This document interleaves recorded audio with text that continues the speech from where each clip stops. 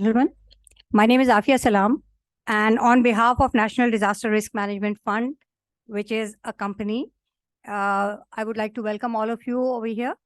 And on this seminar on leveraging carbon markets to enable the private sector investment. And this is something very important, and not enough has been said on these topics. But the threat level that Pakistan finds itself at in the context of climate change, there is opportunity within that threat. And I think this is a great opportunity here at this moment to engage with the private sector to see what are the opportunities, what is the magnitude, what are the gaps that can be filled by engaging with National Disaster Risk Management Fund for the gap in adaptation and mitigation. I will not actually throw the figures here. Mr. Bilal Anwar, who is the CEO, who will explain all those things in detail. But my submission is that the threat level we find ourselves at, there is no corresponding conversation within the different segments of society. So there's been this, preaching to the choir is the people in the environment sector who are talking to each other. There are people who work in the development sector who are talking to each other.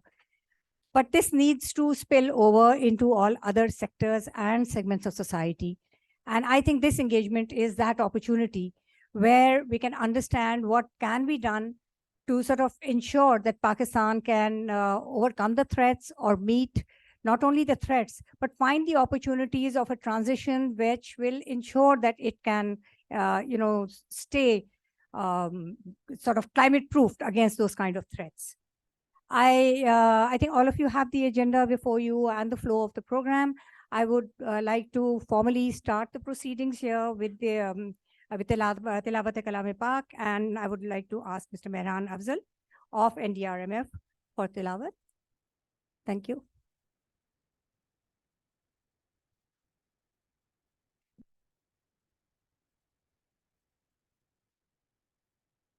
أعوذ بالله من الشيطان الرجيم بسم الله الرحمن الرحيم إذا زلزلت الأرض زلزالها وأخرجت الأرض أثقالها وقال الإنسان ما لها يومئذ تحدث أخبارها بأن ربك أوحى لها يومئذ يصدر الناس أشتاتا ليروا أعمالهم فمن يعمل مثقال ذرة خيرا يره ومن يعمل مثقال ذرة شرا يره صدق الله العظيم.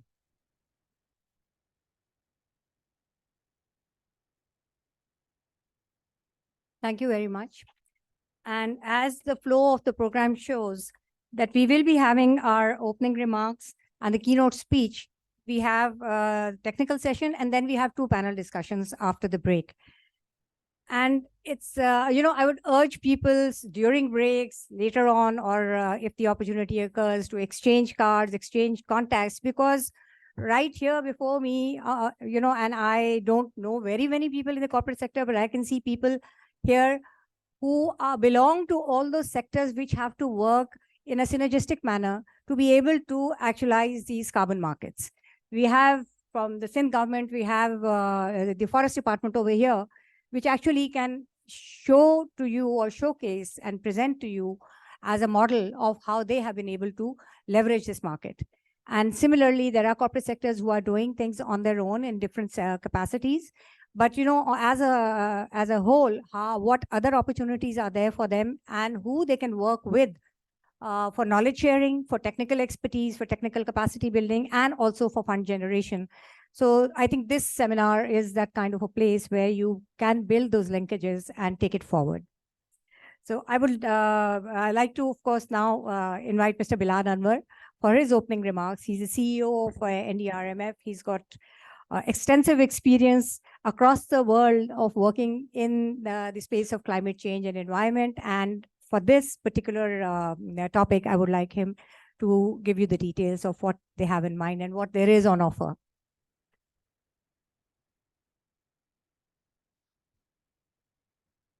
Thank you very much. Thank you, Afia, for setting the stage. And very good morning to all of you for coming up, assembling, taking your time out from your busy schedules.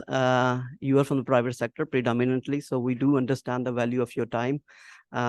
So this was a really quite a challenging task for us to bring all of you in a room and then keep you in a room for an extensive period of time without having you the feeling that your time is not being spent productively.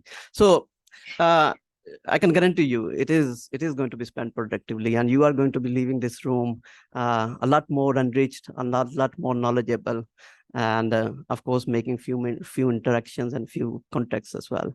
So not literally, not figuratively or metaphorically, this literally is kind of an uncharting territory for NDRMF. I don't know how many of you know about NDRMF. It's a federal government fund. Our task, our mandate, in a kind of a very broad sense, is building resilience Pakistan. And we started off working in a kind of a very narrow and focused field of disaster risk reduction. And within that kind of a broad field, we focus ourselves largely with flood protection and early warning system, some of the seismic control and resilience building for buildings, public buildings in some of the vulnerable regions of the Pakistan. That kept us busy for about 4, 5, 6 years. Kind of letting us invest into some of the infrastructure and adding the resilience component into the infrastructure in KP and Balochistan, in Gilgit-Baltistan, Sindh, Punjab, and all the vulnerable regions. So we have an expertise, a set of expertise in those areas, and we kind of created a comfortable space for us to carry on working in those areas.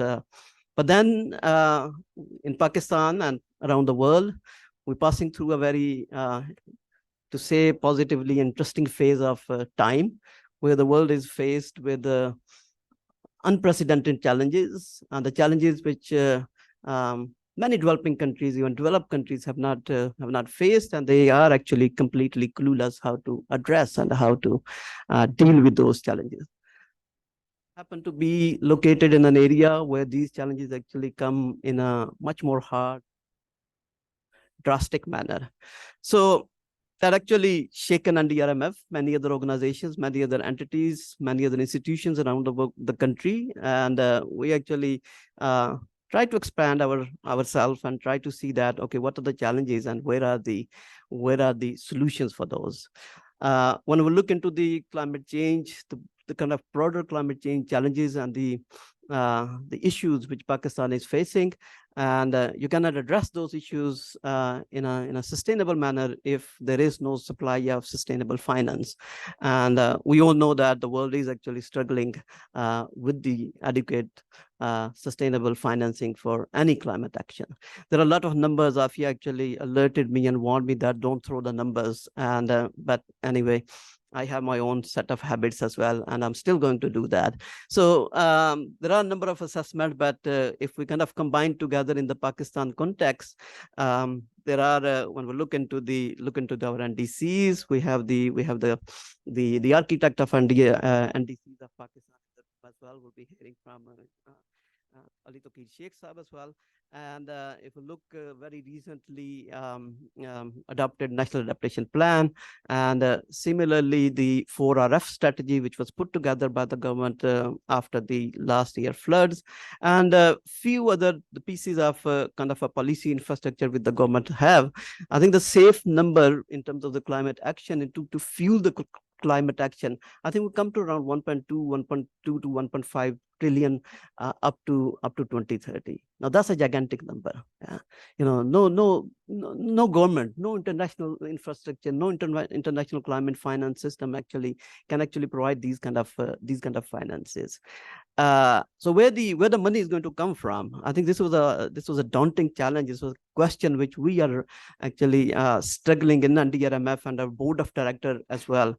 And we looked into several areas and avenues, and we kind of tried to spread our tentacles into those areas. Completely knowing our limitations, but at the same time, fully inflated by our ambition as well as the passion to actually contribute and to work. So we thought that carbon markets might be one area. It's not going to provide us 1.25 or 1. Whatever number of trillions of dollars, of course not.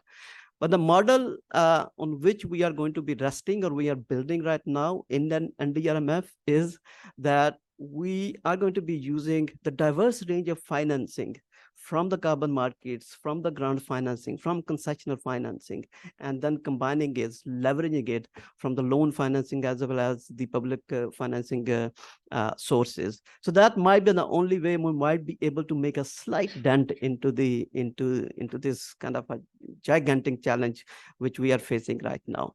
So the carbon markets is that one kind of initiative which we are just about to kickstart. And today happened to be, we just had a webinar which was very well attended, gave us a lot of encouragement and allowing us to take the second step forward. And so this exactly is the second step, and you all are part of this second step. So I think that should be sounding very wonderful, exciting for corporate people as well. Now, we did a little bit of a mapping, a little bit of exercise as well, and we came to know that there's a number of initiatives which are already being undertaken, and that was quite encouragement as well. But at the same time, we realized that there is this kind of the coordination and the coherence which is missing. It's not aligned with the international carbon market or international carbon regime kind of setup. Because every regime, every carbon market system have its own set of rules, methodologies, protocols, standards, third-party validations, verification, registries, and I can go on and on. So the second goal is that we actually try to bring the coordination in the country, and at the same time implement a set of standards which actually are applicable, and the industry can actually take those standards, they can integrate into their own set of initiatives. So this is nothing actually taking away from any of the industry, and this is not NDRMF role or a mandate or intention, but it's actually bringing a kind of a coherence and then giving you the support and facilitating you and aligning you with the international carbon financing infrastructure. So this is the goal which we are actually trying to attempting to do today. I'm very, very pleased, and we are extremely encouraged. My team is here and they've been working extremely hard and reaching out, and in some time actually trying to get the confirmation from you or your profile or your company or what you're doing. They might have overstepped their role and gone into the areas of harassing you sometime as well, but with a very positive goal and very positive intention. So this was exactly the goal, and that's why we wanted to have this people in the room to be having a meaningful kind of interaction, and so we are extremely encouraged. The kind of a diverse group of corporate sector is gathered here. So we have some brands from the textile industry. We cannot really forget Emerald Steel here, the kind of promotion and campaigning they do all over the country. And similarly, some of the kind of forthcoming sectors as well. I was very happy to see somebody from, I think it was Nabil from blockchain. And similarly, oh, here you are. Yeah. Similarly, I think we have Saya Saab from e-commerce as well. So I think this is the power of private sector. This is the corporate sector, and this is exactly what we wanted, to provide you a kind of a framework and then allow you to kind of guide us, and we can actually support you. So this is the purpose for today's session. And what we're going to do is going to give you a little bit more knowledge about what are the carbon markets, and how you can actually make use of carbon markets in a kind of a beneficiary manner in your business interests. There is absolutely a business case for reducing your emissions, for having a sustainability as an essential part of your corporate goals. And similarly, not only restricting yourself to carbon, but to go into the other area. Why not water for footprints? Why not having the gender? All this, there's a long list of core benefits that can be conveniently and comfortably integrated into this area as well.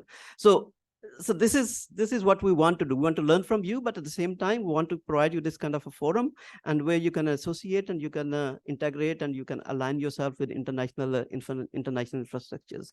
So in the agenda, you can see that it's a pretty full agenda, and we might be actually taking away your rights of coffee from you, but we have made sure there's a running coffee. So please feel free and fetch a cup of coffee. And trust me, when you're talking about carbon markets, I have done this for 24 years of my professional life. This is what I've been doing. And when you're talking and when you're discussing about carbon markets on a cup of coffee, it becomes even more tasteful. I thank you very much.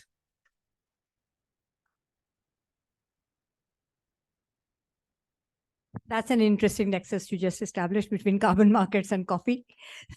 So, and just to set it in context, I think the first time I met Mr. Bilal Anwar was at a pre-COP meeting, pre-Paris. And I do remember that there was one point of discussion from Paris. Yes, after Paris, all the focus was on emissions cuts, etc., and the NDCs kicked in. But there was, Bilal, if you remember, there was this NMM, new market mechanisms. And there was that mechanism which hasn't been spoken about enough, because then all the focus went into emissions cuts. But that new market mechanism was all about engaging with the private sector and releasing the potential within the private sector to become a solution provider to the climate change problems that the world was facing. Because this, until then, had never been engaged with on a concerted manner. And I think this is a great opportunity over here to learn from each other that what we can do and where, the exact knowledge about carbon markets can help our private sector. I would now like to invite Mr. Ali Tauqi Sheikh, who's a member of the board of NDRMF. He's a climate change expert. And on a personal level, he's been a mentor. And I think the number of people that under his guidance, this climate change development fraternity has developed, it's phenomenal. The footprint is everywhere. There are people who are working and making a very valuable contribution to various sectors, trying to develop Pakistan, trying to bring Pakistan up to the level where, it can be inured against the ravages of climate change. So thank you, Mr. Ali Tauqi Sheikh. And this is the keynote speech that he will be giving. And after that will be the technical session. Thank you. Thank you, Afia, for a very kind and generous introduction. And referring to coffee and climate change, Bilal साहब आपने बड़ी favour किया मुझे, because मैं आपको बताना चाहता हूँ कि मुझे कॉफी और क्लाइमेट चेंज का पहली दफा लिंक का 1994 में पता चला in Costa Rica. It's a small country, probably smaller than Karachi in terms of population. वहाँ पे जाके मुझे पता चला कि उनका एक नॉर्डिक कंट्री के साथ एग्रीमेंट है ट्री प्लांटेशन के ऊपर, and Costa Rica already more than 90% is a forest. $1 a tree, and as the trees mature, their price will increase, will go up to $10 a tree. In my knowledge, ये 30 years journey है of private sector approaches to offsetting or trading carbon. तो उस जमाने में वो pilot हो रहा था, इनोवेट हो रहा था, ना क्योटो प्रोटोकॉल भी आया था और ना पेरिस एग्रीमेंट आया था और ना क्लाइमेट चेंज की इतनी ज़्यादा बात होती थी या इतने ज़्यादा उसके डिजास्टर्स और इम्पैक्ट नज़र आते थे. So your reference to that is not altogether off the mark. इस 30 years जर्नी में सिर्फ एक चीज़ का मैं और जिक्र करता हूँ आपके साथ, फिर मैं आपको कुछ स्लाइड्स की हेल्प के साथ एक्सप्लेन करने की कोशिश करता हूँ कि मेरी अंडरस्टैंडिंग ये है. 1998 में कोई यंग पाकिस्तानी ऑक्सफोर्ड से अपनी एजुकेशन करके आया, तो वो प्रॉबेबली पहला पाकिस्तानी था जिसको मैंने मिला जिसने क्लाइमेट चेंज में मास्टर्स किया वहां से। तो उस जमाने में अभी CDMs की बात शुरू हुई थी, बने नहीं थे, क्योटो प्रोटोकॉल अभी जो है ना वो स्टेज पे नहीं आया था। तो मैं एक ऑर्गेनाइजेशन उस जमाने में लीड कर रहा था, तो I commission a paper from this young gentleman कि पाकिस्तान में CDMs के प्रोस्पेक्ट्स क्या हैं and how Pakistan can stand to benefit. तो उसमें 2 पॉइंट्स बड़े इंपॉर्टेंट थे। एक पॉइंट जो था वो साहब बाद में मिनिस्टर बन गए क्लाइमेट चेंज के, ये हो गया वो हो गया, मगर 2 पॉइंट उसमें बड़े अहम थे। एक था कि we get engage early on and will benefit a lot. अभी प्रोसीजर्स बन रहे हैं, रूल्स अभी जो हैं they are in the making.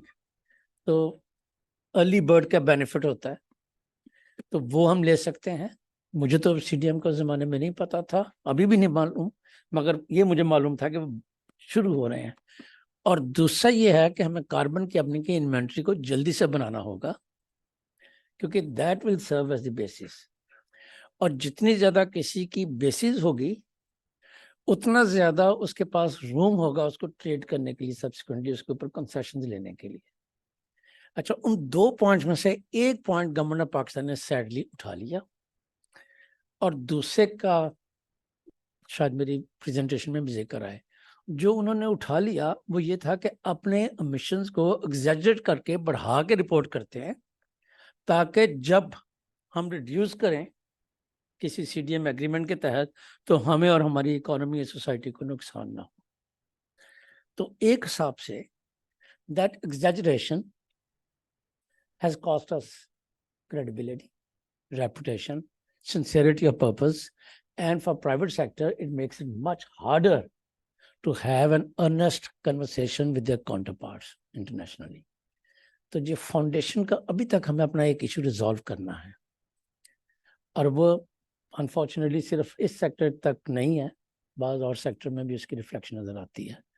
और जो दूसरा था कि उसका बेनिफिट करें, if I'm not mistaken, China and India signed off more than 100 projects, CDM projects, 100 billion, and we were less than 13 projects. We could not benefit. उन्होंने किया। और उसकी एक मिसाल सिर्फ मैं आपको देता हूँ, फिर आपको पता चल जाएगा कि if we do not become proactive, और I want to commend NDRMF and Bilal Anwar Saab for taking this lead. If we do not become proactive, we will continue to lose. और मैं सिर्फ CDM का चूंकि जिक्र किया, coffee का आपने जिक्र किया, तो मैंने आपको ये कहानी सुनानी शुरू कर दी। आपके यहाँ जो नीली पीली बसें बनी है मुख्तलिफ शहरों में पब्लिक ट्रांसपोर्टेशन की, आपके शहर में भी है, मेरा ख्याल है 1 या 2 लाइन्स हैं, ADB का लोन है वो, if I am not mistaken. Islamabad में भी बनी है, लाहौर में बनी, मुल्तान में बनी, पेशावर में बनी।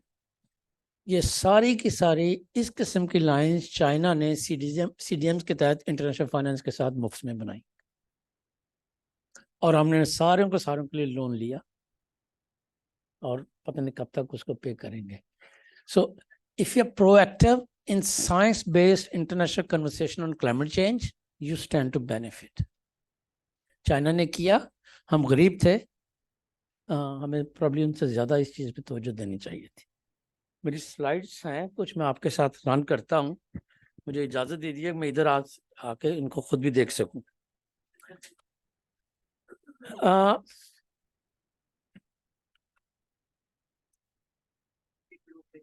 जी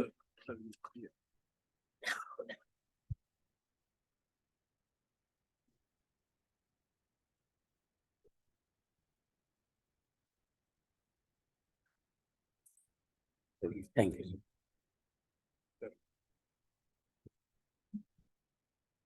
ये माफी चाहता हूँ, अभी 1 आध मिनट में इसका ये यार आपका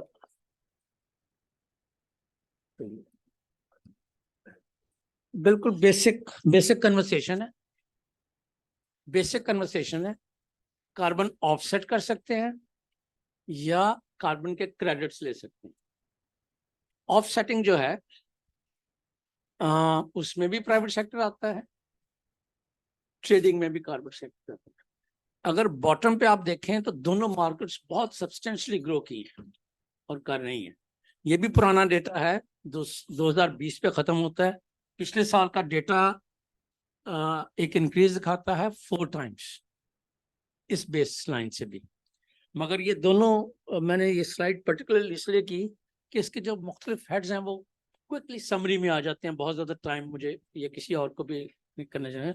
इन दोनों का पर्पस भी और है, इनकी डिस्क्रिप्शन भी और है, इनके टाइप्स ऑफ इनिशिएटिव्स भी एक दूसरे से हटके हैं, इनके आउटकम्स भी एक दूसरे से मुख्तलिफ हैं, और इनकी ट्रेडिंग मार्केट्स भी एक दूसरे से, और इनको ऑफन टाइम्स हम लूजली इंटरचेंजेबली यूज करते हैं। This will be very sinful and technically wrong thing for anyone to do.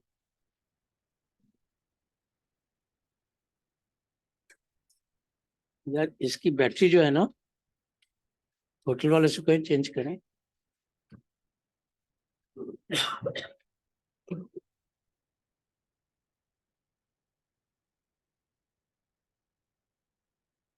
Mic तो मैं कर लेता हूँ, ये थोड़ा सा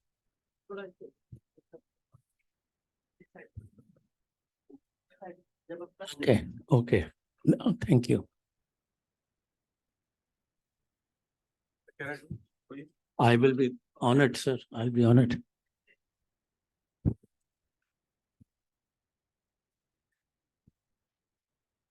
चलिए, ये दोनों के डिफरेंस को एक दफा मैंने और आसान तरीके के साथ आपके सामने पेश करने की कोशिश की है।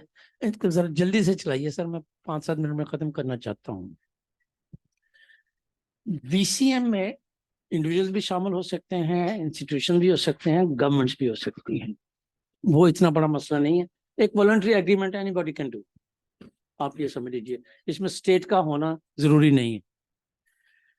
मगर इसमें एक मसला है, मसला यह है कि जो कुछ भी आप इसमें रिडक्शंस करते हैं वो लाजमी नहीं कि वो नेशनल रिडक्शन के तौर पे काउंट हो।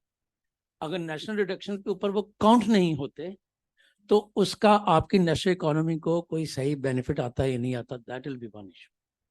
वैसे वॉलंटरी मार्केट के साथ और भी बहुत सारे इश्यूज हैं, उसके काउंटिंग के मसले हैं, उसकी डुप्लीकेशन के मसले हैं, उसके डेटा की सेहतमंद होने के नक्शे, और इतने ज्यादा है कि दुनिया की सबसे बड़ी जो कंपनी जो इसके साथ डील करती है, जिसके पास 70% मार्केट का, वॉलंटरी मार्केट का, now that is under heat. अभी 2-3 महीने पहले उसके CEO को रिजाइन करना पड़ा। गार्डियन अखबार ने उसके खिलाफ एक कैंपेन शुरू कर दी कि इनका बहुत सारा डेटा जो है वो बोगस है, एग्जैजरेटेड रिडक्शन दिखाता है। और अब गोल्ड स्टैंडर्ड, उनका जो नियरेस्ट कंपेटिटर है, that is also under heat, under pressure. तो ये वॉलंटरी मार्केट आप समझिए कि एक जुम्मा बाजार है, वहां से जाके आप कोई चीज भी खरीद सकते हैं। तो लो लाइंग फ्रूट है प्राइवेट सेक्टर के लिए। आपको कुछ नहीं करना आता, आप कहते हैं यार मैं छोटा मोटा कोई एग्रीमेंट किसी के साथ कर लेता हूँ, गवर्नमेंट कहती है चलो कुछ तो स्टार्ट हो, but in effect international carbon market में उसकी प्राइसिंग ज्यादा नहीं है और प्रोजेक्शन भी ज्यादा नहीं है। तो सबसे बड़ा एक चैलेंज जो है आपको ज़हन में रखना है, अगर आप लॉन्ग टर्म एप्रिसिएशन चाहते हैं अपनी इन्वेस्टमेंट की, तो रेगुलेटरी मार्केट के जो है आपको डील करना पड़ेगा। ये एमिशन ट्रेडिंग की मार्केट बहुत मैच्योर है इस वक्त। दुनिया की more than half of GDP is covered in the countries that are on now in emission trading system. 3 बड़े सिस्टम है दुनिया के, और तीनों बड़े मजे मजे के हैं। एक EU का है, एक चाइना का है, और सबसे दूसरा मजेदार जो आउटसाइड है वो कैलिफोर्निया का है। US में और जगह पे भी हैं, दुनिया में भी और जगह पे भी हैं। इस तक पहुंचने के लिए, ETS बनाने के लिए, it's a long journey. India 8 साल से ट्राई कर रहा है, इस साल उसकी लॉन्च हो रही है after 8 years of journey, and our journey has not begun as yet. आगे जाते हैं तो इसकी इम्प्लीकेशन बहुत है। मैं आपको सिर्फ EU की एक इम्प्लीकेशन बतलाता हूँ।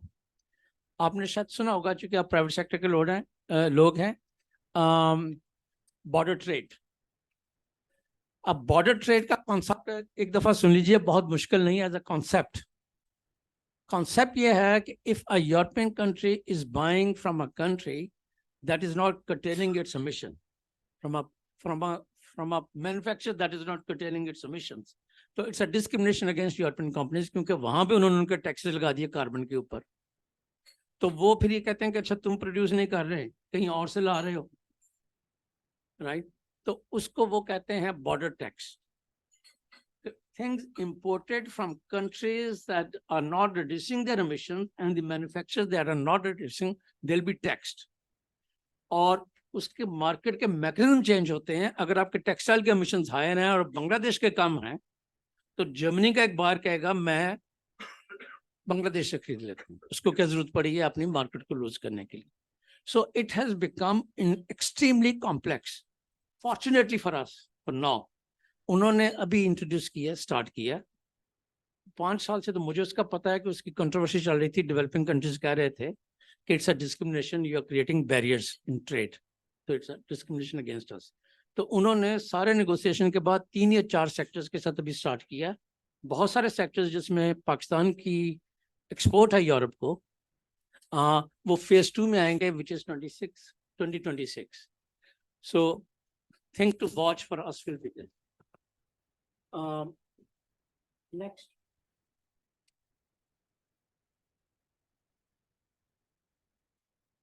इस सारे के अंदर आपको 1000 दफा आके बतलाएंगे। एक सेंटर पीस जो है वो, यार आप जंप कर दिया तो पीछे चलिए ना इस slide. Heart of the matter will be Paris agreement, जिसके तहत पाकिस्तान की ऑब्लिगेशंस हैं। Any international finance will be possible if you are compliant to Paris Agreement. किसी को इस सेम का इंटरनेशनल फाइनेंस चाहिए हो, वर्ल्ड बैंक से भी, ग्रीन क्लाइमेट फंड से भी, और किसी किस्म की इंटरनेशनल ट्रेडिंग एसोसिएशन, आप शिपिंग, एवियनिक्स किसी के बात करें, तो उसमें जो थैंक यू, उसमें जो रेलेवेंट क्लॉजेज हैं मोस्टली वो सिर्फ 2 हैं, वैसे और भी हैं, बट आज मैं बात करना क्या करूंगा, एक जो आपको फ्रेमवर्क देती है दैट इज आर्टिकल 6.2, और दूसरा जो उसके मैकेनिज्म एस्टेब्लिश करता है दैट इज 6.4। अगर आपको आर्टिकल 6 का मौका मिल जाए गूगल करके देखने का, तो आप समझ लीजिए you understand half of the problem, more than 2/3। Next, 3-4 mechanisms हैं, मैं उनका जिक्र करता हूं, वो इसलिए कि they are under reported, less known in Pakistan. मगर ये आप ये समझिए कि जी एक लफ्ज़ हम पंजाब में यूज करते हैं ठैया। ठैया का मतलब ये है कि एक जगह जहां से आपको पता है कि कहाँ से कौन सी चीज मिलती है। जब आपको वो पतली गली का पता चल जाए जिसमें से आपको शॉर्टकट मिलता है, तो then you are better placed. Otherwise आप बहुत साल, बड़े महीने जो है ना टेक्निकल स्टडीज में गुजार देते हैं कि जी सीन क्या है, सेटिंग क्या है, इंफ्रास्ट्रक्चर क्या है, इकोसिस्टम क्या है। आर्किटेक्चर फॉर रेड ट्रांजैक्शंस, ये वर्ल्ड बैंक का एक प्रोजेक्ट था, अभी भी चल रहा है, रेड प्लस के नाम से। उसका जो मैकेनिज्म है वो सबसे रोबस्ट है इन टर्म्स ऑफ मेथोडोलॉजी। वो आपको रेडीनेस की ग्रांट्स भी देते हैं, पाकिस्तान ने वो अवेल भी की है। 2015 से हम अवेल कर रहे हैं, मगर अभी तक रेडीनेस वाली ग्रांट हमारी ख़त्म नहीं है। मेरे पास कलीग्स बैठे हुए हैं तो they will know what the problems are. मगर अगर वो रेडीनेस वाली ख़त्म हो जाती है, उसके जो डेटा के सिस्टम्स हैं वो इतने रोबस्ट हैं कि 300-400-500 मिलियन लेकर आना उसमें कोई बहुत बड़ी बात नहीं है। सिर्फ ये है कि आप पहले 2 स्टेप के ऊपर इनएक्शन की वजह से फंस जाते हैं। मगर जो इम्पोर्टेंट चीज़ है, even though it's a voluntary, but it's very distinct from VCS and gold standard and others, जो इस वक्त जिनके सिस्टम के बारे में क्वेश्चन आ रहे हैं। And this is based on these 4 words. ये आपको की वर्ड्स हैं पूरी क्लाइमेट डिबेट में, whether or not they bring any additionality। आपको ऐसी चीज नहीं कर रहे कि जो पहले हो चुकी थी या होनी थी, इन एनी केस उसमें परमानेंट है, रिवर्सिबल तो नहीं है। आपने एक दरख्त के पैसे ले लिया, अगले महीने पैसे लेके काट दिए, किसी को कॉन्ट्रैक्टिंग दे दी। Leakage based on core carbon principles, इस किस्म की चीजें तो उसमें नहीं है। So thing to watch for private sector will be art. Next,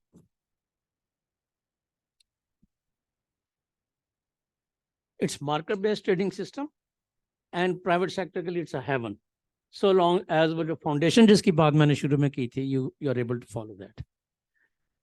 Next, ITMOs. Now, इनकी जो की सेलिंग पॉइंट है वो ये है कि they are real and verified, fictional नहीं. So this is a very important track. That track, पूरी स्लाइड ले आई, हाँ, is counted towards Paris Agreement. मेरा जो थोड़ा सा एक्सपीरियंस है ईस्ट अफ्रीका में ज़्यादा है, मैंने उनकी एग्जांपल्स देने की कोशिश की है यहाँ पे. तो बहुत सारे कंट्रीज ऐसे हैं जिन्होंने अरेंजमेंट्स की हैं ITMOs के लिए. एंड अगर आप उसको देखते हैं तो वो पाकिस्तान से बहुत ज़्यादा टेक्नोलॉजिकली एडवांस्ड कंट्रीज नहीं है. And in terms of private sector Pakistan is way ahead of them. मगर जो उनके एग्रीमेंट्स का जो जिसमें मैं एंगेज था, जब मैं उसका जिक्र करता हूं तो मुझे एज अ पाकिस्तानी बड़ी एम्बेरसमेंट होती थी कि जी आप कहाँ पे हैं, क्योंकि हमने अपना वो जो इंफ्रास्ट्रक्चर था पॉलिसी का, रूल्स का, फ्रेमवर्क्स का, अभी तक उसको इस्टेब्लिश नहीं किया हुआ.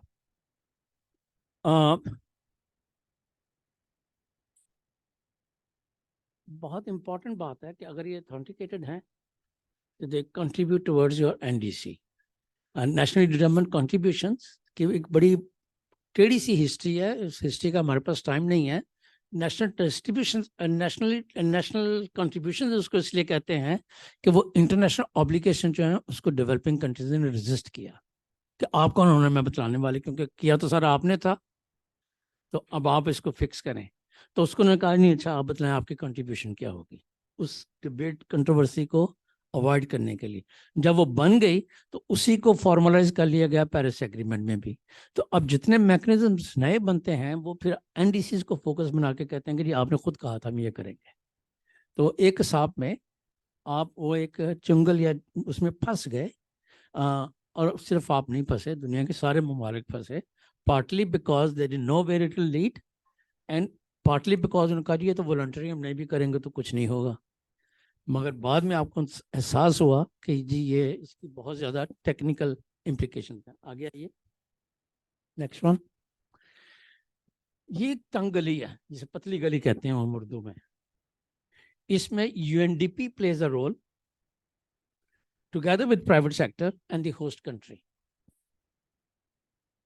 और इस गली में ये है कि जो असेसमेंट्स हैं वो UNDP करता है, थर्ड पार्टी को लेकर आता है, वेरीफायर्स लेकर आता है. Therefore, they stay in the business of competing with World Bank and others. And because they enjoy a lot of respect and credibility in developing countries as UN system, it speeds up. तो इसका जो trust है private sector का वो भी इनके साथ ज़्यादा स्ट्रांग है. और इसमें बहुत अहम बात यह है कि काफ़ी सारे it's catching up very quickly, और बहुत सारे लोगों को उसका पता भी नहीं है कि ये एग्जिस्ट करती है एक फैसिलिटी, क्योंकि उसमें फीसों का मसला है. टेक्निकल इश्यूज हैं उनको फिलहाल छोड़ दीजिए कि UNDP ने भी अपने 4 फीस लेनी है. फिर प्राइवेट सेक्टर जो इन्वेस्ट करना चाहता है वो भी कहता है कि जी सिलेक्ट कंसल्टेंट्स को मैं करूंगा, टेक्निकल एक्सपर्टीज को मैं करूंगा, कि होस्ट गवर्नमेंट करेगी, ये करेगा. But net result is several countries and companies are moving in this direction. 5-6 का जिनको मुझे मालूम था वो मैंने यहाँ पे लिस्ट कर दिए. आखिर पे वो है BC is blue carbon, carbon trading company based in Dubai, जिनके साथ मेरे काम करने का एक्सपीरियंस है लाइबेरिया एंड कॉन्गो और 1-2 और जगहों पे. तो ये मुझे मालूम हुआ कि प्राइवेट सेक्टर के लिए जो शॉर्टकट ऑफ एंगेजमेंट है ECM मार्केट में, that is accepted in the regulatory market as well. एक टिकट में 2 मजे वाली बात है ये. And most people have not understood this, because in some ways I don't want to sound as if दुनिया में कोई conspiracies हो रही है, but as a knowledge worker we need to understand कि how trends are, and only those who know will benefit from those. बिल्कुल आप ऐसे समझिए, आप वलायत जाते हैं, आपको नहीं पता कि जी 9 बजे से 1 मिनट पहले टिकट लें तो महंगी होगी, 5 मिनट बाद में आ जाए तो आधी कीमत होगी. ये उस किस्म की चीज़ है नॉलेज. नेक्स्ट. अब काफ़ी सारे बैरियर्स हैं पाकिस्तान के, और ये आपके लिए नए नहीं है. एक सबसे बड़ा मुझे जो पर्सनल लेवल पे लगता है, एक स्लाइड आपने मिस की है, मेरा ख्याल है वो स्लाइड नंबर 2 थी ऊपर. हाँ, वो उनको लोगों को एक दफा देख लेने दीजिए. ताकि वो फिर इसके साथ बेहतर कनेक्ट कर सकेंगे। आगे आइए जी, इससे भी आगे, इससे भी आगे आइए,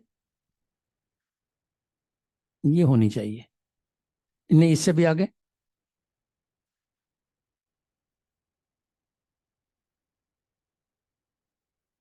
इससे भी आगे सर, माफी चाहता हूँ। ये लर्निंग फ्रॉम एक्सपीरियंस, मैंने कॉफी से बात शुरू की थी, आपको सीडीएम्स का वाला बतलाया था। This in some ways I was talking about this slide. Pakistan का एक्सपीरियंस को बहुत ज़्यादा impressive नहीं है, and please don't be disheartened, Pakistan is not the only country and carbon trading is not the only sector where we have not done too well, but it will tell you कि there are opportunities। मैंने आपको CDMs की example दे दी कि India 100 billion उठा रहा है और China जो है पब्लिक सेक्टर ट्रांसपोर्टेशन का अपना सिस्टम बना रहा है और हम वो ले रहे हैं। नामाज प्रॉब्ली हमने 2 अप्रूव कराए हैं, इस टेक्सटाइल सेक्टर का थोड़ा सा एडवांस स्टेज पे है, but end of the matter we could have done more than 2 dozen, and this is a market available to us under access to the tune of about 80 or 90 million, but easily, मतलब इसमें कोई rocket science नहीं है। I remember I worked with the private sector in Sialkot with small and medium enterprises। उनकी हमने GIS mapping करके उनके rooftops निकाल ले, सोलर निकाला, उस जमाने में लोड शेडिंग बहुत ज़्यादा थी, डिमांड उनकी कितनी है एनर्जी की, और उसका हम प्रोजेक्ट बना सकते हैं। वो एमिशन भी रिड्यूस कराएगा, बिजनेस की कंटिन्यूटी देगा, और बहुत इंटरप्टेड थी उनकी सप्लाई चेन, क्योंकि ऑर्डर कैंसिल होने शुरू हो जाते हैं अगर आप हर वक्त लोड शेडिंग का कहते रहें तो। और उसमें स्मॉल एंड मीडियम एंटरप्राइजेस थे। उस प्रोजेक्ट पे जब हमने काम किया तो बहुत सारी चीज़ें आप सीखते हैं। तो पहला तो डर यही आता ना कि जिन लोगों ने कुंडा लगाया होता बिजली के बिल नहीं होते। दूसरा, वो बिजली का बिल ही आपके साथ शेयर नहीं करना चाहते कि जी आप टैक्स वालों को ना कहीं दे दें। और तीसरा यह है कि अपनी इक्विटी डालने में रेडी इंटरेस्टेड नहीं होते। अगर 10-20% को डालने का कहे तो कहते हैं जी आप 100% जो है वो करें। इस किस्म के project country is littered with the opportunities of this sort all along, and this is only one example। Red का भी मैंने आपको बोला कि हमने मेरा ख्याल है 5 या 7 मिलियन अभी तक एक्सेस किया 2 किस्तों में रेडीनेस में, but the project values could go to several hundred million, very under utilised opportunities. उसका एक नुकसान होता है, not only you become lethargic, दूसरा ये होता है कि प्राइवेट सेक्टर का दूसरा बंदा जब गवर्नमेंट के साथ बिजनेस की कन्वर्सेशन करना शुरू करता है तो वो समझता है कि आप उन पर अटैक कर रहे हैं। आपको किसी पे पर्सनल अटैक नहीं होता, इट्स नेशनल सोल सर्चिंग की जरूरत होती है कि नहीं यार, let's accept that, if we fix that. आजकल जो हॉट कन्वर्सेशन है वो ये है कि जी क्योटो एग्रीमेंट जिसके तहत सीटीएम्स बने थे, Kyoto was merged in Paris, और इसके जो प्रोजेक्ट्स थे पाकिस्तान ने 80 के करीब बनाए थे। वो प्रोजेक्ट और 10 या 12 या 8 जो हैं वो इस वक्त प्रोसेस में हैं। वो जो प्रोजेक्ट्स हैं now they can come under a different rubric of Paris Agreement. So CDM is not dead, but unless we look where we made a mistake and how do we continue, तो आप उस CDM को build नहीं कर सकते। Very quickly, we all know about this। Sir वही करेंगे, ये वही करेंगे।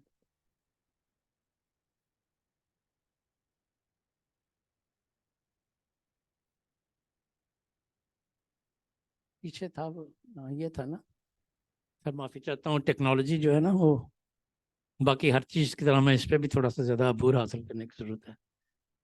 आप बहुत आगे कहीं निकल गए, चले मैं रहने देता हूँ। आप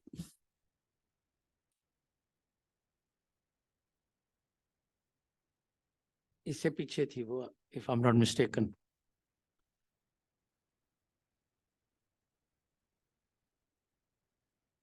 जी वो जो जिस स्लाइड पे मैं बात कर रहा था वही, हाँ ये देखिए ना, आपकी policies and SOPs are still under development. Under development, I'm putting it mildly and positively. And many things we have done many years ago. Example, red की आप प्रिपरेशन की ग्रांट लेकर आए, अभी तक आपने नेशनल रेड स्ट्रेटजी नहीं बनाई that will enable you to access 85 million. अच्छा, मॉनिटरिंग, रिपोर्टिंग एंड वेरिफिकेशन के सिस्टम की जरूरत है। जब तक लोगों को कंफर्ट ना हो कि we can monitor in terms of transparency, we can verify through verifiers and third party, and जब तक यार क्या हो गया, चलिए छोड़िए, मैं I wrap up, please hold it there till I request है। जब मैं रिक्वेस्ट करूंगा तो कीजिए ना।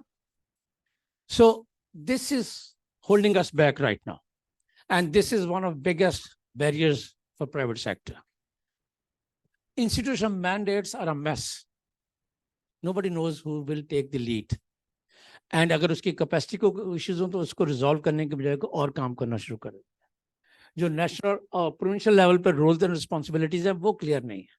प्रोविंसेस ने खुद आगे चलना शुरू कर दिया। Sindh as a classical example of delta project. Federal government अभी रेडी नहीं थी, पॉलिसी इनकी भी नहीं थी, उन्होंने एक प्रोजेक्ट शुरू कर दिया। आपको विंड प्रोजेक्ट्स भी नजर आते हैं सिंध में, 150-200 मेगावाट हैं, तीनों चारों प्रोजेक्ट्स को मिलके हैं जी। गवर्नमेंट को ना उससे बेनिफिट लेने का आता है, ना उनको लीड करने का आता है, ना उनको रेगुलेट करने का आता है। So private sector then moves ahead with faster speed than waiting for the government. And there are several new opportunities that are emerging, and the timing is just right. Just right. We are already behind. As I said, India ने 6-8 साल पहले बनानी शुरू की थी, अब आज जाकर उसकी लॉन्च हुई है। तो दिस इज आर्टिकल 6, जिसका बाद अगली स्लाइड में मैंने जिक्र किया था। हालांकि हमने एक नेशनल कमेटी बना दी, मगर ये बात नेशनल कमेटियों की नहीं है। वो national committee is more like a national secret, कि किसी को पता ना चले, उसकी कोई अकाउंटेबिलिटी नहीं। सो many instruments have remained unimplemented. NDC is the foundation. उसमें कार्बन ट्रेडिंग का जिक्र है, वो आपने साइन ऑफ किया है, कैबिनेट ने अप्रूव किया है, यूएनएफसीसी सेक्रेटेरिएट को आपने जमा करवाया हुआ है। अब उसको लेके आगे चलते हैं। कार्बन प्राइसिंग के इंस्ट्रूमेंट्स बनने की जरूरत है, कार्बन पॉलिसी के इंस्ट्रूमेंट्स बनने की जरूरत है। They have been lingering.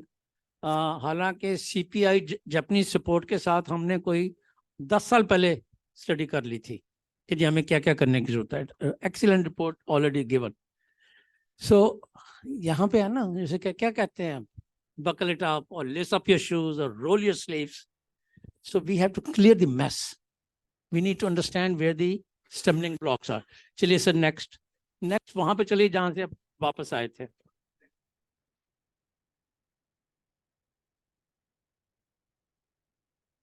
चलते जाइए आखिर पे, सेकंड लास्ट स्लाइड पे था जी, जहां से हम रुक के वापस आए थे।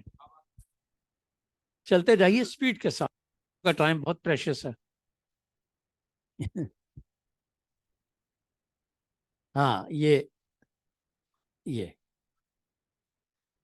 तो आपकी जो बहुत सारी प्रॉब्लम्स हैं, I came here to listen to you and understand and build.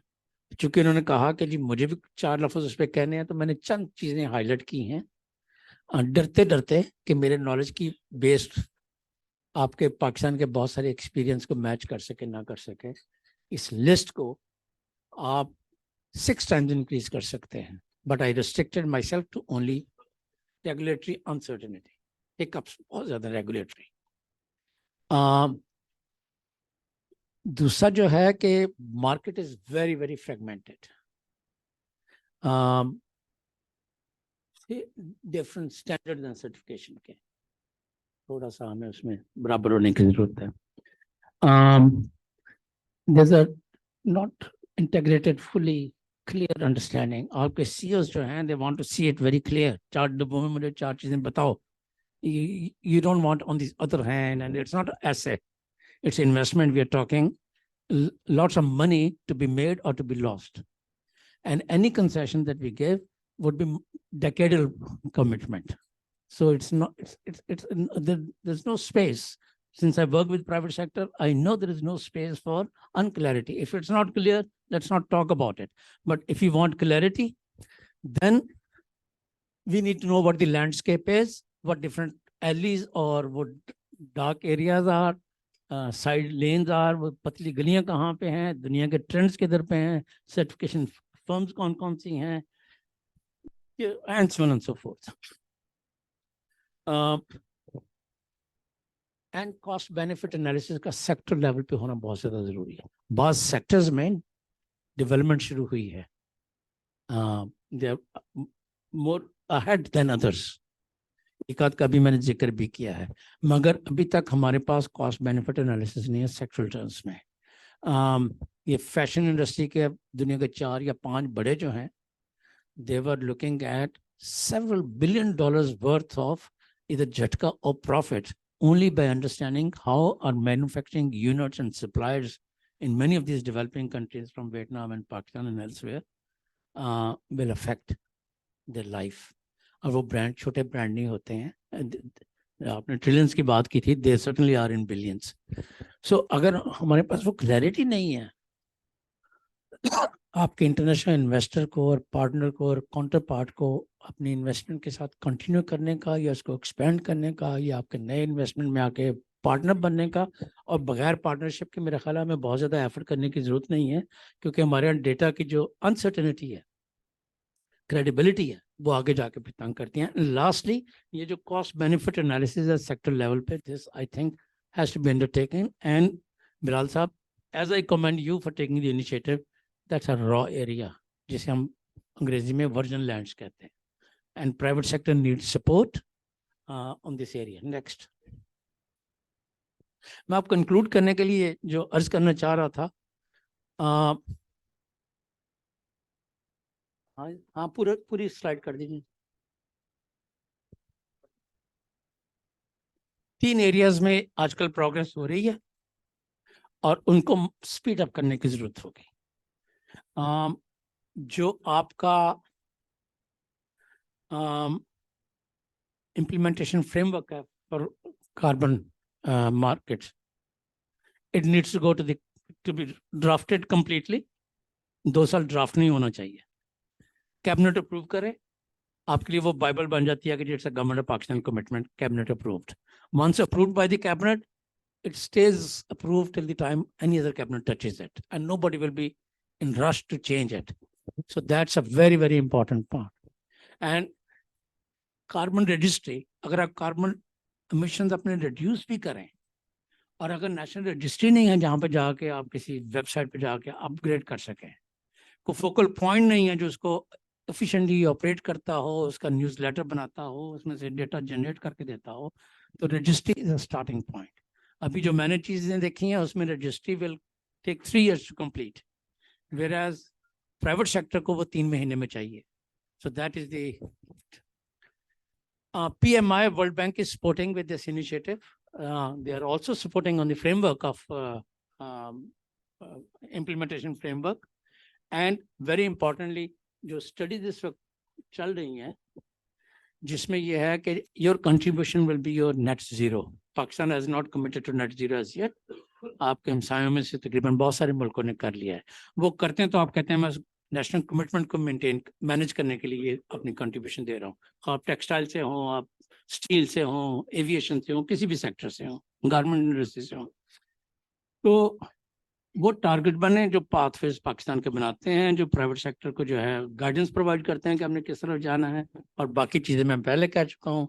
ये PMI के तहत अगर आप गूगल करके देखें, आपको बहुत सारी ऐसी इंटरवेंशन मिलेंगी जो गवर्नमेंट ऑफ पाकिस्तान के टेबल पे हैं to speed it up, because यहाँ पे पोलिटिकल ट्रांजिशन भी है, बाकी इश्यूज भी हैं। So the victim then becomes private sector, क्योंकि वो फ्रेमवर्क एंड पॉलिसी नेटवर्क्स बने नहीं होते। Final slide kindly.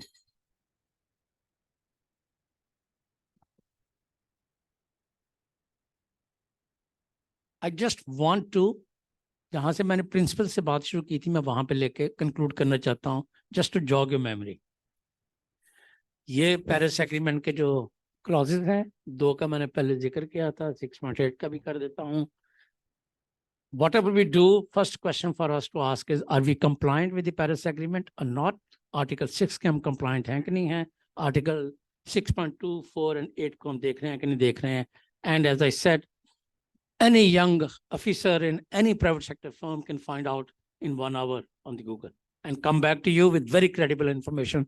You don't need international consultants come and tell you about this. It's very simple and plain. Biggest challenge in attracting pricing of carbon credit is by avoiding duplication. जो सबसे बड़ा challenge इस वक्त चल रहा था कि उनकी क्रेडिबिलिटी नहीं है वीसीएम्स की, और उसमें सबसे बड़ा था कि उनका डेटा एग्जैजरेटेड है या डबल काउंटिंग है, और जो मैंने 2-3 की लफ्ज बोले थे उसके वो विक्टिम हो जाते हैं. So as senior officers, as CEOs, that is your point, bottom line, कि भाई मुझे ऐसी कोई चीज, ऐसी स्कीम, ऐसे कैलकुलेशन करके मतलब there is no duplication. I will invest my time and resources, and when it comes to fruit, फिर मुझे कोई स्टडी करके कह दे कि जी इसमें डबल काउंटिंग है, तो I don't want to take chances of that sort. Since policies are not getting approved, they are not operationalized, they are not notified, and then things are worse because of provincial federal government clarity. 18th amendment है, मगर ये बहुत ज़्यादा इन चीज़ों पे अभी clarity नहीं है. And this will probably get worse as political heat increases in the country. But it's a very big bottleneck. That's why I was looking forward to seeing the Secretary Saab here and others, so that he knows how important it is for the government to take lead. This is the only one thing that the government needs to give. Baki sara jo hai wo hum ya private sector se संभाल ले. Clarity of purpose भी किसी भी company के लिए कोई बहुत बड़ी चीज नहीं है, but you need to know that what stream of revenue you are looking at over a period of time. Having worked in East Africa, I know कि ये कंपनी देखती यही है कि मेरी बॉटम लाइन या मेरी बैलेंस शीट को किस तरह से अफेक्ट आता है, कितनी how long I'll make my investment before the returns come. And then there are carbon trading exchanges. The newest one is in Dubai. Just familiarize yourself. उससे पहले चाइना का भी है, उससे पहले सिंगापुर का बहुत इफेक्टिवली चला है, और आपका जो बनते हैं प्रोजेक्ट्स वो किसी न किसी एक्सचेंज पे ट्रेडिंग के लिए जाएंगे. एंड इनफैक्ट मैंने तो एक ज़माने में गवर्नमेंट को रिकमेंड किया था कि हमें अपना एक्सचेंज बनाना चाहिए, but since our economy is not knowledge based, we are probably not ready for it. अच्छा, उसका फ़ायदा ये होगा कि जैसे आपका इंडस डेल्टा का प्रोजेक्ट है, किसी और एक्सचेंज पे जाएगा, उसके रेट्स ऊपर जाएंगे, नीचे जाएंगे. तो लेटेस्ट आई अंडरस्टैंड उसके जो रेट्स हैं वो नीचे जाते जा रहे हैं, क्योंकि उसमें ओवर प्राइसिंग थी. वो एक अलग टॉपिक है, उसको मैं नहीं छेड़ता हूँ. But I think this absolutely clear कि कार्बन एक्सचेंजेस जो हैं, आपको उनका डे वन से थोड़ा सा अंदाजा होना चाहिए कि कल मैंने वहाँ पे जाना है तो मुझे पता how do they operate, who is trading what, and what are the emerging market trends in pricing. शुरू में पहली स्लाइड में मैंने आपको दिखाया था कि how the market is doubling every year, every other year. So we can not escape that market. It's the last frontier that we have. It can generate many more billions of dollars in different sectors, from agriculture to tourism to forestry to deltas and coastlines and urban transportation systems, and you name it. Every sector will get influenced, attracted. अभी हम इस stage पे हैं, पहली 2-3 bullets को resolve करें, and then I hope we can move with good speed. And I want to thank you for your time and for listening to me despite the technological glitches. Thank you.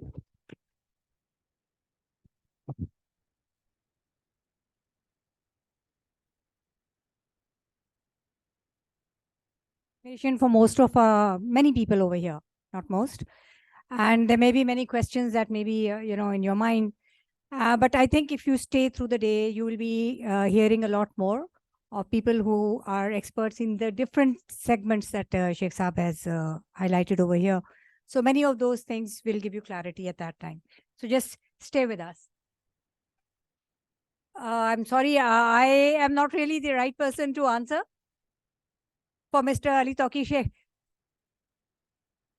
Can you just hold it? I think we'll have a coffee break. Maybe you can ask him at that time, because we have our technical session starting now, and we're already a little bit beyond time. As Sheikh Saab said, I think I would blame it on the technology, the glitches.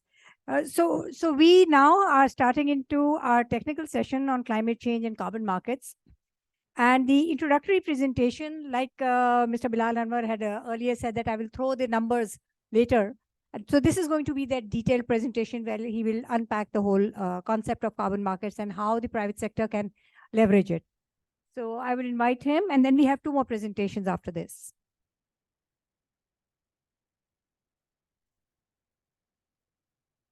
Thank you very much.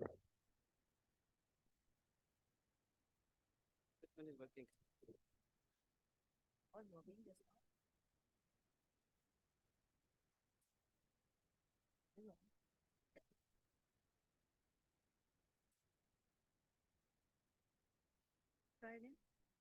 We have a, do we have another microphone? Then I think you have to stand here. You want to stand here like Sheikh Saab did earlier? Okay, it's working. That's not my presentation. I have nothing to do with utopia.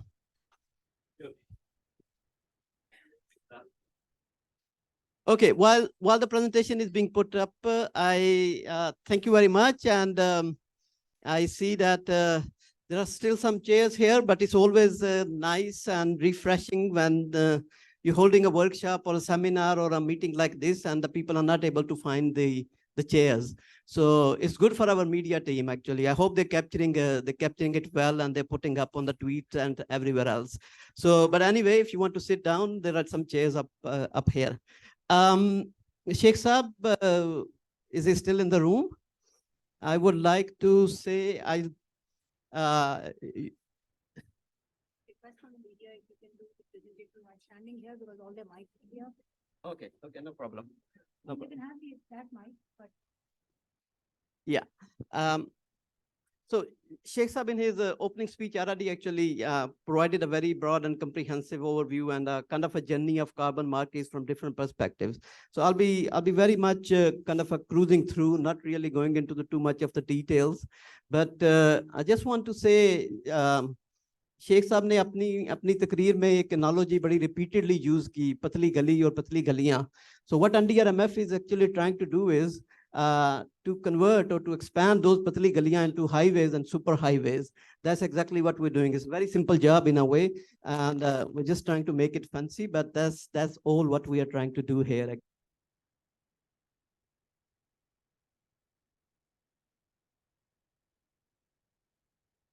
Of the carbon markets, where do we stand, and what are the numbers which we're talking about? I'll be leaving the time for our technical presentations from our international guests, and they'll be going a lot more into technicalities. So just very, very quickly, can we go to the next slide, please? Yeah, I think, well, seeing Pakistan's corporate sector and the private sector very actively and proactively engaged in a number of initiatives, I don't think there's any more a question like that. Are the market solution? You definitely see the markets being the solution for climate action and the climate challenge. But I think there is a little bit of a science behind it. There's a little bit of a kind of a theory behind it as well, which you may want to know where it has all come from. Is it actually rested on any kind of a solid or scientific foundations, or this is just a hot air? जैसे किसी ने एक दीवाने का ख्वाब, उसने सोचा कि कार्बन मार्केट्स होंगी, अगर हम कार्बन के ऊपर प्राइस लगा देंगे तो automatically things are going to fall into action, and then a beautiful solution is going to rising out of it. Actually, that's not the case. There is a linkage, and there's a very strong linkage between the economic activity and the environmental costs. In economics, what is called the externalities, there can be positive externalities, there can be negative externalities, and that is a kind of a cost which actually society pays. Many of you who are in the manufacturing areas, you know it very well. You know, you release all kind of smokes and some kind of chemicals and the hazards, and sometimes the contaminated water, you use energy. What happened to that? You know, it has some kind of an impact on the atmosphere or the environment, and that impact or the cost of that impact actually is not embedded, it's not reflected into the price of your product. There are people from textile, there are people from steel, and you all would agree with me, at least in Pakistan's context, that cost is not fully reflected. If partially reflected, but it's not fully reflected. So from the economics point of view, that's externality. That's a society actually pays the price. And the whole carbon markets or the carbon trading system is actually based on this very fundamental economic principle. Now, back in the days when these mechanisms were thought about under the design and the architecture of the Kyoto Protocol, there were a lot of discussion about it as well, that what's the most cost efficient way of doing it. There's the one thing which is called direct taxing. If any of those who come from economics background, you might have heard this Pigovian tax, which come from a Robert Pigo. And so that was one area that whatever is the emission, whatever is the cost of pollution or environmental costs, that is directly, a tax is actually calculated and quantified, and then it's embedded into the price of it. So that was one option. And there were several other options as well. And then it was thought through that the most cost efficient, the most efficient way of doing might be through the markets and the carbon trading. So you put the price on the carbon, and then to put the regulation in place, and then anyone who is vigilant enough, who is creative enough or innovative enough, they can come up with the kind of a solution. And then anything which is beyond their compliance regimes or compliance requirements, they actually can sell into the market. And if they're not complying with the market, or they are not actually reaching to that kind of the regulation, they can buy from the market. So it's a very simple, efficient kind of a principle behind it. So but then the policy makers happen to make it very, very complex. Next one, please. So I think this is just a kind of a different carbon pricing mechanism which are in one way or the other, they are at play in different parts of the world as well. I just explained about the carbon tax. This is a direct tax which is imposed. You know about the emission trading system. This is what we are talking about, what we are actually alluding and trying to kind of attract the corporate sector, that they might want to benefit, and they might want to incorporate this into it. Carbon offsetting, I think Sheikh Saab actually explained the difference and the distinction actually much eloquently than myself. But the both system can work in a complementary manner. The carbon offsetting and emission trading system, actually, though both have to work in a complementary and integrated fashion. There are other mechanisms which are also being applied and tried. The one is result-based climate finance, which again is the principle is very much similar. And then the other one is internal carbon pricing, which many companies around the world actually they use this internal carbon pricing, and they actually have the internal carbon emission trading system as well. I know back in the days, I was a young economist in UNFCCC in 1999, and we were trying to explore that how this was actually being implemented in the world. And Shell and BP, they tried, and they have quite an extensive internal carbon pricing and internal carbon trading system. And that basically gave us the proof of the concept. And that's how we operationalize Article 6, 12, and 17 of the Kyoto Protocol, which basically developed the carbon markets in the world. Next one, please. So the principle, don't think I need to go into the details. Sheikh Saab already explained. This is market-based. You know the difference now between the carbon credit and the carbon offset. As I said, they both have to work in a complementary fashion. And this is what is needed to be done. And this is what we are trying to do here in Pakistan as well. Next one, please. So again, I'm not going to go into the details here. There's a compliance and voluntary market. Both have its own advantages and disadvantages. Anyone who is actually looking for a kind of a streamlined system, which actually have a slightly less transaction cost in terms of the project design, validation, verification, they might actually want to opt for the voluntary market.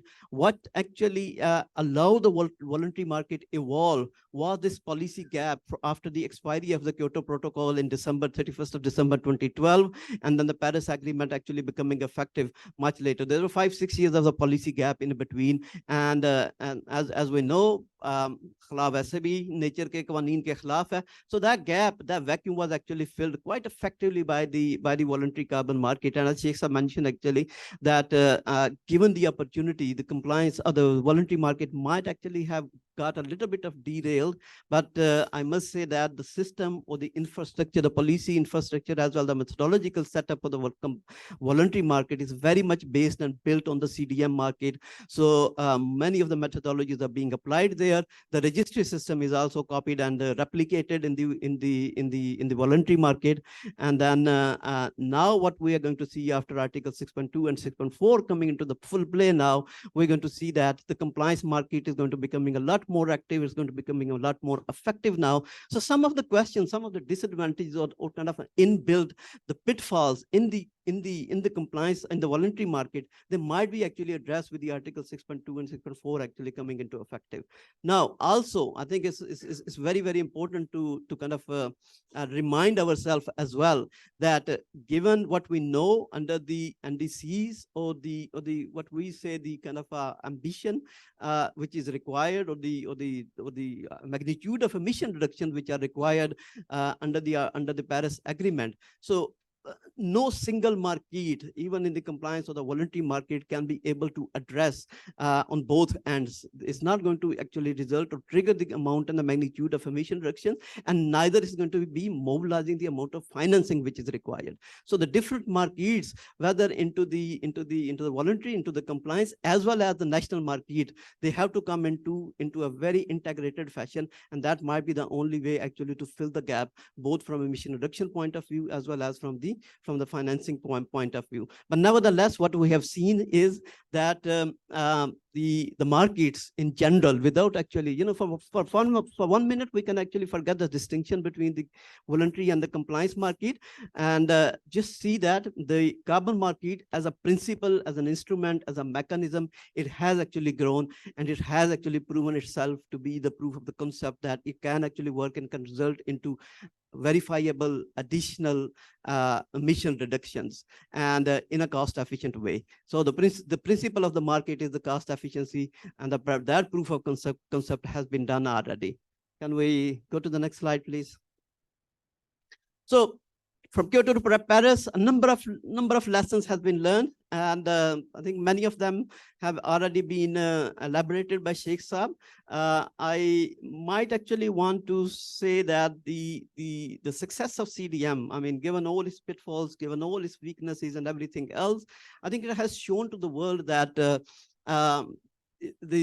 private sector or the kind of a program of a global scale can actually work. And of course, there are going to be leakages here and there. Of course, there are going to be some creative investors who are going to be taking the benefit. But if we look into the 300 or 400 year history of industrialization, as well as the financial evolution of financial market, we see that even the financial markets have actually gone through these boosts and bursts as well. So this is not as such something unique or something kind of which you haven't seen in the world or in the finance, on the industry or the corporate world. We are not immune to it. So this is something which is every single crisis actually strengthen and grow the market, and this exactly is happening with the carbon markets around the world as well. Next one, please. So I already kind of explained this a little bit. If we are looking into the kind of a role and the potential of carbon markets to the Paris decarbonization target, and which is, you all know that, which is kind of restricting or limiting ourselves between 1.5 to 2 degrees centigrade by the end of the century. So this, of course, is not going to be possible, because especially when we are seeing the synthesis of the different NDCs right now, we see that there is going to be, I mean, what we call it, is kind of, it's already a kind of a scenarios, the probable scenarios of kind of a overshooting.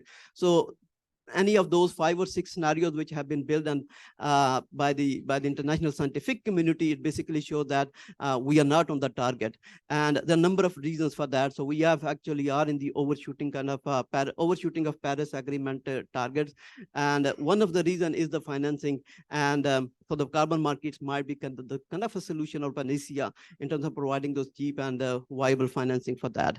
So is going to play a very big role, and we're going to see in COP28 as well. This is one of the topmost agenda item, Article 6, and the full operationalization of Article 6 in UAE, and that's going to actually facilitating, and that's going to be making a lot of new rules and regulations which actually support the evolution of carbon markets and the growth of carbon markets. Can we go to the next slide, please? So this is the growth in numbers. You know, there are 73 initiatives, and this is the data which I have actually collected from the World Bank report. And there are 73 initiatives. They are some of them, and many of them actually predominantly are related to emission trading system or the carbon trading mechanisms. Several countries have experimented with the carbon taxes that are direct carbon taxes as well, and they are of course playing their own due role as well. But given the complexity about it as well, there are 39 national initiatives, and I think from the chart down there, you can see that the most of those initiatives have been implemented in Europe and Central Asia. But if you see, I mean, you can hardly actually see South Asia there, which is a very small part, the greener part, which I think is less than 1%, somewhere around 1%. There's a lot of kind of work to be done in South Asia. We have some shining example in India and China and several other countries coming up. But when we look into the global perspective, the track record is not really that remarkable, even for the whole region as well, let alone Pakistan. So there is a lot of work to be done, and I think the number of countries are actually starting a little bit late, but they are really getting up, and they are catching up. They are catching up with the growth from the other parts of the world as well. Next one, please. This just gives you kind of an overview of the national carbon initiatives. And as you can see that the size of this long, lofty, tall bar on the right-hand side, this is the China, and that's the China projected. But even the current China is also sizable and not really comparable to many of the other carbon schemes. Even EU ETS, that's a European Union emission trading system, which has been in operation from 2005.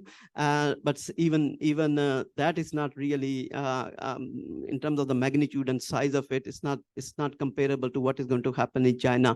So what is happening? I say, what is so great? What is so kind of remarkable about China? I mean, number of initiatives, number of elements can be pinned down here. The one is the energy transition. The other one is the whole industrialization process, which is going on, and actually using and they actually centralizing the whole energy transition as well as the industrialization program as part of the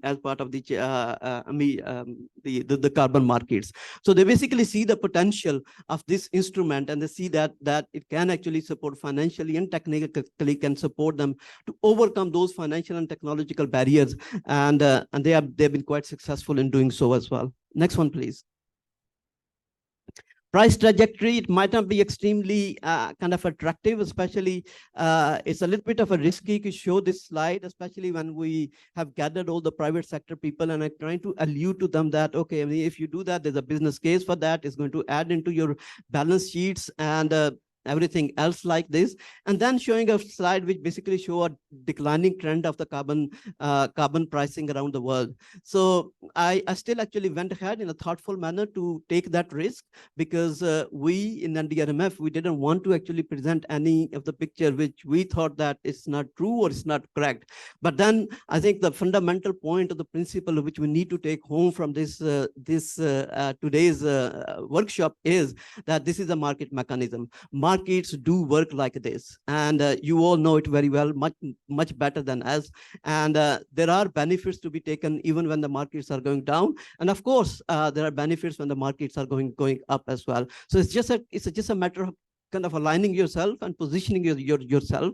So I think, but what we are seeing, I mean, not actually leaving everything in a kind of a pessimistic mode, but what we are seeing, because the demand is going to increase quite tremendously, and there are a number of reports which basically show that by 2030, or actually anything which is kind of inching ourselves close to 2030, the carbon credit, any good carbon credit and a quality carbon credit might be actually hitting to the price of around $80 to $120 per ton. Now, this is quite an attractive price actually, and anyone who is who's in an energy intensive industry. I mean, we have people from steels, textile, and several others, and I know that how energy intensive their operations are, and I also happen to know that there is a huge room and potential for energy efficiency and process efficiencies, so that any kind of a marginal improvement in the process of energy efficiency can be directly resulted into the carbon credits. And actually, and that's how I say that there's a very credible business case for that as well. So not to be discouraged by the trend in the carbon pricing. I think you need to be kind of encouraged and need to be motivated that there are all the signs, because the demand is high, the supply is low, and I think those are the two factors. This is the fundamental basic principles of economics, and that should drive the price up, and that is also driving the price up. One thing, there's a price discrimination. It's not a standard, it's not a uniform price in the markets. It depends on a number of factors. The mangroves or the blue carbon credits, they fetch much better price as compared to, for example, some of the energy oriented or some of the other transport oriented carbon credits. So there's a price discrimination, there's a price differentiation, there are fundamental kind of a parameter which actually drives that as well. And in our next kind of a workshops and interactions and kind of a support mechanism which we are establishing for the private sector, we'll be guiding you that what are those determinants, what are those the parameters on which these different prices in the market prevails and they work. Can we go to the next slide, please? I'm sorry, I'm rushing. Advantages of carbon markets. So, well, you know it. There's an element of flexibility as compared to any other kind of a mechanism, which is direct taxes or result-based or internal. So it allows for flexibility to the operations of the business. It has the component of additionality, so you have to prove the additionality for that. So this is good for the environment, this is good for the society, and this is good for the overall system as well. Measurability, it allows you, and I happen to be saying with a very high degree of confidence, having worked on so many carbon credits, carbon reduction projects myself as well, it basically improves the measurability and the quantification of the companies in their business operations as well. And that, of course, is an additional core benefit which companies, of course, aspire for. And then innovation, you have to think creatively. You have to bring the innovations for your process efficiencies as well as for your energy and other kind of efficiency. You know, as a business person, as an investor, you, of course, you're going to go back and you're going to look every single operation, every single detail of your operations, and you try to innovate. And that's what the business is all about. And that's how the carbon markets actually can support and help you out as well. Can we go to the next slide? I think this is the last slide, if I'm not mistaken. The last one. Yeah. The potential for Pakistan, I think Sheikh Saab already explained this. We have NDCs, we have given the commitment to the world that the 50% reduction, and but based on the support which we receive to the world. And so there is a lot of potential from the government side. Some fundamental policy infrastructures and mechanisms are missing.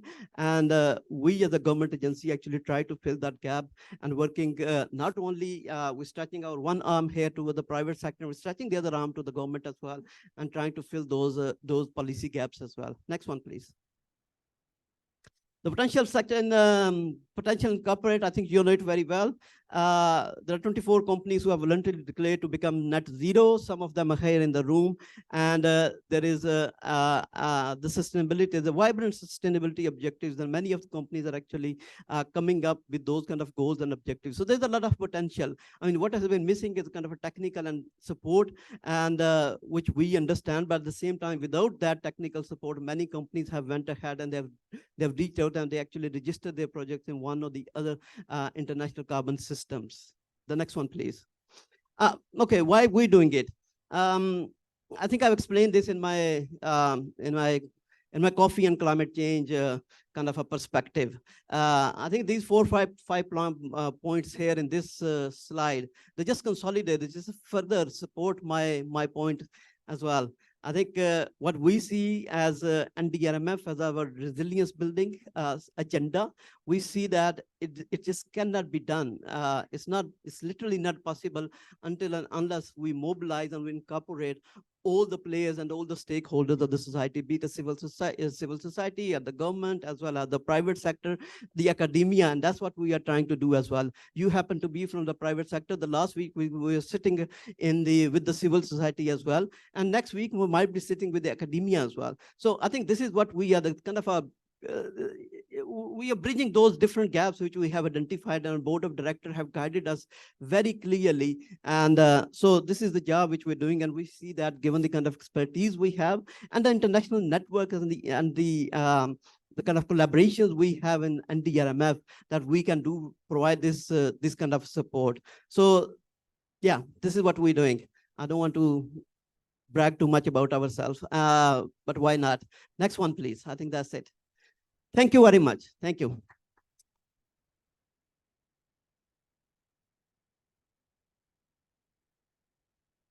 Thank you very much. And I do feel there are a lot of reasons to capture those bragging rights.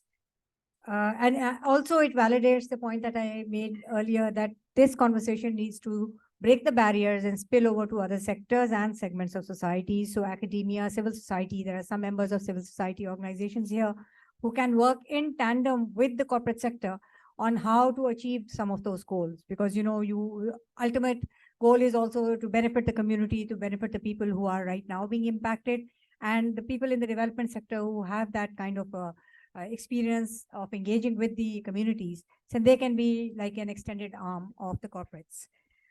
We will now go into our online session. We've got two speakers who are with us online. The first person is from UNFCC. So we'll be speaking on UNFCCC and the regional perspective, which is important because, as Bilal mentioned, this is not something that a single institution can achieve. This is a collaborative approach. We need the knowledge as well as the technical expertise, which we can get from other institutions, which have that experience of working in the other parts of the world.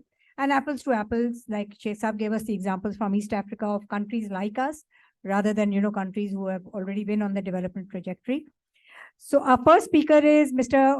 Uma Maheshwaran, and he represents UNFCCC's Regional Collaboration Center, Middle East, North Africa, and South Asia. So do we have him online? Okay. Yeah, hi, good morning. I'm online. Can you guys see me, and am I audible? Mr. Maheshwaran, and I think we will leave the presentation now to you. Do we need to Can you see the screen, and can you see myself? We haven't been able to see yourself just yet, but we have your presentation there. But yes, we can see your presentation. That's more important. That's more important than myself. Yeah. Okay, that's right. So Yeah. we'll try to get the light so it's more visible. Yeah. Okay. So is it like a full presentation, or is it like in the user mode? How is it there?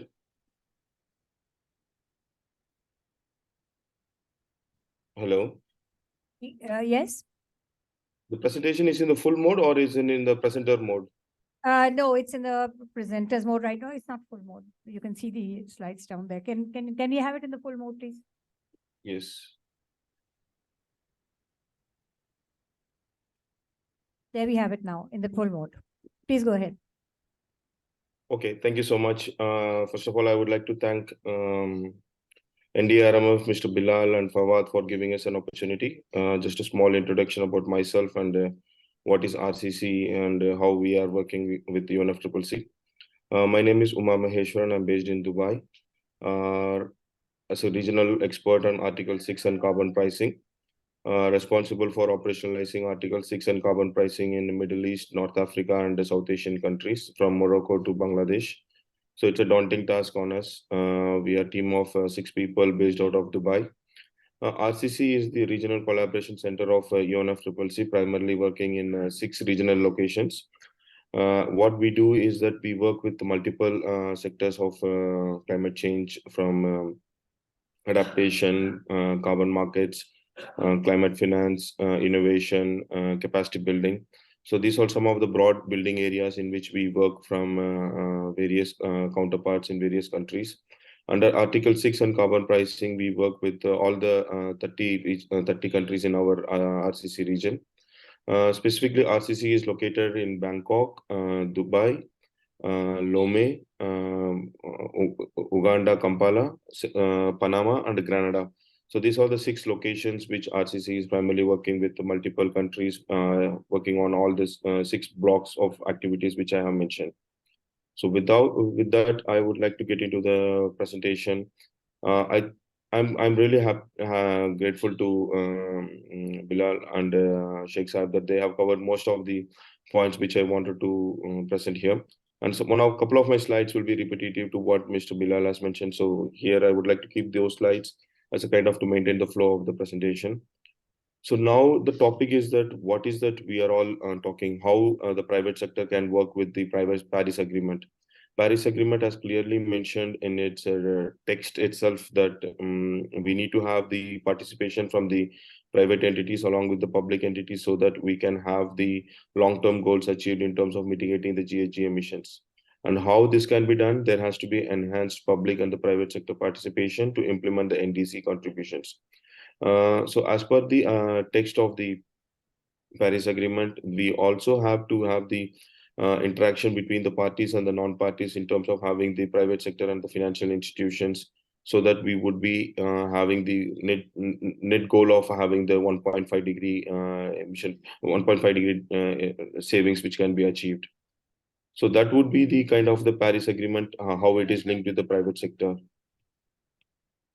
So when we're talking about this, where Article 6 fit into this? Article 6 very clearly fit into the paragraph which is talking about the mitigation of GHG emissions along with the private sector, the participation sector, which is when it is kind of authorized by the parties. So that's where it is called Article 6.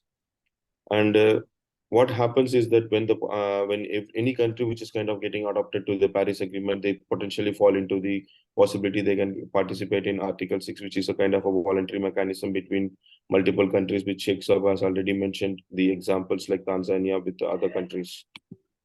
So on how we are talking about the market-based mechanisms. Market-based mechanism success contributes to the wider participation of the entities with innovation of the bottom-up approaches. So the overall discussions happens right now is primarily based on the net zero. So every country or every entity in the system who would like to become carbon neutral, they are all talking about only one word, which is the net zero. And how the net zero is kind of linked with carbon markets is something which I will be presenting in the next slides. We know that there is going to be a daunting task with us, which is a $1.5 trillion of investment is required in the cleaning in the emission reductions. So this 1.5 trillion, obviously, we are not going to get the whole money from carbon markets, but carbon markets can kind of play a role in terms of providing a certain amount of investments coming from the carbon market establishments, whether it is Article 6 or from the voluntary projects, whichever it happens in the respective country. So there is another terminology which I would like to mention here is called the MCUs. MCUs is the mitigation contribution units, which is kind of the outcome of Article 6.4, which the private companies can use it for their net zero commitments. We know that multiple countries in Pakistan, they are trying to have net zero commitments through SBA standards. And when they are going for the carbon offsets, they can follow Article 6.4 also as a kind of a mechanism to get the carbon markets, get the carbon credits from those projects to use for their net zero commitments. So this slide is somewhat similar to what Bilal has presented. So we all know that Pakistan have its NDC, and as per the NDC, the country has kind of very clearly mentioned by 2030 they will be having a kind of a 15% and 35% unconditional and conditional emission reductions. And with that, there are 4 sectors which kind of very clearly identified as a priority area, specific to renewable energy, which is going to be of 60% addition and a moratorium of the coal-based power plants, and the 30% penetration of the EV vehicles in the transportation fleet, and continued investments in the NBS projects like the Blue Carbon, the Delta project, which Pakistan has. So this cannot be done just like that, because we need to have a good amount of investments going for it. So that means, as per the NDC, which says that $20 billion, which has to come from the specific to the renewable energy sector. Then 80 billion is required for the hydropower sector and the transmission and distribution line, which is a kind of a which needs to be robust to pump the renewable energy, which is going to attract another $20 billion investments. And specific to the coal-based sector, it is going to be of $13 billion investments. So roughly around 1.4 billion, $140 billion, which has to be kind of mobilized. And I am not here saying that it's all going to be mobilized from the carbon markets, but carbon markets provides us a tool which can be leveraged by the private entities, whomsoever is developing this set of projects, and they can try to have the possibility of the carbon markets getting tapped and getting going for this. In addition to that, Pakistan also clearly mentioned in the NDC that they are going to use carbon markets as the kind of important tool mobilize the investments for it. So which is that it's very clear that Article 6 is an additional mechanism to achieve the cost-effective and cost-effective emission reductions, which can increase the ambition and facilitate mitigation transfer technology. So here, when we're talking about the technology, I'll be explaining the 6.2 in a better way, so that how the private sector can try to tap the potential of 6.2 in terms of the technology transfer. So this is one of the famous slides which we always say, which is like kind of, as a country, Pakistan have to come up with kind of a positive and the negative list. Sorry. Positive and the negative list, which will kind of help the private sector to mobilize the investments. So we are already trying to work on the positive list and the negative list with the NDRMF, specifically on how the country has to come up with a kind of value-added information to the private sector. If I have a sector which will have a kind of emission reductions, what would be the investments which I have to pump into that sector, and what would be my emission reductions coming out, and how I can put a carbon price to that particular sector. So this will help to mobilize the private sector investments in such a way which will reduce the emissions and which will also contribute to the NDCs on a longer period. Well, this is not a short-term study which we are trying to work on a long-term ambition, so that the private sector can be educated and private sector can be coming out with a list which they can try to mobilize the finance. So what are the possible opportunities we have in Pakistan to get the mitigation opportunities established? So we have a good amount of solar. You have a good amount of methane potential from oil and gas sector. You can also try with the CCS technologies. The most important sector which is not kind of tapped is primarily on the energy efficiency and the buildings. So that's one of the sector which is like kind of a good amount of investments can be made into. The next one is on the industrial and the waste category, how the material substitution, which is directly related with the carbon removals from the air, and how the land and the water and the food sector can be tapped in terms of emission reductions. If you really look into this slide, we have kind of a very clear indication that what would be the maximum potential any individual activity can try to reduce the emissions. Like for example, if already NDC has talking about the solar. So here the solar and the possibility of reducing the emissions is of around 4 to 5 gigatons of CO2 per annum. If you're talking about the conversion of the natural ecosystems, we have around 4 to 5 gigawatt tons of emission reductions over a year. And when you're talking about the fuels, which you have 2 gigatons of CO2 emissions per year. So that's the overall potential of emission reductions which can happen on a sectoral level, on an activity level, which any country can tap. And that would be the kind of the emission reductions which you put a number to it. That's the market potential the country has. So that's where the private sector now have to concentrate in terms of developing this set of projects. So I was already mentioned about the CDM kind of regime where you had 80 projects.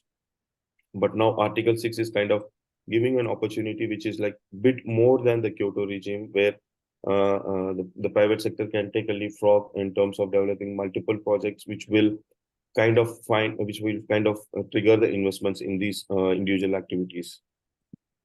So as I mentioned earlier, Article 6 is a kind of a tool which will be helping us in the NDC achievements of the country. So what happens in Article 6 is that we have 6.2 and 6.4, which we have already seen in the previous presentation. 6.2 is a kind of a mechanism where the country to country cooperation happens, and followed by a kind of a list of activity which would be presented by the country, where the private sector can mobilize investments through their own activities. So right now, if you look into the NDC, most of the countries, like around 76% of the parties who have submitted the NDCs, they have clearly mentioned they would like to follow Article 6 as one of the tool for them to consider the emission reductions. And what happens is that the most important thing is the authorized mitigation activities. So this is what it is needed now, wherein the country has to really come up with a list which will help the private sector as well as the buying side to kind of encourage them to invest in those sectors for the mitigation. So who are the stakeholders involved in the overall Article 6 kind of a thing? You have project owners, you have consultants, you have project developers, you have think tanks, you have audit firms, you have the academia, research institutions. So what happens is the project owners, who are the main prime driver of this overall show, I would call it, who develop the mitigation outcomes. We need to say who develop the Article 6 projects, and they need support, and they need kind of a handholding from the project developers or the consultants in terms of the advisory services, in terms of the methodology development.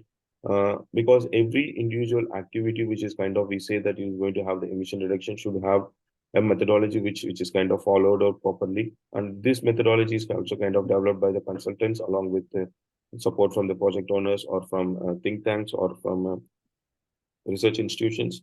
The technology providers are also playing a very important role. The private technology partners, who are kind of very much active now, because in the olden days of the CDM, we did not have those sophisticated tools like the big data or AI tools which can kind of do the MRV for project activities. With the possibility of now having the big data and AI kind of facilities, we can have MRV solutions for the forestry projects, which is kind of well acknowledged by various standard agencies as well. So think tanks, they have to provide a research and support on the mechanism operationalization.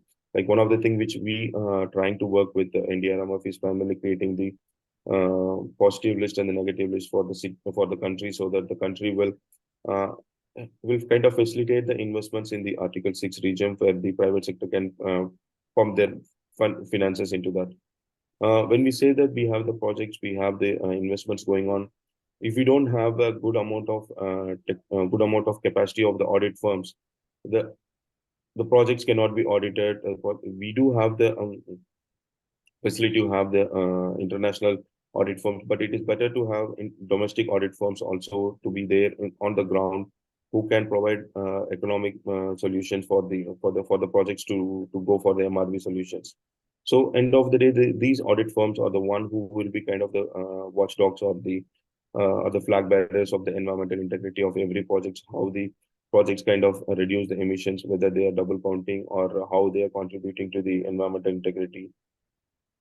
So with this, these are the kind of the stakeholders who are primarily involved in the Article 6. So, and how the private sector kind of contribute to 6.2 and 6.4. You have host country 1, host country 2, where the bilateral cooperation happens.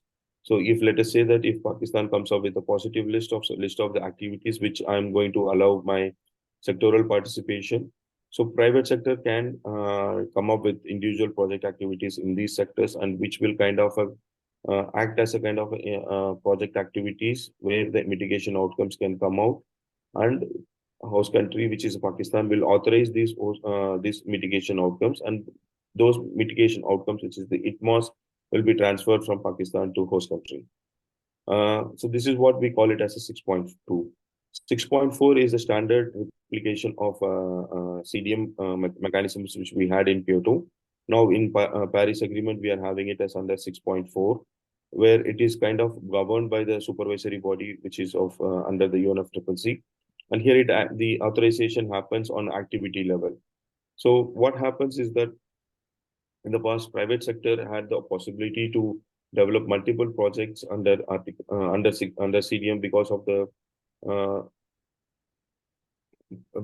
participation by the CDM consultants. There was some research which says that globally there were around 500 plus consultants who kind of worked on the market mechanisms, who kept the spirit of the CDM, which was kind of going. But unfortunately, CDM kind of got into standstill or kind of a collapse in the year 2012. Post EU ETS kind of closed the door for the CERs for the EU ETS mechanism from the advanced developed countries. So with this, I would call it like this: private sector role is very imminent in the both 6.2 as well as 6.4, because the real investments and the real mitigation actions taken care by the private sector. So how private sector can engage in Article 6.2? We know that 6.2 is the voluntary cooperation between two parties or the two countries, which is kind of enabled to have the cooperation, which will have the mitigation in certain sectors, aiming towards emission reductions. What private sector can do: identify sectors which could kind of fall under the sectors which are kind of approved by the respective governments. There are a lot of case studies and a lot of information which are done by the other countries. In Article 6.2, Ghana is the kind of the lead runner in terms of providing multiple steps in the Article 6.2 for its private companies. Ghana has already come up with the positive and the negative list for the 6.2. They have multiple cooperation agreements with South Korea, with Switzerland, with Singapore. They have kind of formulated a legislation or a law in the country where how the public-private partnership can be established in the respective country, and what would be the possible terms and conditions which kind of synchronize with the voluntary cooperation agreements which they have with the other three countries. And in addition to the, Ghana also come up with the registry for Article 6.2, and they have kind of already started working with Switzerland on the project design document development, which in Article 6.2 it is called MADDD, Mitigation Activity Design Document in the cooling sector, where they have the agreement with the Click Foundation. And what we know from the public sources is that the cost per ton of CO2 which is getting contracted from these cooling sector, cooling sector activities of around $20. So you can put a price to the emission reductions which are happening in Ghana as $20 per ton in the cooling sector, which is already there in the public domain. I'll be more than happy to share those information bilaterally. So that's the kind of Ghana, which is like they are the front runner in the Article 6.2 projects implementation. Followed by we have India and Morocco, who have already come up with the positive list, which they try to attract the investments in 6.4. In case of Morocco, they have identified cement sector as one of the focused area, along with the project activities could be on the energy efficiency and the fuel switch activity. In the fuel switch activity, they are considering RDF as one of the fuel for the replacement of the fossil fuel in the cement kiln. They are also in the advanced stage in terms of developing the mitigation action design document. In case of India, they have come up with the 13 sectors, which would be like kind of offshore wind, green hydrogen, high-end energy applications, CCS, battery storage. So these are some of the activities where the investments are going to be very high for the private sector. There they are trying to have the Article 6.2 as a kind of a bridge to get the investments into this sector, so the project activity can kick off.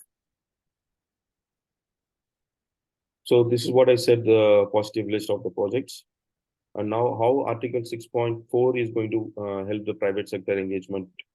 As I mentioned earlier, supervisory body is reporting to the CMP. CMP is the supreme body for the Paris Agreement, wherein supervisory body kind of provides the guidelines on the global level. On the national level, it is Article 6.4 DNA. Pakistan has already established the Article 6.4 DNA. As I mentioned earlier, 6.4 is the kind of a second generation of CDM, wherein the project activity happens, the host country approves that, and then validator do the validation, and followed by the projects get registered with the supervisory body. So what the advantage of Article 6.4 is that it's a standard or the mechanism which is already been kind of once tested with the tools which we have in the CDM. Now the work is already in process to translate the CDM methodologies from to Article 6.4 methodologies, so that the baseline methodologies and the procedures kind of kept in place. We have a concept which is which is going to be approved as a centralized standard instrument, which can be used for any country or any entity, even if they want to use kind of a mechanism for their own carbon pricing activity. Like a company who would like to become net zero, and if they want to use the carbon offsets, they can use Article 6.4 methodologies and mechanism to use to adopt for their net zero activity. So how the voluntary markets and Article 6 kind of link in with each other? When we have a project which is like kind of a negative list, but the emission reductions which are coming out, we call it as a non-authorized. And those non-authorized emission reductions can be used for net zero approach of the corporate. This is what I have mentioned. So these are not it most because these are not used for the country specific NDC commitments. But what happens is that, as I mentioned earlier, 6.4 kind of establish a kind of a benchmark, which can be used as a kind of independent for the national as well as the international standard to achieve the net zero commitments. Emission commitments from the non-state entities, like for example, a private company which is not there under the direct commitment from the NDC, like financial institutions, they can use Article 6.4 as a mechanism for their credits development, and then they can use it for their net zero commitments. So the reason why we are saying is that we already have the established rules and regulations. We already have the methodologies in place. We already have the system which is running, and the high quality can be ensured. Plus, you have a registry which is in place, which will kind of give the tracking of each and every emission reduction which are getting out, reduced out of this mitigation outcomes. So we can try to get the double counting avoided.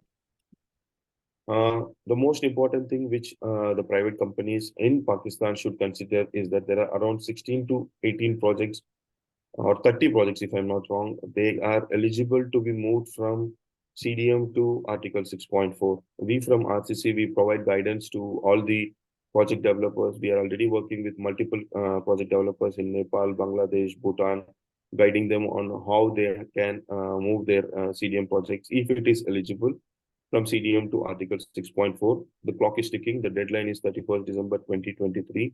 It's not a very tedious job. It's just a single form which any project developer who are eligible to transit from CDM to Article 6.4, they have to submit this document to Secretariat, and Secretariat will further take the activities to how to go further. Globally, around 3,000 projects fit into this.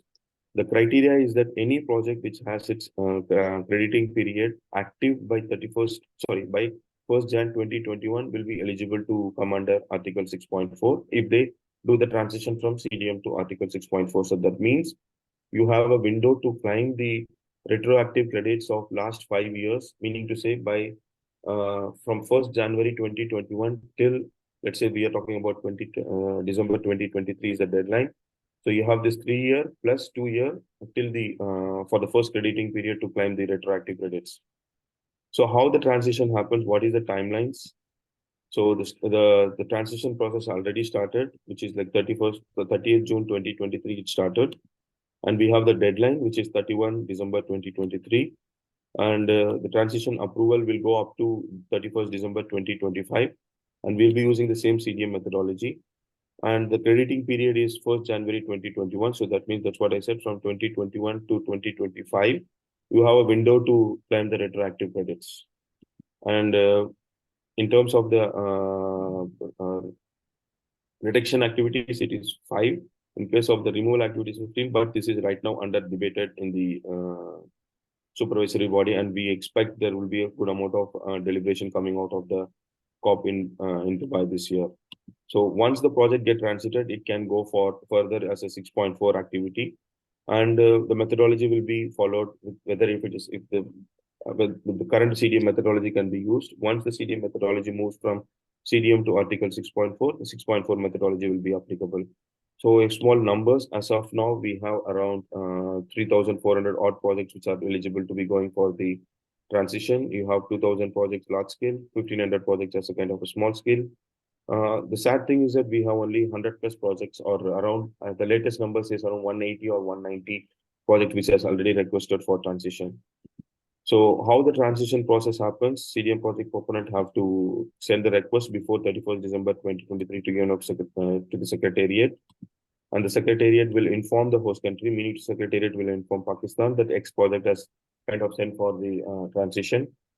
The supervisory body will do its task. The first task is that fulfilling the requirements, which we will see, which is that there has to be a 6.4 DNA, there has to be a list which will be coming out from the host party or the host country. And before 31st December 2025, the host country should give the approval to the respective activity, which is moving from CDM to Article 6.4. And in parallel, the CDM project proponent will work with the DOE, the validator, in the same as CDM as well as 6.4. Working on the submitting the new fees and working on the new steps and activities. And what supervisory body does is that once the PDD and once the respective documents are submitted by the DOE, we do the completeness check, substantiative checks. It's the same process which has been followed in the CDM activity. Once the project found to be deemed to be approved, there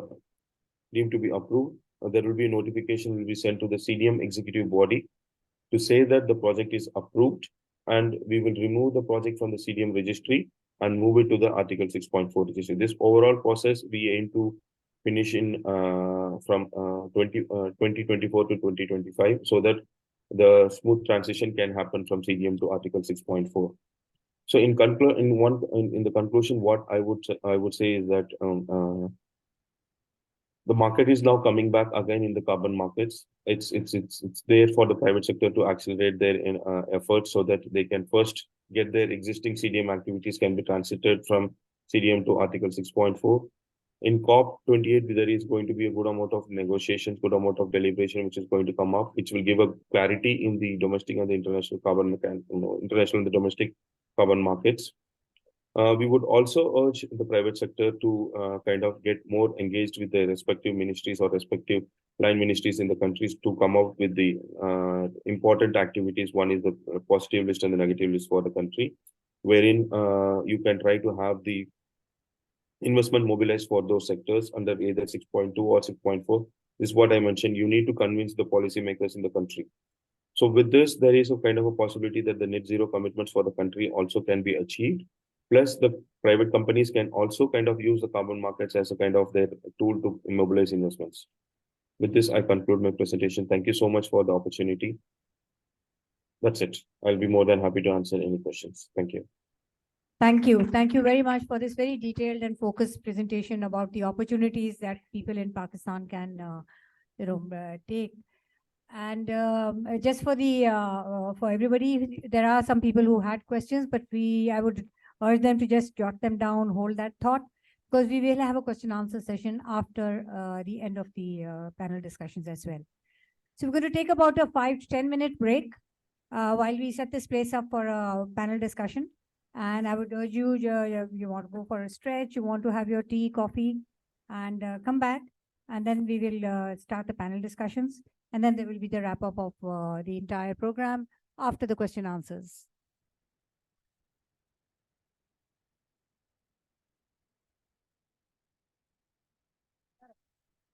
Just 5 to 10 minutes. Yeah, we just have to set the stage up for the panel discussion.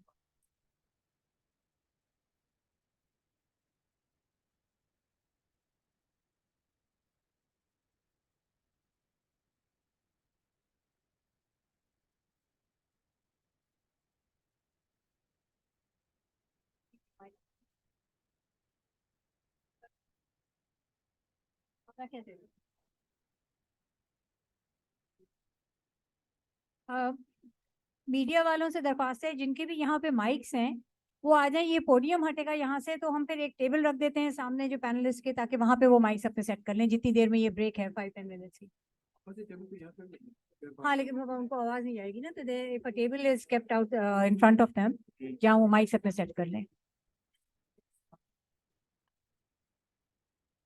यहाँ पे रख देंगे, वो कुर्सियों के सामने एक table रख देंगे, तो उस पे लगा लीजिएगा।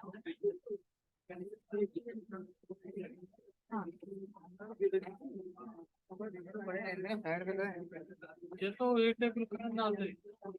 इसको अगर हम थोड़ा यहाँ की आवाज आपको ना आए, आ जाएगी ना, तो थोड़ा सा आप यहाँ करेंगे।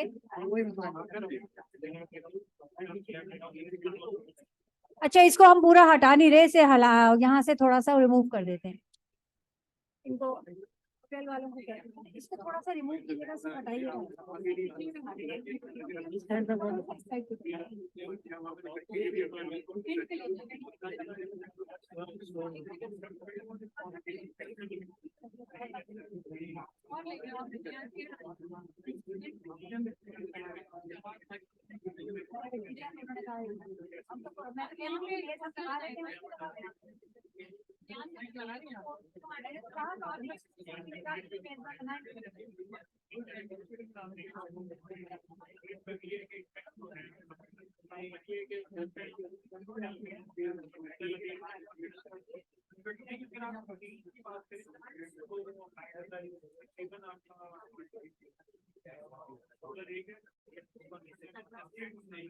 कितने मिले?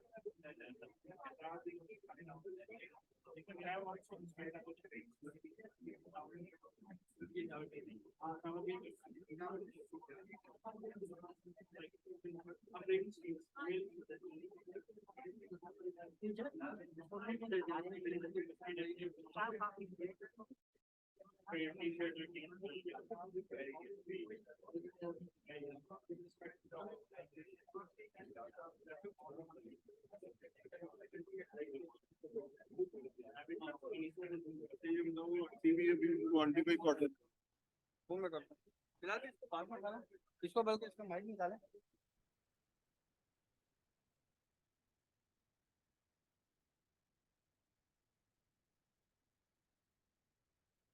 Testing.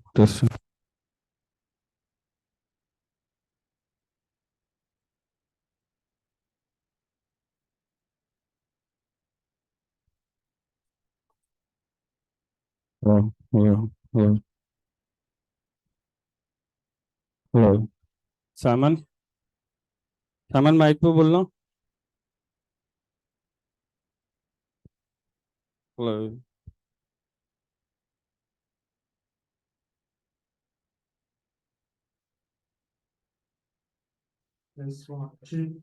सही है, दूसरे पे देखो। बिलाल भी माइक चेक करें, बस सही सामान। बिलाल भी माइक चेक करें। टेस्टिंग।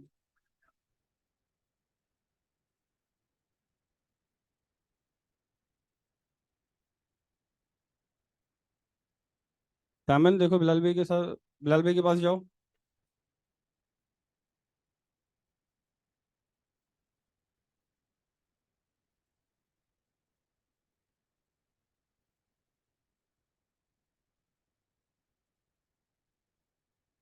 बोले बिलाल भाई।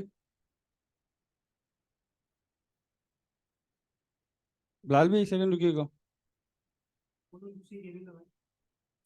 हाँ बिलाल भाई एक सेकंड। हाँ अब बोले।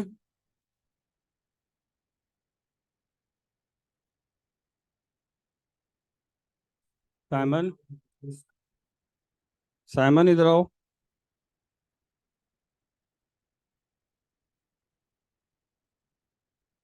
साइमन मेरे पास आना।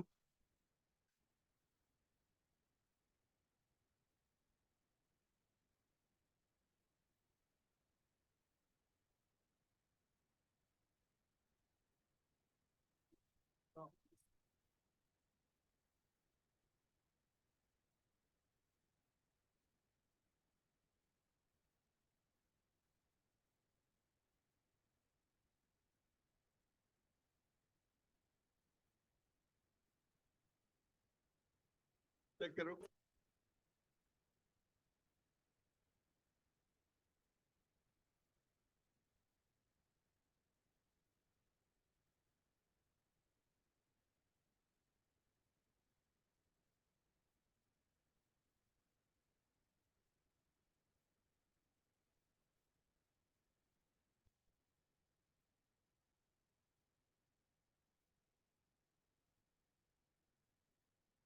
चेक करो।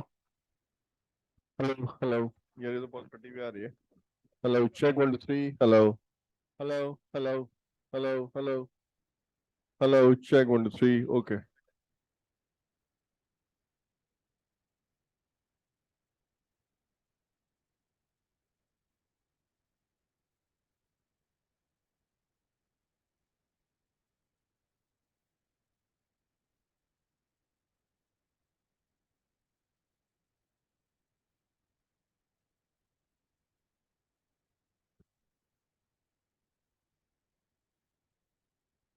ये निकालो। Check check check. Hello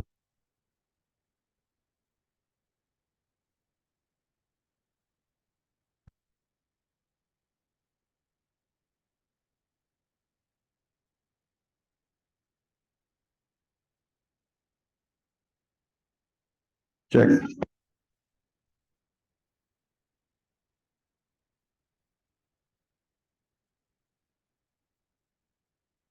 check. Hello hello hello, check 1 2 3। Hello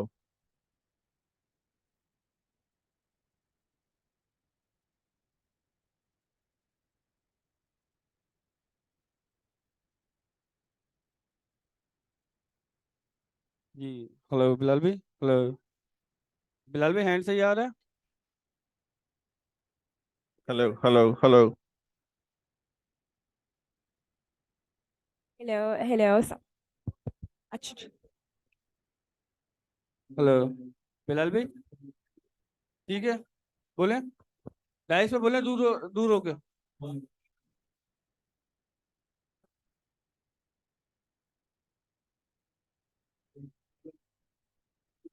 सही है।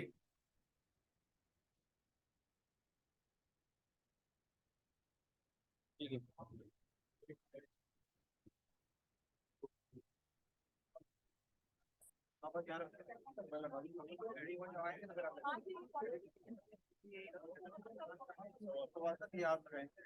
बिलाल भी हेड गियर भी चेक कर लीजिएगा।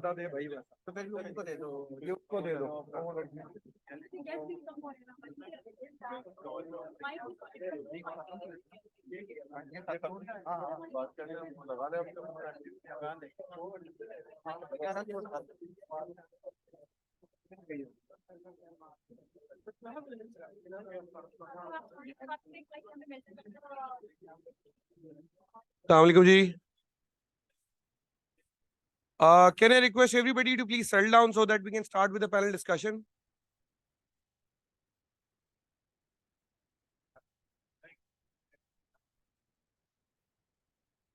हाँ मैं कर लेता हूँ, मैं कर दूंगा हाँ. Can I request everybody to please settle down ji so that we can start the panel discussion?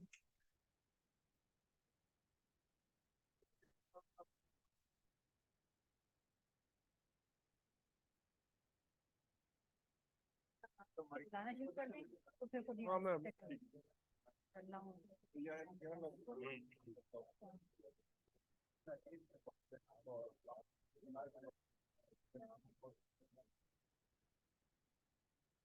Hello hello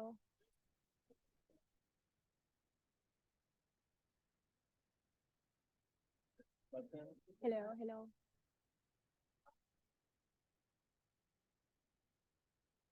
Hello.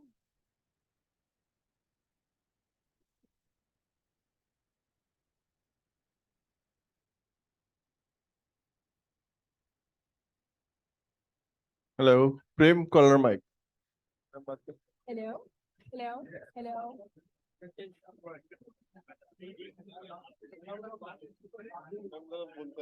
Hello. Yeah. Hello. Hello. Bilal भाई Hello. Hello. बिलाल भाई चारों टेबल माइक ओके हो गए दोनों हेड के और हैंड दोनों okay ठीक है डन है ठीक है तो मैं बुला लेता हूँ Mitigation. We can start. May should I just do a quick recap and then we can invite. Okay.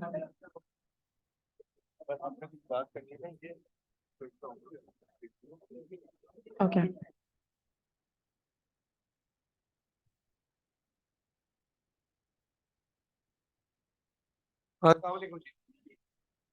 Hello. Assalamu alaikum ji. Thank you so much for joining us जी. आप यहाँ बड़ा अच्छा काम कर रही थी और फिर जो टेक्निकल डिस्कशन हुई हैं, आई थिंक वो भी काफी ओरिएंटेशन पॉइंट ऑफ व्यू से बड़ी मुनासिब रही हैं. मेरा नाम फवाद हयात है. I had the climate change at NDRMF with hosting these presentation session today ji. With me I have Durishawar Mahmood, the climate policy and climate finance specialist. We will start with the panel discussion. I understand कि हम लोग जो हैं वो time overrun बहुत ज्यादा कर गए हैं और होटल भी हमें कुछ कह रहा है उस लिहाज से, तो we'll try to be crisp and to the point ji. For the panel, I'd like to request the panelists to come on the stage. I'll start with Mr. Fawad Sumro. He is the CEO Engro Foundation. Salman Hussain, he is the Group CEO I Technology. Mr. Hassan Saya, he is the CEO Daraz. Khalid Ahmed, he is the CEO National Insurance Company Limited. Please ये अपनी मर्जी से बैठ जाएं जिस तरह दिल. Mohammad Nabil, he is the head of blockchain development. We have Saad Ahmed, he's the country lead business development and new ventures Shell, he's online. We have Adila Liaquat Ali Khan, corporate affairs and engagement director L'Oreal Pakistan. And we have Ms. Sana Khan from the World Bank. Do we have everybody? Anna is missing. Sana?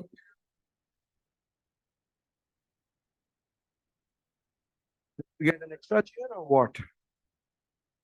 All right, so yes, we have one online. All right, Ji, thank you so much. Dore, how about we start with you recapping what has Yeah. happened during the day, and then we move on to the panel one. Thank you. Gigi. So basically, just to recap that we saw that the integration of carbon markets does present an attractive opportunity for countries like Pakistan. Not just it can actually pave the way for accelerating the socio-economic progress, but can actually facilitate a smooth transition to low carbon economy.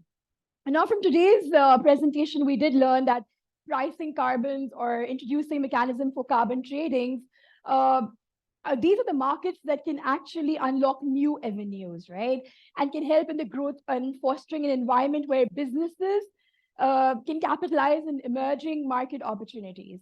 So basically, public-private partnership can be a pathway or an approach to sort of like strive a harmonious balance between economic advancement and sort of like achieving the environmental sustainability goals. So without further ado, we have leaders from the industries who have disrupted a lot of sectors in Pakistan, have paved ways, and we strongly believe that they can actually sort of influence the carbon markets, not just in the design, but also in the operationalization and the policies that we are just talking about. You've had the regional perspective, you've had the NDRMF, international development and resilient role, another angle that we have as the buyer's market as well, and also like colleagues from UNFC, CCC, and World Bank and others who are doing great work. So now we're sort of like having the like sort of point of view from the leaders who are actually going to tell us that what they are doing in their own capacity, because in background, more or less, they are doing stuff in the carbon markets, and some are actually doing some research or perhaps contributing in the international registries, or they have been leaders also in the offset markets, but are getting in the carbon credits as well. So I would like to ask from the panelists today that, how do they see this, like the space, the carbon markets as an opportunity? And some of you are actually doing the project. So we would like to hear more that what are these projects that you're doing? And I was having offline discussion with Sana, Fawad, and other colleagues that, they're facing some challenges as well. So we would also like to sort of you to highlight them, because, we as a group, can actually sort of work together to tackle some of them. So over to the panelists, my colleague. We will start with Adila. She's a little Yeah, pressed so- for time. Yeah. As Dore mentioned, Ji, I think it would be nice, since this is the first seminar of such nature which NDRMF is holding, and NDRMF is part of the Ministry of Planning, Development and Special. So practically the first seminar from government's platform, government's point of view, where NDRMF is presenting as a coordinating body, as the platform for carbon markets to come. तो मेरी request होगी कि अगर आप अपने आप को introduce करते साथ और उसके बाद ऑर्गेनाइजेशन को, and what are you doing in the domain? So we'll start with Adila L'Oreal. Over to you, Ji. No, there's no problem. So, my name is Adila. I work for L'Oreal Pakistan. I've been with the L'Oreal Group for 14 years. I have been with the company locally in Pakistan since the day it was formed. And the environment comes as second nature to every single employee of the L'Oreal Group, which is plus of 96,000 globally. The environment is not part of our global policy framework, as we would say. It is part of the individual business objectives of every single employee. And that is how they are measured at the end of the year. So, because we feel environment हर एक की responsibility है. ये नहीं हो सकता कि हम company wide goals लें and individual के कोई goals ना हो. So having said this, we had a program by the name of Sharing Duty with All, which was launched by the global L'Oreal Group. And that program was, came about in about 2011. In 2020, we reintroduced the program and we renamed it as L'Oreal for the Future. Within this, we have signed with the SDGs, with the United Nations, which, we work with them closely in whichever country we are in. And amongst that, global achievements, so sab baat kar lete hain. I think hum Pakistan mein baithe hain, to aaj hum Pakistan mein to ek urgent requirement hai. And I think aaj, when we're sitting together as a fraternity, I cannot stress the need that was there for this fraternity to be built, for the multinational sectors, for the private sectors, otherwise industry-wise, to come together and really work out a framework. And I think each one of us should be accountable so that it goes in the national balance, so to speak. Financial balance, we all talk about. Balance sheet, even I know P&Ls, I've managed many, but I want to ask every single person in this room that have you ever put your P&L together for Pakistan to report it as a sustainability P&L? I don't think we have done that. Maybe we've done that in silos, but let's all come together and do it. And based on that, what do we have as Pakistan? Carbon emissions, we are going into 100% electric vehicles for all our deliveries. And we have a very, very big, ecosystem of trade. Apart from that, we've achieved about a 12% carbon reduction of emissions in 2022 alone. And we hope to close 2023 on a better delta. Apart from that, we have achieved, we have to, as the group and in Pakistan, achieve carbon neutrality in our local manufacturing unit by 2025. That is a goal. We're well on we've got 2 more years to go for this, and we're well en route. Renewable energy, plastic packaging reduction, all of which is already aligned for 2025 reduction. And above all of that, earlier we were just having a conversation, and I think when we talk about travel, कि मैं federal capital आ जाती हूँ या आप कराची आ जाएं, I think let's first start by cutting back travel, as my company has done. And if we do travel, we reduce the carbon emission, or we offset it by not putting it in a bank, but by actually planting trees. So we have, for every international regional trip, we measure it, and that's how we offset it. It is once again the duty of every employee. So that's where I stand. I think the floods taught us a very, very big lesson. And I think the L'Oreal Group is very, very committed to Pakistan, to the point that L'Oreal Pakistan gave the largest ever funding from the private sector of 1 million euros to Pakistan.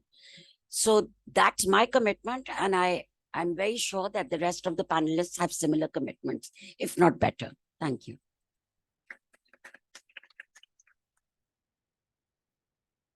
Right. So can we have our online panelists?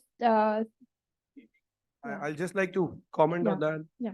I think an excellent start, more than what we probably anticipated on the platform from private sector.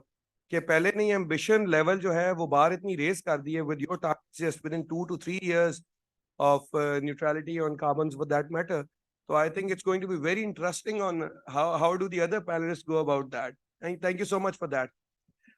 We have Mr. Saad Ahmed. He's the country lead business development and new ventures Shell Park. He's online.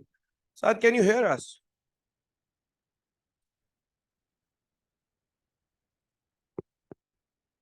Saad, can you hear us online? We thought to go ahead with you first.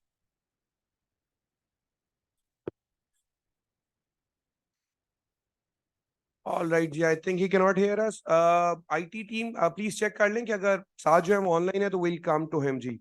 We now go to Fawad Sumro. He is the CEO Anglo Foundation. I think on the same lines, बार तो पहले high है. Let's see आप क्या share करते हैं जी, please go ahead. Thank you, Janab.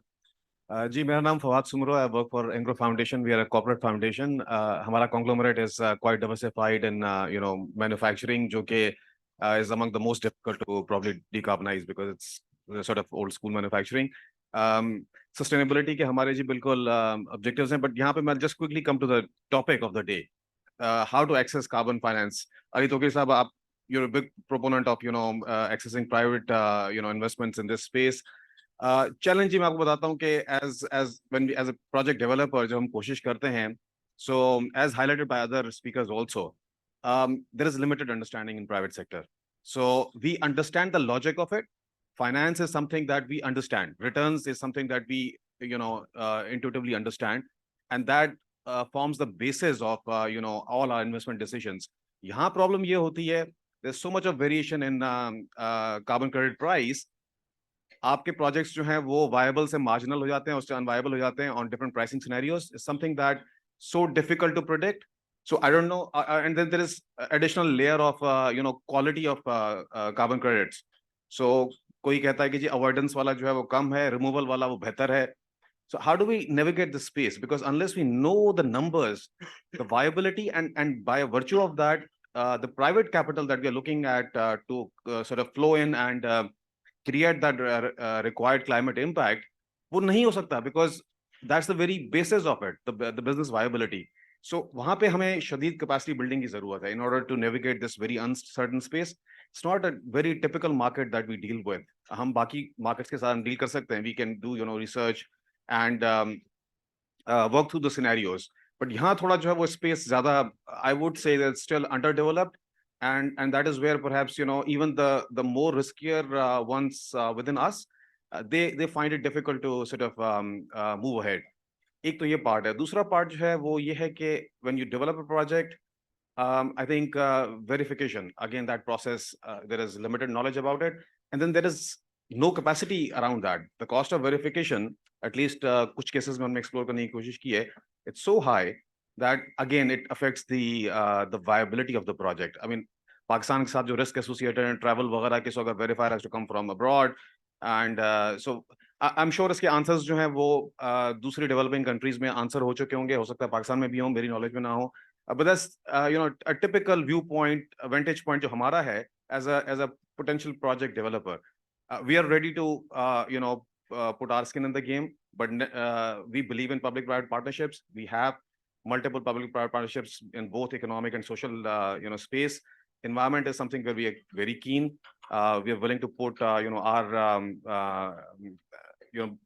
investment into it, looking for co-financing for sure, and would definitely want to sort of move ahead and capitalize on this. Fawad Saab or Bilal Saab, I think NDRMF पे ये जिम्मेदारी in a way आप लोगों ने खुद भी जो है वो voluntarily ले ली है, but helping us go through this journey, I think is the foremost thing for unlocking the private investments in the space. So I'll stop here. Thank you very much.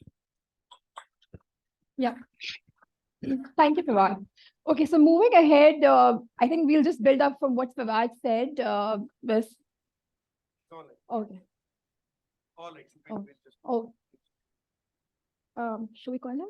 Yeah, okay, Saad, so over to you. So what we want to ask Saad again, I'll just Fawad that he said that there's lack of capacity when it comes to project development, and that puts up more pressure on project preparatory organizations, the facilities or venture capitalists or new business developers who know this market and they bring an international experience there. So perhaps if Saad would like to first tell us that what he's doing, and then he can perhaps further take this forward. So there's a connect between the discussion and we can have something productive. Over to you, Saad. Ji, Assalamu alaikum. Durre and Fawad, if you can confirm if I'm audible and you can hear me okay? Yes, you are. Chale. सबसे पहले Assalamu alaikum and good afternoon everyone, and a big congratulations to Bilal Saab and NDRMF. मेरे ख्याल से इस conversation की और इस platform की बड़ी ज़रूरत थी, because that is one of the key in terms of getting the industry going. Durre, unfortunately your voice broke down in the middle, so I wasn't able to understand your question. But just to understand it clearly, what you wanted me to highlight on is that what Shell is doing specifically within the carbon markets and what are the challenges, if my understanding is correct? Yes, that's correct. And if you can particularly highlight that how venture capitalists or project preparation facilities could help the project developer to develop it, because it's still a niche area in Pakistan. And if there's an international capacity out there, how that could be locally translated, because this is happening all over the world. So, just to hear your thoughts over it. Over to you. बिल्कुल बिल्कुल बहुत शुक्रिया. So I think Fawad साहब ने इस बारे में बात की, and building on like most of the industries और खासतौर पे जो go forward वाली industries हैं उनका जो conundrum है पाकिस्तान में, I think carbon markets की industry भी उसी से face कर रही है कि अगर आज कोई carbon developer या project developer market के अंदर आता है या investor Shell या Engro या कोई भी organization as an investor आती है, they do not have very credible sort of counterparties to work with. Unfortunately, Pakistan में आज भी जो हमारा हेड स्पेस है, हम कंफ्यूज कर देते हैं एक कार्बन प्रोजेक्ट को सीएसआर के साथ. दरख्त अगर हमने लगा दिए तो अनफॉर्चुनेटली बहुत सारे लोग आज भी समझते हैं कि यार कार्बन मार्केट्स का जो है मेरा काम मुकम्मल हो गया है. बट उस दरख्त लगाने के पीछे जो आपको टेक्नोलॉजी चाहिए, जो कैपेबिलिटी चाहिए, जो काउंटर पार्टी चाहिए, कम्युनिटी इंगेजमेंट और कम्युनिटी बेनिफिट शेयरिंग एक बहुत इंपॉर्टेंट एस्पेक्ट है जो यहाँ पे नहीं है. सो अनफॉर्चुनेटली जो हमारी एनजीओज हैं या जो रूरल सपोर्ट प्रोग्राम्स हैं, उन्होंने भी अपने आप को उस तरीके से तैयार नहीं किया. टेक्निकली अगर आप देखें तो फॉरेस्ट्री की एक्सपर्टीज हो गई, जीआईएस की एक्सपर्टीज हो गई, ये अवेलेबल नहीं है लोकली, या एटलीस्ट अवेलेबल हैं तो बहुत ही रेयर और बहुत ही नीश एरियाज के अंदर अवेलेबल हैं. I think Shell is very blessed from that perspective अगर आप देखें. And just to take a minute और सो, 2018 में हमने अपनी ग्लोबल स्ट्रैटेजी लॉन्च की थी जिसका नाम था पावरिंग प्रोग्रेस, जिसके अंदर respecting the nature and nature based solutions, which is essentially working और collaborating with nature to develop or sequester carbon in order to develop or deliver carbon offsets and carbon credits. उस पे हमने focus करना शुरू किया था. Shell is one of the largest investors within the nature-based solutions.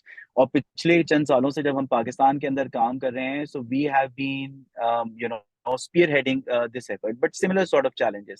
जब government के and के ऊपर क्लैरिटी नहीं होगी कि मेरा फ्रेमवर्क क्या है, मैकेनिज्म क्या है, एनडीसी के अंदर क्या कैलकुलेट होगा, क्या कैलकुलेट नहीं होगा, टैक्सेशन की जो रिजीम है वो अभी तक क्लियर नहीं हो पाई है. So I think that has been a challenge. अगर मैं उसको प्राइवेट सेक्टर में देखूं, बहुत ही आप basically अपनी उंगलियों पे गिन सकते हैं. I remember I've had this conversation multiple times with Fawad Somro offline and on other platforms as well. कि अगर आज आप चाहते हैं कि यार I have $50 million and I'm interested to put up a carbon project in Pakistan, very few people would be able to take a pen and paper and chart out कि यार point A से लेके आपने point Z तक जाना कैसे है. And that is where I think organizations, platforms like NDRMF, the government, academia, industrialists, everyone will need to come together and build that capability. कोई भी काम यहाँ करने के लिए यहाँ पे local expertise होना बहुत जरूरी है. Secondly, I feel and I would very humbly and respectfully disagree with some of the comments made earlier that carbon pricing is an issue. I think Pakistan is still amongst one of the cheapest, most economical markets around the world जहाँ से आप carbon credit deliver कर सकते हैं. अगर आप stats को उठा के देखें तो a single ton of carbon when emitted in the air, it causes $100 worth of economic loss. अगर आप global averages देखें, for instance, in markets like India, in markets like Indonesia, Philippines, यहाँ पे अभी to sequester a ton of carbon, you have to give close to around $24-25 per ton of carbon. Pakistan में the amount is sizably low, which is very encouraging. But authenticity of the carbon credit, the credibility of the development and the sustainability of the program. क्योंकि investor अगर आज अपना पैसा लगाता है, they need to ensure कि on ground execution पे आपके पास इतना muscle हो कि वो year on year her verification cycle के ऊपर आप अपने accreditor को satisfy कर सकें. जो आपने community benefit sharing model बनाया है, उस बेनिफिट शेयरिंग मॉडल के ऊपर आप कंसिस्टेंटली रहें और आप इवॉल्व करें. सो अनफॉर्चुनेटली मेरे ख्याल से that is one of the biggest challenges that I as a carbon developer और a potential project developer continue to face. But I am sure on platforms like these we'll continue to find those answers, and over the next couple of years we can very easily find those answers. If you ask me, and don't hold me to it, I feel that if the academia, private institutes, as well as the government get together for Pakistan to become a net exporter of close to $200 to $3 million worth of carbon credit every year in the next decade, that is a very achievable target. But आपको अपने fundamentals ठीक करने पड़ेंगे, आपको अपनी policy making के ऊपर focus करना पड़ेगा और आपको इस market को खोलना पड़ेगा. बहुत कम private sectors हैं या investors हैं जो कि आज invest करना चाह रहे हैं पाकिस्तान की carbon market में. But हमारा हमेशा से advocacy का जो method है या हमारा जो advocacy का agenda है वो यही रहा है कि इस market को खोला जाए. The more people, the more corporate sector gets in, the better and more competitive the market will be. But I'll just take a pause here and check with you, Durre, if I have been able to answer your questions and if there is any particular area you would like me to focus on. Thank you, Sir. Thanks a lot. Just to keep cognizant of time constraint, we'll just move to the other panelists and particularly just continuing. साथ नहीं क्योंकि निकलना है. हाँ जी. तो सिर्फ साथ just a quick comment on actually. जब आप कहते हैं कि अपॉर्चुनिटी बहुत ज़्यादा है और बहुत सारा फ्रेमवर्क बनने वाला भी है, तो आई थिंक यही वो रोल है जो गवर्नमेंट प्ले कर रही है, जो एनडीआरएमएफ आज अपनी तरफ से not really day one in the segment, लेकिन हम गवर्नमेंट्स पर्सपेक्टिव अगर आप उसको आज कंसिडर भी कर लें तो एक आगे चीज चल रही है. The reason for choosing Karachi to start with this particular session was the fact कि कराची इज द प्लेस के जहां पे गवर्नमेंट ने भी ऑलरेडी कार्बन क्रेडिट्स के ऊपर एक लॉन्ग टर्म जो है वो इन्वेस्टमेंट कर दी है. तो फ्रेमवर्क तो चले बन गया या अभी आ जाएगा जो भी है, लेकिन government is already starting to earn from there. और बाकी जो रेस्ट ऑफ द प्रोविंसेस हैं जी वो भी इसी तरह चल रहे हैं, फेडरल गवर्नमेंट के ऊपर भी है. अगेन फ्रॉम द सेम, जहां इंडस्ट्री बैठी हुई है, यहाँ पे एक्स नंबर ने ऑलरेडी नेट जीरो पे कमिटमेंट कर दी. We will have those discussions in our panels today. तो आई थिंक बहुत बड़ी एक अपॉर्चुनिटी है जी उस लिहाज से. और जब शेल को भी देखते हैं तो उस लिहाज से अपॉर्चुनिटी जो है वो बहुत बड़ी है और एट टाइम्स मार्केट खुद से ड्राइव कर लेती है. जब आप थोड़ा सा लीडरशिप रोल लेके आगे चल रहे होते हैं तो चीजें चल रही होती हैं. I thank you so much जी for joining us. I know you pressed for time और आपने भी कहीं निकलना है, तो अगर आप कोई कमेंट करना चाहेंगे तो ठीक है, otherwise you free to go. आपने निकलना है and we move on to the next panel. साथ एनीथिंग जी यू वांट टू शेयर या वी मूव ऑन? नहीं जी, apologies, I have to step out, but thank you so much once again, and I look forward to being part of the conversation, whatever the next steps are. And thank you to all the panelists, thank you to all the organizers, and good luck with the rest of the day. Thank you so much and we'll be in touch जी. इसके बाद इंशाल्लाह जो है ना वो मुसलसल रब्ता रहेगा सबके साथ ताकि इस एजेंडे को लेके आगे चले. Thank you so much. Sir I think it's time कि हम जरा गवर्नमेंट का पर्सपेक्टिव सुने, थोड़ा सा जाहिर है एक वो चीज आ रही है अभी, प्राइवेट सेक्टर भी कह रहा है कि जी गवर्नमेंट है, तो आप एक अपने रोल में, so we come to mister Khalid Hamid ji, he is the CEO for NICL, और एक मिटिगेटिंग रिस्क की जो बात होती है, जो रिस्क कवरेज होता है और फाइनेंशियल के ऊपर वो सबसे एक बड़ा इंपॉर्टेंट बैकबोन होता है, तो let's say we would like to hear from you जी कि गवर्नमेंट जो है वो इसके अंदर अभी तक क्या कर रही है, and how do you see your role coming up in the sector in the times to come. Ji, what would you say? Assalamualaikum ji, Khalid Hamid. I'm CEO of National Insurance Company, federal owned company. See, our role, see, first of all, NDRMF हमने हमेशा assist किया है, and we are committed for that, and we have been involved in all the steps going forward, and will surely assist in mitigating wherever the mitigation comes. Insurance is part of that, and besides avoidance and other thing, so you can transfer the risk, and we are always there. So government side prospect, I'm not representing a government, right? But since I'm insurance company and we insure public assets, so I can put forward what are the projects which government has already and what are the prospects and the business plans, so that the private industry can also make some contribution to that. So first of all, SIN has been very instrumental in monetizing the carbon by the Delta Blue Carbon Project, okay, for restoration of mangroves, regrowing the mangroves, and this is aimed at restoring 250,000 hectares of mangroves. Is a pioneering step towards the carbon. 27 million tons of carbon dioxide equivalent emission could be reduced over the life cycle of the project, which is huge. The mangroves protection, which is 4 times, mangroves absorb 4 times more carbon than any other forest. So mangrove protection is very necessary, and we have some problems here also. And the other side we want to touch on is the identification of other sectors such as waste to energy, carbon. In this also, the government has been instrumental in establishing waste management companies, especially in Punjab areas and now in Sindh as well. Okay. Solar energy is also is pollution free and causes no greenhouse gases to be emitted after installation. It reduces dependence on the foreign fuel and fossil fuels. Solar energy is renewable, and we know that, and a country like us who has 8 to 10 hours of sunlight, we should utilize this natural resource to convert into solar energy. And for this, we have many projects. In Punjab, especially, we have Qaidazam Solar Park in Bhawarpur. They have 300 megawatt solar power projects, companies assisted by China, and another of 100 megawatt, which is reducing the carbon emission by 1 million ton of carbon dioxide equivalent over 10 years of its project time. Average of 100,000 ton of carbon dioxide emission reduction a year, and 184,000 megawatt electricity. So other upcoming projects for the private industry to know is 100 megawatt solar is also coming in collaboration with Turkey. There's an FDI of $68 million.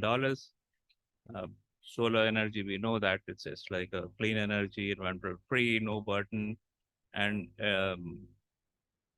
affordable and everything. So other project is waste to energy. This is also potential and coming up again in majorly in Punjab, and also now planning in Sindh as well. The World Bank report says that per capita wastage, per capita waste generation is 0.43 kilograms kg per day, which is 34 million tons per year in Pakistan, and in Punjab only it's 18 million tons in Punjab. So Safe disposal of waste is extremely important. Safe disposal of waste for additional benefits of indigenous power generation. Waste management companies in Lahore, Faisalabad, and other parts of Punjab have been established. The potential, there is a high potential of 150 million waste to energy projects in Punjab. So the company established, the Lahore Waste Management Company is already there established, and they're planning to have this projects.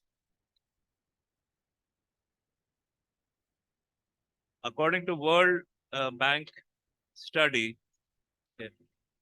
is better? Okay, according to World Bank study, the short term, we have like 10 projects coming up, which was supposed to be this year. And midterm projects, there are 16 projects of solar and wind. And in long term, which is like 2030, there has to be 4 projects. And about the PV panels now, see, the private industry can chip in as for the production of the panels. We are very much dependent on imports. The cumulative solar capacity for the study of 2021, top 5 countries, China is 36%. Then comes 11% USA, Japan 8%, Germany 6.9%, India is 5.8%. And where do we stand? We stand only at 737 megawatt, which is only 0.08%. Okay, so we need to worry about that. We have to increase solar energy productions and waste water also, and waste management also. Manufacturing also, we are mainly dependent on imports from China. We can have this production, whereas India has integrated solar manufacturing cost has gone down from 2011 to 2018 from $1.3 per watt to $0.27 per watt, because they have been producing this and the cost of production has reduced. Whereas we have only 10 to 12 manufacturers in Pakistan who are producing this. So we can, the private industry can have a good opportunity in this. Right, so that's all I think for my side. Yeah. Thank you. Thank you, sir. And quickly wrapping up, just for everybody's knowledge here as well, you know, this is your province, Blue Carbon Project is like very famous.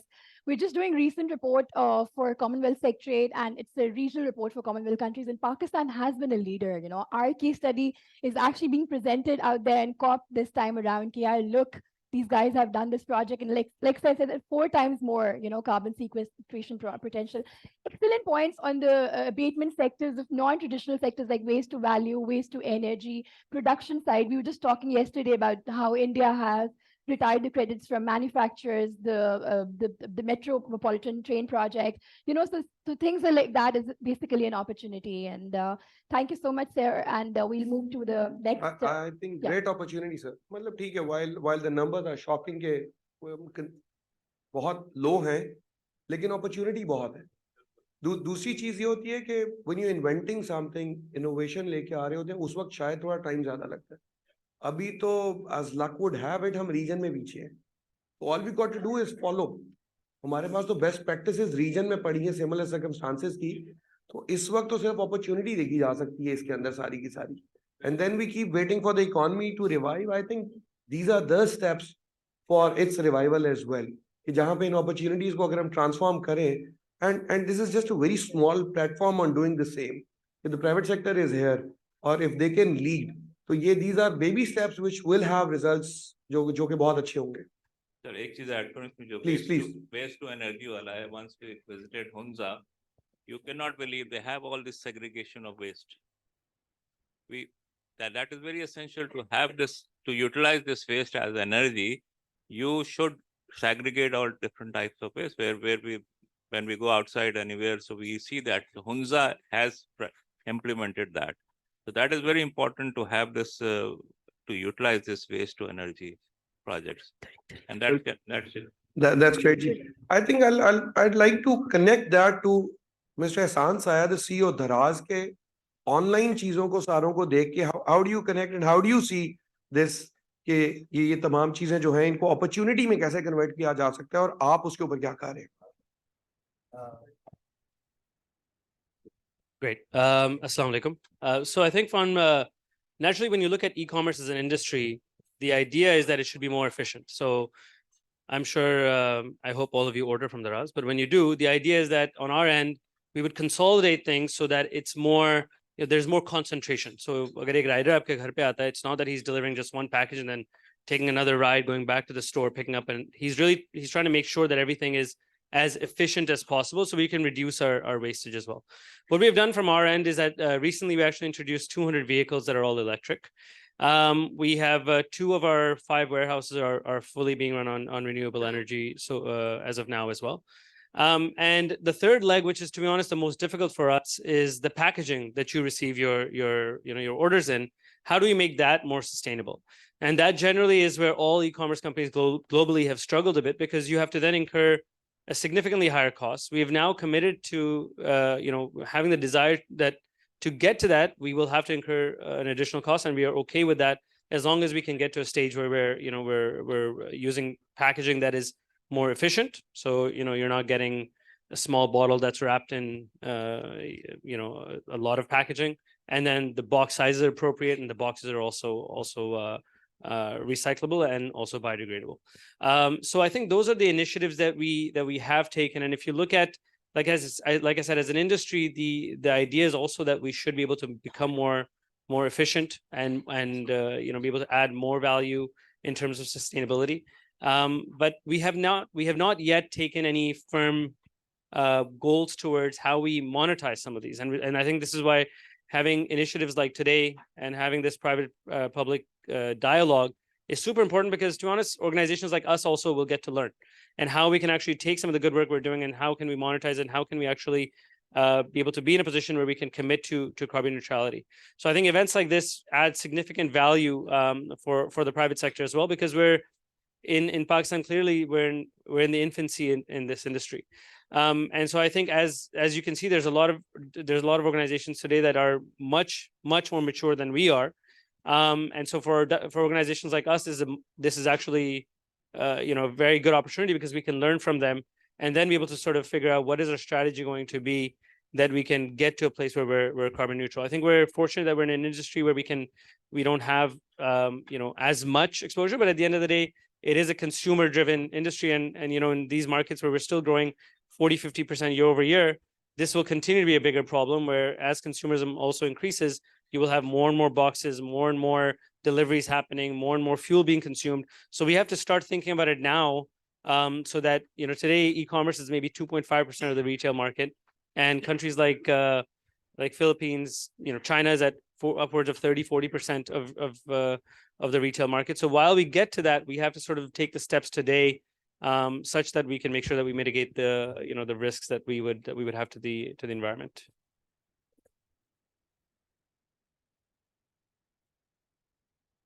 Thank you so much. And definitely when we talk about retailers, market retailers like virtual spaces like the RAS, there are other areas that we map, like scope 3 emissions, and those things have to come forward. And that's where these guys can also participate, and it's an important area. So moving forward with our panelists, we have, it's a virtual space at the end of the day, registries, they operate virtually. ये physical market space नहीं है, जैसे कि कोई लंडा बाजार है, राजा बाजार है, right? So then we have our esteemed panelist, Salman Saab here, who is the CEO of iTechnology. So I would like to ask him about how is this an opportunity and how does he see this to be reshaped? Yes, and definitely there's work that's going on the demo registry on the Singapore model right now with MOCC, but we can find out more with the World Bank colleague that where does that lie, or Fawad can perhaps highlight. But let's just ask our colleague from the ICT and IT sector that how he sees this as a disruption. Over to you, sir. Thank you very much. My name is Salman Hussain. I am CEO and founder of iTechnology, and we are one of the key players in tracking, surveillance, and satellite solution providers in Pakistan. I've been hearing since morning, माशाल्लाह बहुत अच्छी बातें लोगों ने की और some were very very informative, खासकर sir की presentation थी. हम टेक्नोलॉजी सेक्टर में थोड़ा सा खासकर सेट के हवाले से हम we see carbon credits as an opportunity. वजह उसकी ये है कि एक कार्बन क्रेडिट्स की validation is one angle, but on the other hand उसकी क्वालिटी और उसकी क्वालिटी को मेजर करते रहना इट्स अ बिग आस्क. और कंपनीज जो हैं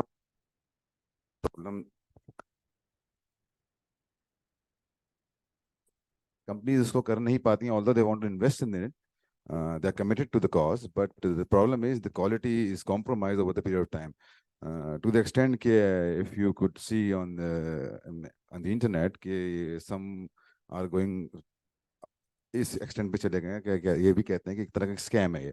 तो now it is important to make sure कि industry और governments को समझें कि ये scam नहीं है, it has a reality और it makes a difference. तो जो satellite imagery है, because it's cheap, ये महंगा नहीं है. जैसे सर ने तस्करा किया कि going to places and then see reforestation and over the period of 10 years and so it becomes impossible. तो हम जिस फील्ड में काम कर रहे हैं हम ये कोशिश कर रहे हैं कि उन सैटेलाइट इमेजरीज को AI से लिंक करें and then can see how things are progressing और नॉट. तो हम we can provide data to whoever was owning the carbon credits or to some centralized agencies जो कि इस चीज को रेगुलेट करना चाहती हैं, कि हम उनको डेटा प्रोवाइड कर सकेंगे कि ऑन गोइंग आगे जाके 10 साल 15 साल 20 साल में किस तरीके से रिफॉरेस्टेशन वगैरह में चेंजेस आ रहे हैं and so on so fourth. तो आई थिंक ये हमारा गोल है एंड आई थिंक ये बहुत ही नीश है और इस पे काम दुनिया भर में हो रहा है मगर निस्बतन इतनी तेजी से नहीं हो रहा है. जो दूसरी बात है मैं कहना चाहूँगा वो ये कि अभी भी इस वक्त दुनिया भर में जो कुछ कंपनीज हैं जो कि रेगुलेट करती हैं इसको और उनके ऊपर आपको ट्रस्ट करना पड़ता है. वियॉन वगैरह है, कोई सेंट्रलाइज सिस्टम नहीं है. कुछ लोगों ने उसको ब्लॉकचेन को प्रपोज किया but people are not buying and these companies are blocking it. तो ये भी एक प्रॉब्लम है. हमको लगता है कि एटलीस्ट कंट्री लेवल पे कोई ना कोई मार्केट प्लेस होनी चाहिए. आई थिंक नबील मेरे बराबर में बैठे हैं अभी, मुझे बता रहे थे ऐसा कुछ काम ये कर रहे हैं. तो आई थिंक अगर इस तरह का मामला हो तो Pakistan will progress in much faster way. Thank you very much. Thank you, Salman. Great points. And like you said, that just building on, I'll actually move towards the Miastro sitting here, Nabil Saab himself, the CEO of,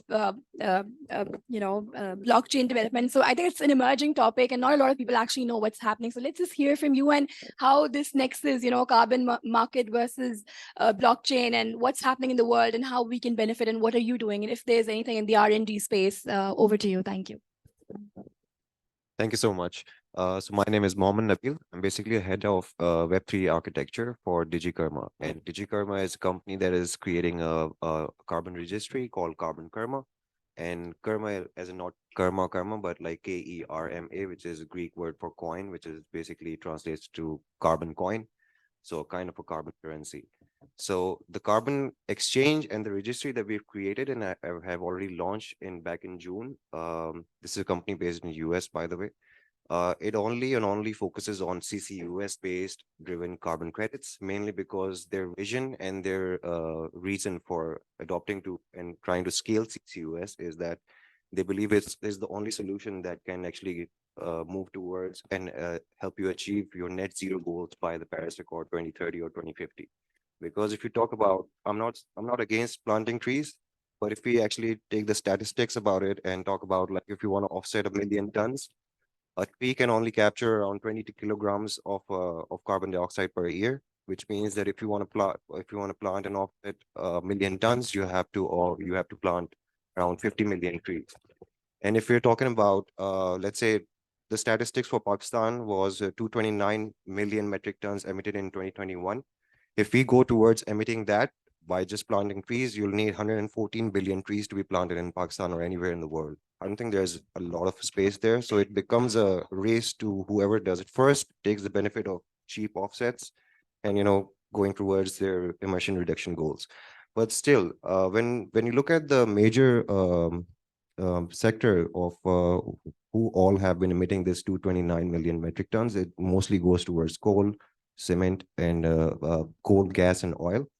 which basically then comes down to our own motive as DigiKarma, that we've been trying to promote and scale CCUS mainly because we believe that this is the only solution towards net zero, because the CCUS technology, it stands for carbon capture, utilization, storage, is a very expensive facility. It's around $1.5 billion worth of a facility to install, but it does bring down your emissions down to 90% reduction approximately.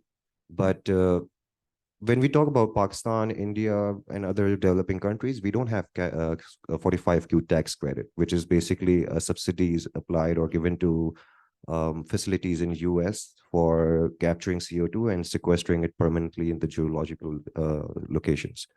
But for Pakistan, it doesn't exist. That none of those subsidies are, and that's why we wanted to monetize CCUS facility sequestration for countries like us, so that there can be a way to actually repay loans or anything that can be sufficed for actually installing such facilities in Pakistan. Our goal for Pakistan has been towards removing and reducing energy poverty.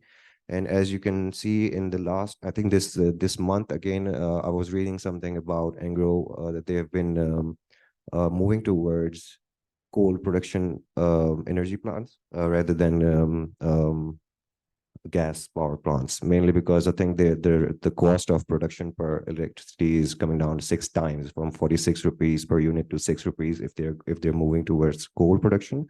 But when you talk about using the coal or exploring third coal, it is already, I think, sanctioned, and has been a lot of problem for Pakistan to actually use that. But if you apply CCUS technology, I think that would be one way to actually monetize it and become a full circle. Now, why blockchain? Blockchain has been a lot of noise in the past few years, but when we talk about institutional adoption around it, I think CCUS and blockchain is a good combination towards a net zero emission goal, mainly because with the tokenization of 1 metric ton, you have the ability to even offset down to a gram, which means down the supply chain of your products, of your services, or whatever you're producing, you can actually bring down the cost and subsidize it to the point that you can actually charge it to the customers and claim it to be a net zero or carbon-free product. When we talk about Carbon Karma as an exchange, it is a very innovative and intuitive platform. Our onboarding process is very stringent. It is a 3-layered security procedure, which basically requires the capturing facility, could be a DAC, direct air capture, or a CCUS facility. If they have to provide us their MRV plan approval numbers, and they have to provide their GHG summary, which they have applied to EPA. So as we receive those documents, we go through an internal verification, which is a 2nd-tier verification, and then we go through a 3rd-tier verification, which is a third-party verification, which could be through Vittel or EERC, which are very dominant in the international market for such verifications in oil and gas industry. I think when we actually get a confirmation that this is the amount of CO2 that has been sequestered in this amount of period, we basically approve their token submission and token acquisition form, which allows them, for example, if they had sequestered 1 million tons last year, they would be allowed tokenization of 1 million CKTs, which is Carbon Karma token, which is equal to 1 metric ton each coin. Now, that basically creates a system and an ecosystem within Carbon Karma that allows these facilities to monetize the CO2 that they have captured and benefit from the carbon offset markets, and also the capex, and basically cover the capex requirements for a CCUS facility. So that has been done already. We've actually created the exchange. It has been launched in June. We've already onboarded a capturer from Michigan, Virginia, and they have actually sequestered 1 million tons and onboarded on and listed on our exchange for sale. It is listed at a price of $50 per ton, and it is considered the highest quality carbon credit in the world right now. When we talk about even in the EU standards, you've been seeing the charts of prices of carbon credits. It shows around 80 to 85 euros per metric ton. That is mainly based for such sequestered carbon credits. But when you talk about trees, forestation, solar avoided emissions like solar panels or wind panels, wind turbines, their prices are considered a little bit lower. Hello? Yeah, sorry. So their prices are considered a little bit lower in terms of $2 to $8 to $17 I think Pakistan has a huge potential in terms of taking benefit from all sources of carbon markets. Whatever can be done should be done. It's not about if we should not be planting trees, if we should not be doing blue hydrogen or blue carbon. We should be doing anything and everything that is possible. But in the longer and the larger scale, you should always be looking into financing and monetizing and making a way possible for CCUS facilities, because the largest emission is the hard to abate emissions from cement industries, fertilizers, oil and gas. And having such an industry or such a carbon exchange or carbon registry available for you on blockchain allows you to trade 24/7, 365 days a week, and take the benefit from the technology and the markets around the world right now. So Pakistan can become borderless and one day actually meet the targets for Paris Accord.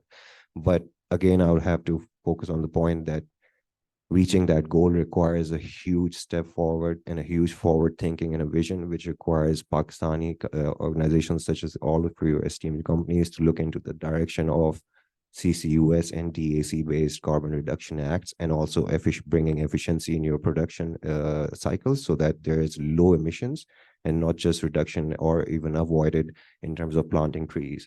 So as I said, again, I'm not against planting trees. We all love trees, but there has to be a realistic solution to all the goals that we are setting. Thank you. Thank you, Nabil. Excellent work. And I did not know this was happening. And like we were talking today morning that, additionality and permanence are things that we look at when developing these projects, and their challenges that, our companies are facing. And CCU is a great example of like for a potential opportunity for high emitting sectors like cement, textile, who can actually cash on this opportunity. There's a decarbonization strategy that's being looked forward by a lot of companies. The net zero goals, the targets are already talking about, and this is an excellent way of investing. And I think it's a great opportunity. Do you want to add something else? Yeah, sure, please. I missed out the one important point, which is the utilization factor of CCUS, which applies mostly to oil and gas, is the EOR procedure for after capturing it, or you can actually use the captured CO2 for enhanced oil recovery, which in Pakistan's term could increase your oil production to 30 to 60% if CO2 is actually used in terms of enhanced oil recovery from the capture process. So it's a full circle in terms of Pakistan. If you look at it, this facility can help you repay the loans for that the facility or capex requirements were for setting up such a facility, and the captured CO2 can be utilized for enhanced oil recovery, which is again a subsidized or a byproduct for you for more profit. Thank you so much, Nabil, for insight. So without further delay, I would just move to our last panelist, unless Awad, do you have anything for? Yeah, so we have Sana Khan sitting with us. She's representing World Bank, and World Bank is doing a lot of work with the regulatory side. But before I would like Sana to sort of add in that what they're doing in this space in terms of their project called Partnership Market Initiative, which we've heard. I would also like to ask you if there are any best practices out there where you're leveraging private sector to provide that sort of technical assistance, because this is the point which actually Fawad also raised, that we do look up to the capacity building, and international development could actually provide that sort of financing to de-risk, because there has to go a lot of initial investment in all project development and do the MRVs and all the sort of standardizations. So just to ask you that if you're doing anything there, and what are you doing currently with PMI? Thank you. Over to you. Thank you so much. Good afternoon, everyone. So I would like to reiterate one thing which has been, discussed by my respective colleagues about CDM and then this Paris Agreement, carbon markets under these two processes, and why it was not successful under Kyoto Protocol. I think one factor behind that was that under Kyoto Protocol, it was just the responsibility of the developed nations that they have to abate the emissions.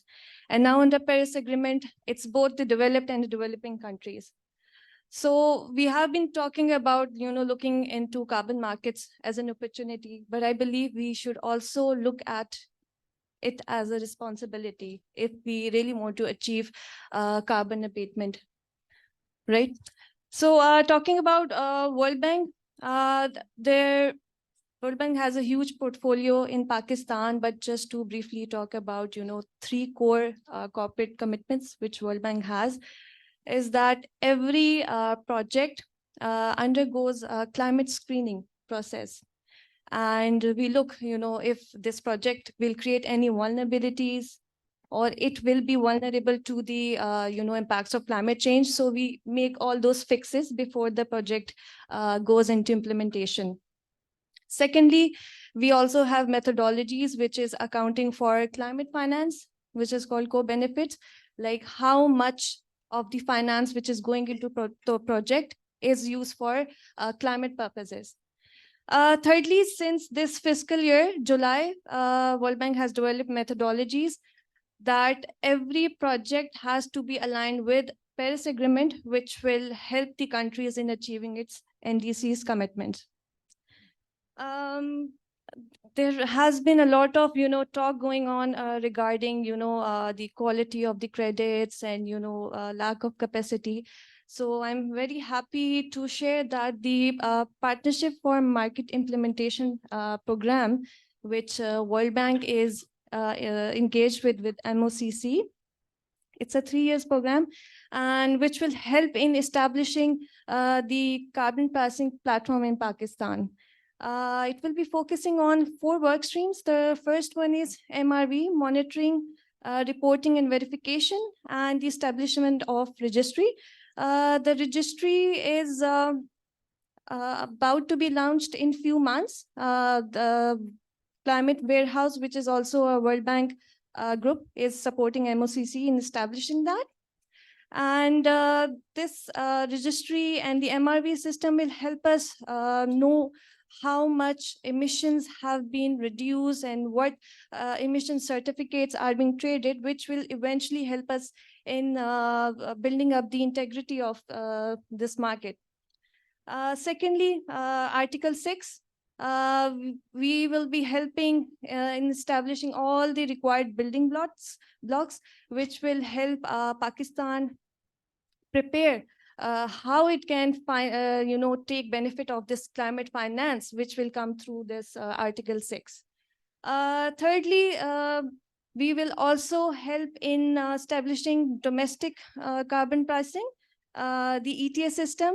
I don't know how many of you have heard about the SIACA study, which was conducted in 2019, which figured out that for Pakistan, as compared to carbon tax, emission trading system is more suitable, because already with this crippling economy, we can't impose more burden on our end users, especially, right?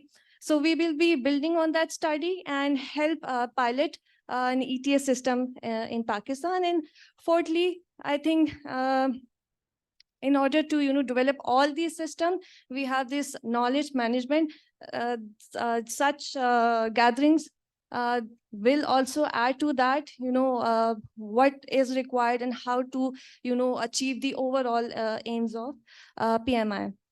And then Sheikh Saab mentioned initially that a voluntary carbon market framework is underway. And such a framework will help our private sector, to know what sectors will come under our regulated markets, what will come under the voluntary markets, and how to know the quality of our credits.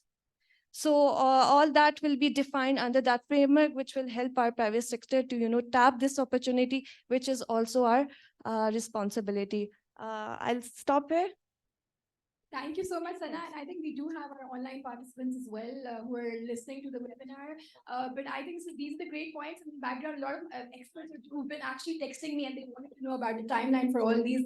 So it's good to know that, we're moving ahead with all these things. With that, I think we will just close the panel. And thank you so much for your participation. We will be having the question and answer after the panel. But I would like to invite to the stage the CEO Bilal Anwar Saab of NDRMF on the other side, left side way, to sort of give the token of appreciation and memento from our side to our panelists who've just come all the way. And also, it's a busy day for them, and they have just spared the time and enticed us with great information. So I think with the, I'll just announce the name and you guys can actually please collect your mementos. Sabse pehle Fawad Bhai, Fawad Sumro, CEO of Engro Foundation. Thank you.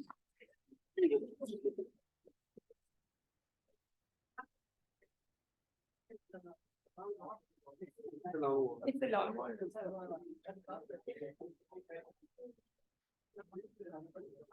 I think we should all, they all deserve a round of applause for great work they're doing and for all the information that they've shared with us. Thank you so much.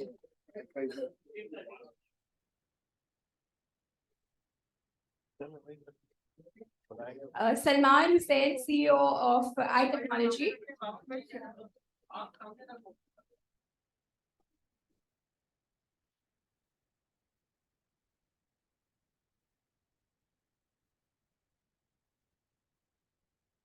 Khalid Hamid, CEO of National Insurance Company Limited. Thank you, sir, for briefing us about what's happening at the provincial level. Great information. Thank you so much.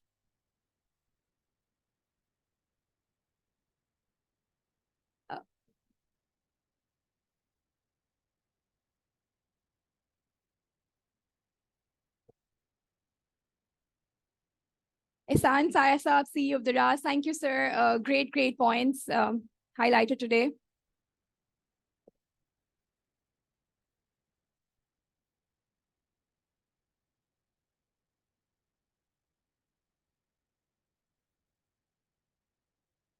Mohammed Nabil Saab, Head of Blockchain Development. Great points, especially for like technical experts who want to know more on the CCU, their fate in Pakistan. Still today, I just thought that it was just in the research and books, but good to hear that these guys are on ground at the forefront in action. Thank you so much, Nabil. Great points there.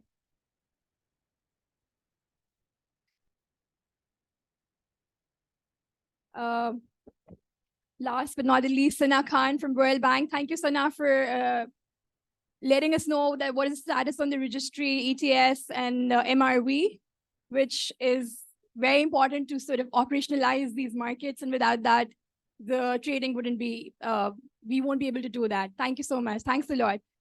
Yes, so we would now request the panelists to just gather for a quick group photo as well. Thank you.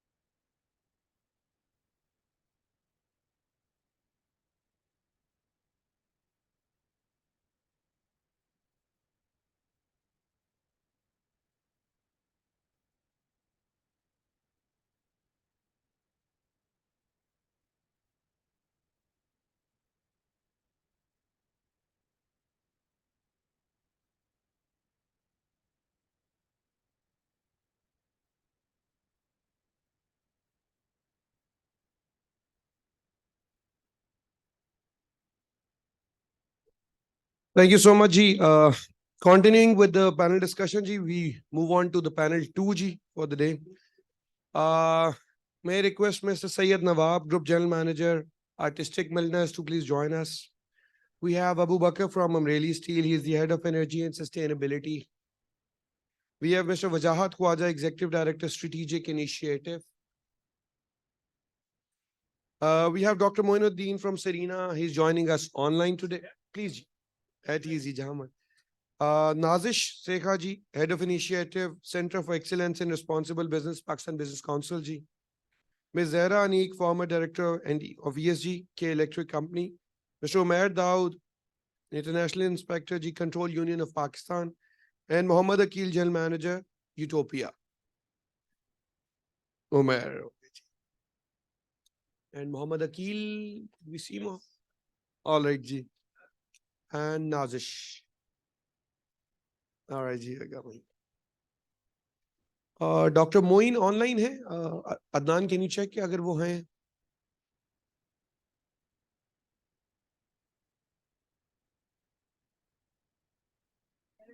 All right. चलें, we just ji doctor Moin, can you hear us जी?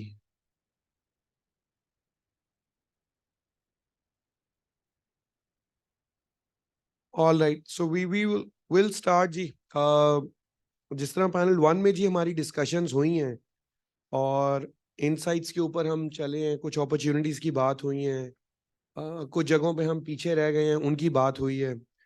तो now we have a different set of industry represent. All right ji. We also have ji Mr. Ibrahim Shamsi. He is the CEO Zona Textile. May we request him to join us? Do we have a chair? We have. Ji, lucky. Thank you. So what NDRMF has tried to do today is ji bring in all industries. तो एक representative जो है वो अपने industry segment से हमने बुलाया है.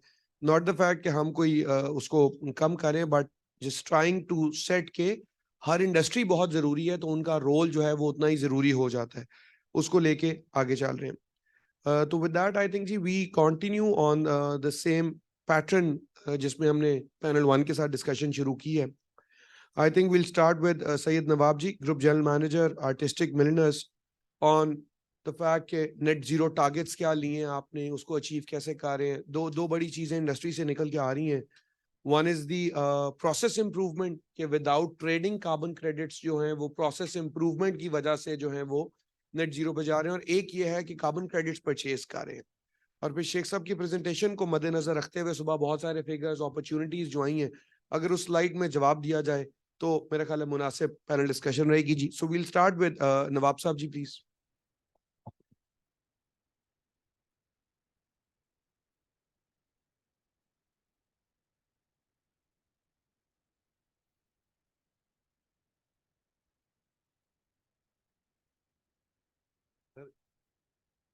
अली भाई इजाजत दे तो मैं बोल देता हूँ, नहीं उनको बोल देता.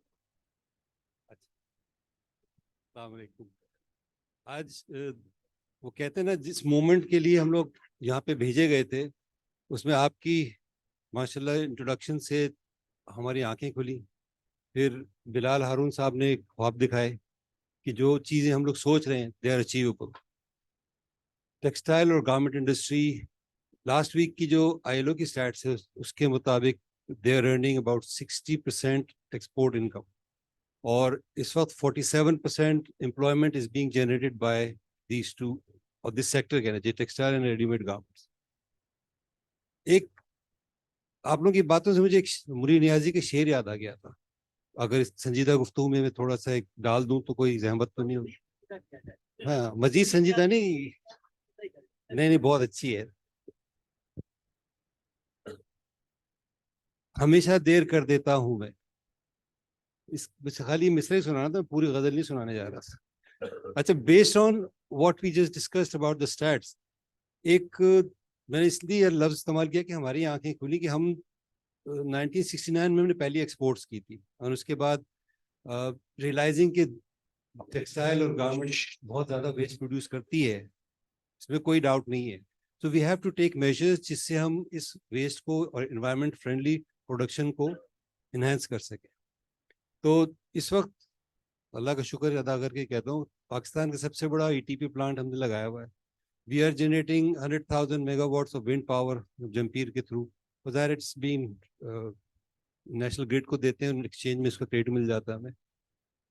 जितनी भी हमारी यूनिट्स हैं रूफ टॉप पे, सब पे सोलर पैनल, सोलर पावर लगी हुई है, and we are produce using 100% solar power for all the lightning, computer systems. AC वगैरह नहीं चल सकते उस पर अनफॉर्चुनेटली. लेकिन इस सारी कंट्रीब्यूशन के बावजूद व्हेन वी रियलाइज कि हमें सिर्फ कार्बन ऑफसेट में हेल्प कर रहे हैं, we are not actually helping out और generating any credits for it.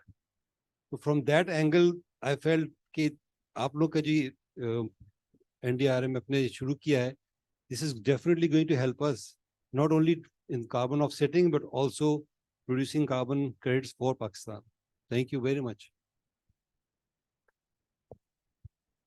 Thank you so much, sir. That's encouraging. और मेरा ख्याल है मार्केट लीडर्स का भी यही काम है कि वो करें और बाकी फिर फॉलो करते रहेंगे। ये मैंने कहा कि अपॉर्चुनिटी बहुत सारी है, एट टाइम मार्केट खुद से ड्राइव करती रहती है, तो जिस तरह आप इनिशिएटिव ले रहे हैं अगर उस तरह आगे चले तो बाकी भी फॉलो करेंगे और शायद आगे निकलने की भी कोशिश करेंगे। मैं रिक्वेस्ट करूंगा अबू बकर को, अमरेली स्टील से हैं, एक डिफरेंट इंडस्ट्री है और एमिशंस का भी नंबर है, तो लेट्स सी के आप लोग क्या कर रहे हैं। जी अस्सलाम वालेकुम। क्लाइमेट चेंज की बात हो रही है तो आई थिंक एक चीज़ हम मिस की है अपने पूरे डिस्कशन में, और वो ये है कि हमें जो हमारी प्रोडक्ट कंजम्पशन का जो लीनियर साइकिल है उसको सर्कुलर साइकिल में तब्दील करना है, कि जिसमें से सबसे कॉमन प्लास्टिक पे तो आप बहुत बात सुनते रहते हैं कि हम we have to move from from the linear cycle of just made it and scrap it to the reuse. So सबसे पहले स्टील के अंदर जो पहला काम है वो ये कि we are doing the recycling, 100% recycling. हम स्क्रैप से स्टील बना रहे हैं। सो उससे एक सबसे बड़ा पहला इम्पैक्ट क्या आ रहा है कि अगर आप वर्ल्ड स्टैटिस्टिक्स में देखें तो one of the biggest sector steel है बिल्कुल कार्बन एमिशंस के अंदर, जो कि अगर आप उसको रूटीन में और से आप स्टील बनाते हैं तो तकरीबन 1.6 ton of carbon dioxide equivalent per ton of steel emit होते हैं।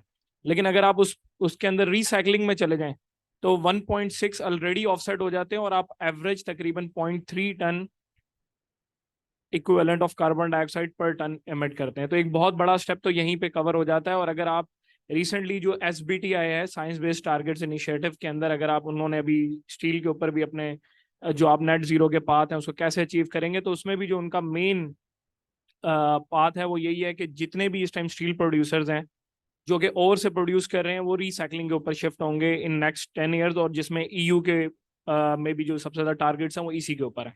तो ये अमरेली स्टील्स का एक पहला जो स्टेप है वो ये कि हम सर्कुलर इकोनॉमी के अंदर बिल्कुल इन इस टाइम और टोटली 100% रिसाइकलिंग कर रहे हैं। सेकेंडली ये कि वाटर कंजम्पशन, तो प्रोसेस के अंदर भी हम लोग जो हमारा प्रोसेस वाटर है वो 100% रिसाइकिल कर रहे हैं। थर्ड, आपके पास ये रह जाता है कि rich energy, obviously electricity we have to use from the grid, तो we have a targets to shift from the grid to the renewables, तो जिसमें से हमने कुछ स्टेप्स लिए हैं और we have set up till date 7 megawatt of solar, जो कि हमारा 4% जिसने कार्बन डाइऑक्साइड इक्विवेलेंट को हमारा ऑफसेट किया है। बट ऑब्वियसली वी नो कि हमारे पास जब हम सोलर की बात करते हैं, सर भी बता रहे थे कि रूफ्स पे इन्होंने लगाए हैं, तो हमारे पास एक लिमिटेड स्पेस होती है। So we need some bigger spaces of sites, जो कि मैं समझता हूँ कि आज सिर्फ कार्बन पॉलिसी या कार्बन मार्केट के बजाय अगर हम ये बात करेंगे एक पूरा इकोसिस्टम डेवलप करना पड़ेगा।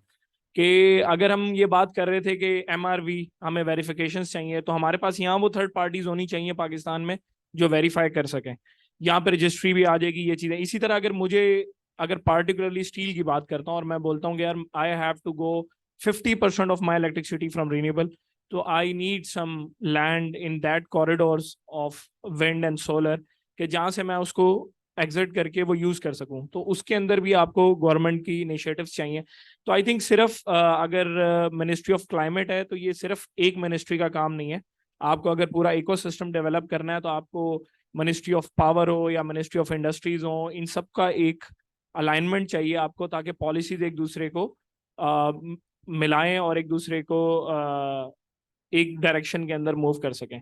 और इसी में एक पॉइंट और ऐड करूंगा कि जो आपके पास इंडस्ट्री को तो नॉलेज हमें देने की बहुत ज़रूरत है, और आज हमने सुबह बहुत कुछ सीखा भी है, तो इसके साथ साथ मेरा ख्याल है कंज्यूमर को भी नॉलेज देने की बहुत ज़रूरत है पाकिस्तान में। मतलब फॉर एग्जांपल अगर आज मैं ये कहना शुरू कर दूं कि मैं ग्रीन स्टील बेच रहा हूं और मैं उसके पीछे एक ह्यूज इन्वेस्टमेंट कर दूं, तो क्या मेरा कस्टमर उसका प्रीमियम देने के लिए रेडी है? I think no, not in Pakistan. और तो इस साइड पे भी हमें काम करने की ज़रूरत है। तो इस तरह के मतलब जो मैं समझता हूँ कि ये पूरे इकोसिस्टम की ज़रूरत है। और एक और पॉइंट जो कि आपके ब्रोशर में डला हुआ था वो भी आज की जनरल डिस्कशन में नहीं आया, ग्रीन वॉशिंग। कि मैं समझता हूँ कि पाकिस्तान में जिस तरीके से और जगहों पे भी बहुत सी चीज़ों को ऐसे पेश किया जाता है जो कि वो रियलिटी नहीं है, तो ग्रीन वॉशिंग का कॉन्सेप्ट भी यही होता है कि आप अपनी प्रोडक्ट को ग्रीन तो बताते हैं बट वो 100% ग्रीन नहीं होती।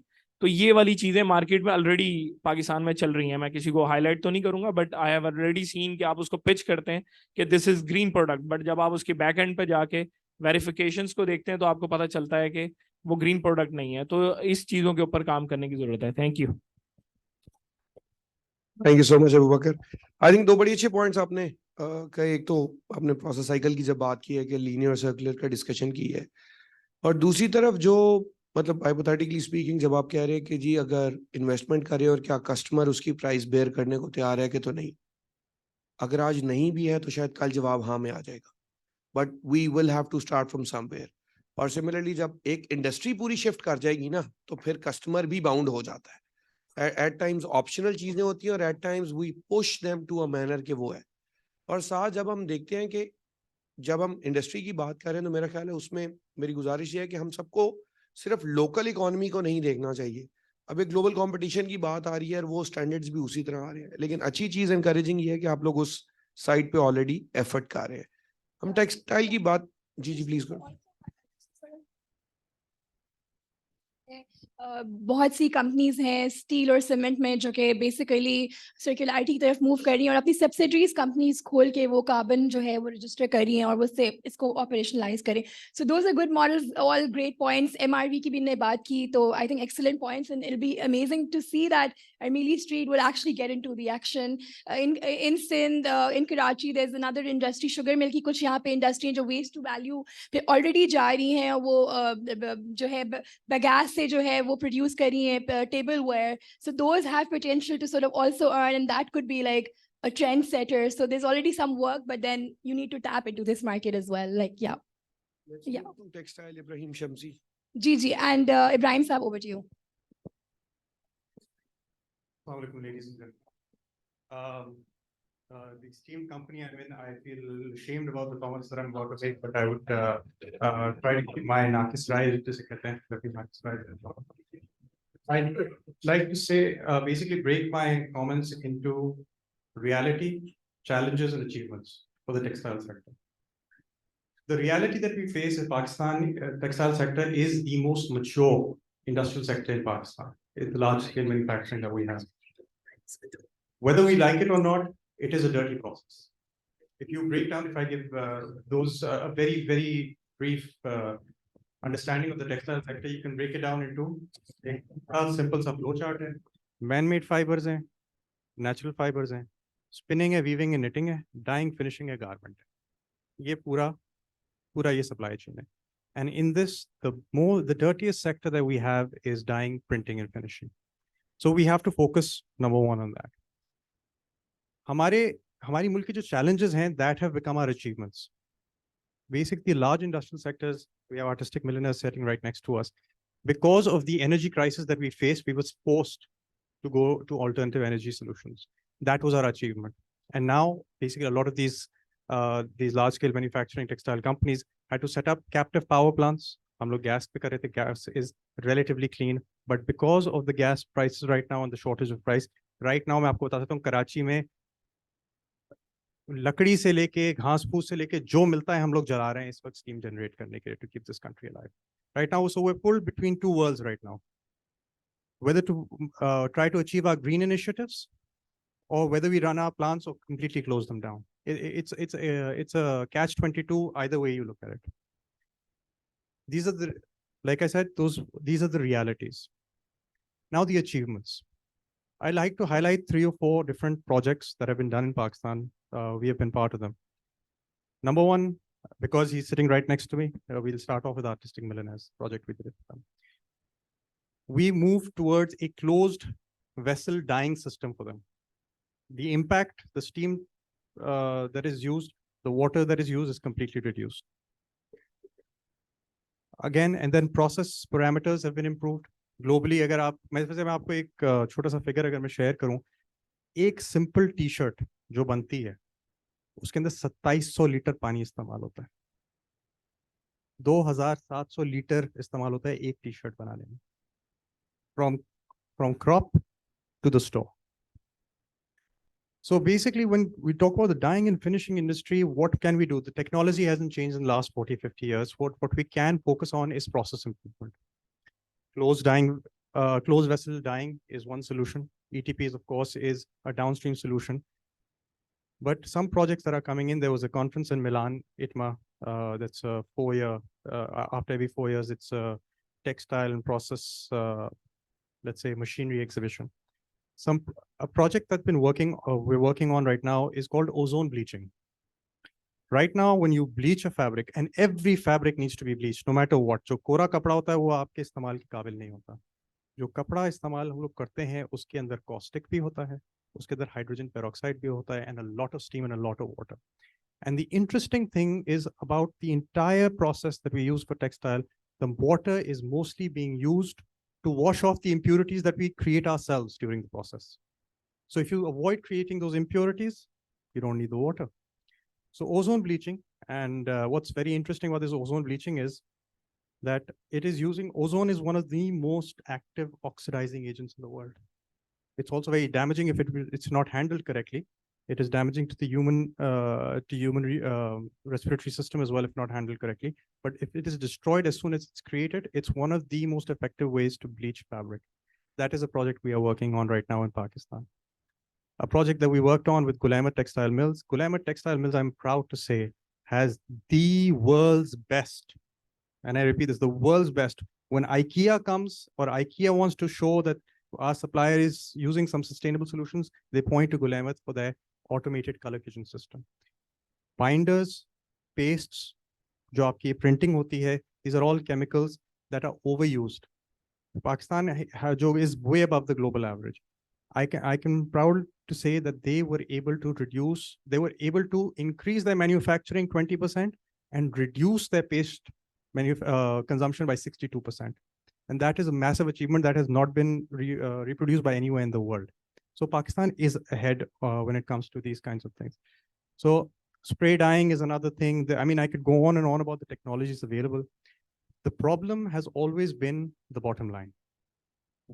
The bottom line has to be that it has to be profitable. A green project for the textile industry has to be profitable. We work on very, very small margins. I don't know, ये दुनिया में किसने कह दिया है कि textile वाले बहुत पैसे बनाते हैं, ये सरासर झूठ है. और हमारा biggest challenge that we're facing, which is connected to NDRMF, is the direct carbon tax that is being imposed, especially by the European Union, on textile products. And couple that with the extension of the GSP Plus that we've just received for 4 years. I hope we follow those 27 conventions that we are supposed to. Europe in the next 4 years is your largest target market. You cannot be competitive or counter the carbon taxes that are being imposed. And so we are again in that, जो मैंने अपनी conversation शुरू की थी, कि we were forced to go to captive power. We were literally forced to go towards clean energy, not because we wanted to be clean. I'll be very honest with you, not because we wanted to be clean, because it made better financial sense. And for us right now, we are in need of funds like NDRMF so that we can finance these kinds of projects which have a direct impact on the carbon value chain. Last but not the least, I would like to thank NDRMF. I mean, this was an eye-opening session for us. And what I was very happy to learn was that there is a carbon credit exchange being hosted in Karachi. Nabil is sitting back there. It was an eye-opener for us. We were always thinking, यार ये तो हमें जाके Europe में ही समझना पड़ेगा, America में जाके कुछ exchange, because what we need, again, I have to repeat, we need a value on the carbon credit that we're talking about. Until unless we can place a value on it, we can have an exchange where we can float it. If we are making investment, we need our returns on it. And until unless that business sense, in that business of being green makes sense, I don't think there will be wide acceptability or wide execution across the board.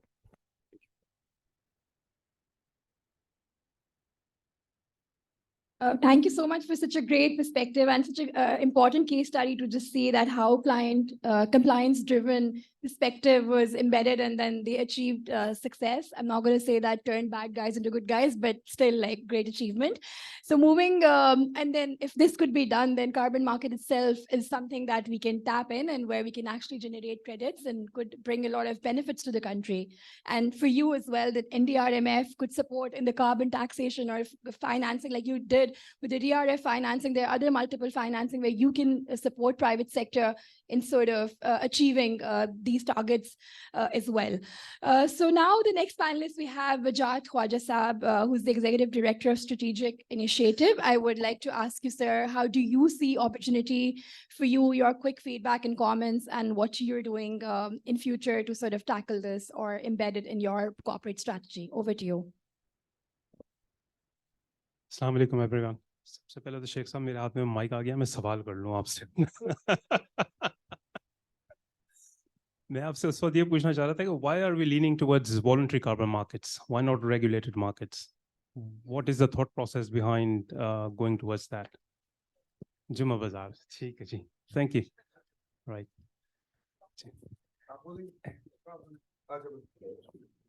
It's it does not guarantee you a sustained increase in carbon pricing globally, right? Because of the systemic problems, some of them I mentioned.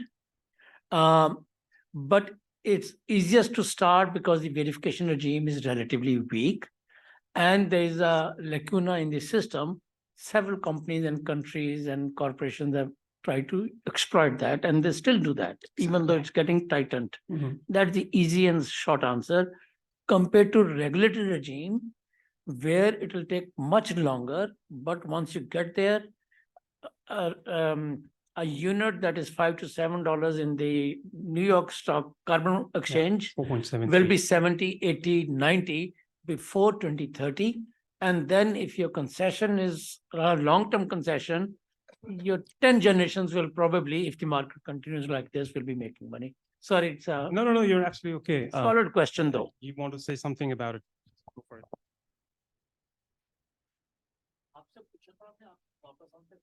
Well, thank you. It's a very interesting question, you see.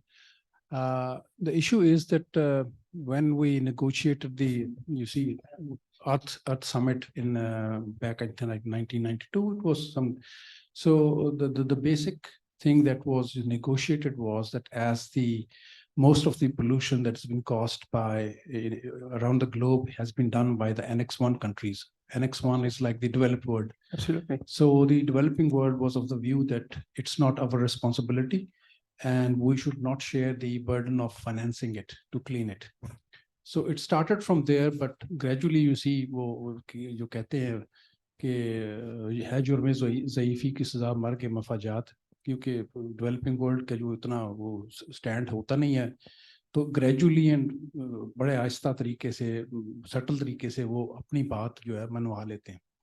तो basically जो Kyoto protocol था उसमें उन्होंने जो 12 countries थे उन्होंने targets अपने लिए सेट किए थे. तो उनकी जो अपने टारगेट्स थे वो रेगुलेटेड मार्केट थी. तो चूंकि ये जो एजेंडा है क्लाइमेट चेंज का और क्लीनिंग द एनवायरनमेंट का, it's both capital intensive and it's technology intensive. तो उस वक्त ये कोई प्रॉब्लम था फाइनेंसिंग करने का, वो अपने किटी में से देना नहीं चाहते थे. तो उन्होंने एक मैकेनिज्म डेवलप किया था कि this is a voluntary carbon market. तो अभी मतलब किसी के साथ जबरदस्ती नहीं करना चाह रहे, लेकिन may be 10 years down the lane ये जबरदस्ती आपके साथ हो जाएगी. Thank you. Possibly. Thank you very much for that insight, Ji. मैं असल में background बताता हूँ why I asked this question actually, because if you read a report, आप लोग मेरी आवाज सुन सकते हैं सबके साथ या इससे कहूँ मैं, there's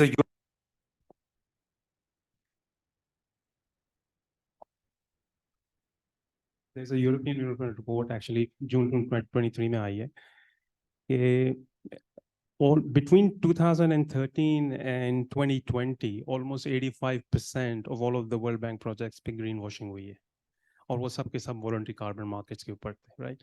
So the term green cowboys was coined for this particular purpose. इसलिए मैं I was interested to know कि why are we going towards voluntary carbon markets? But you have your reasons. But the good thing is obviously we're taking a step. It needs to be done. एक तो मेरे साथ, दूसरा आपने मुझसे पूछा कि as an organization what is Salam Takaful doing?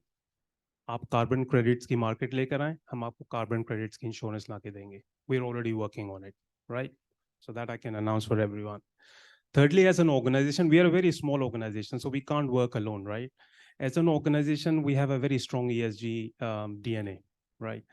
And part of that is our commitment to inclusive finance also. So we are working, in fact, we've already done a couple of pilots with the 4G fertilizer and Syngentas, जो हमने farmers के साथ किया है, so much so कि वो farmers directly हमारे पास आ रहे हैं crop insurance के लिए.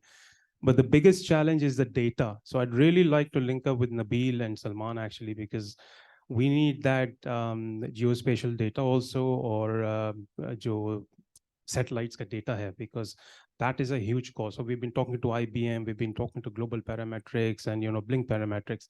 वो data की cost इतनी हो जाती है कि हम जब price करने जाते हैं तो product इतना महंगा हो जाता है farmer के लिए, we can't actually sell it to them basically. So that's something, if we can do something indigenously, then it'd be great actually. So it becomes more viable. Finally, yeah. We are actually linking up with them because we had a meeting yesterday. And finally, one more thing we do actually, it's a very small step. Every day during lunchtime, we switch off all our lights and we switch off our air conditionings also. So that is part of our, but more importantly, as the market endeavors to move towards, carbon credits. मैं personally वैसे carbon credits का fan नहीं हूँ, because it's a license for companies to actually emit more CO2. Because that's what it is effectively. It's a permit for you against. अब उसकी usage जो है वो prevention is better than cure. If you can work on reforesting and if you can work on those things, renewable energy is on the top of the chain actually. If you can work on this, so we saw Artistic and obviously Gul Ahmed actually doing a lot of that, not by choice, but obviously if we can all move into that direction, it'll be awesome. That's my game. Thank you very much. Thank you, sir. Excellent points. And I totally agree that the inventory management and is important for baseline, not just for the forestry sector, which is well established because of certain programs and international donor investment within that areas, but other sectors as well, the non-traditional sectors, because this is what key investors ask when they come to Pakistan, and Fawad would agree to it. So, moving forward, we all know that evidence-based research sort of feeds into the effective policy making and also help the businesses to be more responsive. And I have my colleague Nazis here. She's the head of initiative at Pakistan Business Council. So we'll just hear from her that what they're doing. We've highlighted that, still the whole market is still untapped. There needs to be a capacity around it. Awareness is lacking. So over to you, Nazish, for your thoughts and feedback. Thank you. Thank you, everyone. Can you hear me? I had the Center of Excellence of Responsible Business at the Pakistan Business Council. For those of you who don't know the PBC, it's a business association and research and advocacy platform made up of 100 top companies in Pakistan. And what we do is our mandate is to do evidence-based research and then do advocacy through that to improve the economy of Pakistan. So that's the PBC. The Center of Excellence in Responsible Business has a smaller mandate. So PBC looks at the overall economy. We look at how to improve the business sector's approach and, through, sustainable value creation. And that is obviously, as we've discussed, as the discussion has been on today, it's also looking at non-financial indicators which can become financial indicators as well with the discussion on carbon credits. So carbon emissions reduction and renewable energy, going towards renewable energy, as we've heard today on this panel and the panel before, it's a business case. That's why we see the multiple industries here discussing this. And so what I'd like to speak about today is the need for data and the need for research. And because NDRF is here, and it's basically a way for us to get into the carbon finance market, which everybody else has got on over the last 20-25 years. I'd like to say that my first job, I was an auditor for CDM, and we tried to work with a lot of companies in Pakistan, and this concept of additionality just didn't work out then.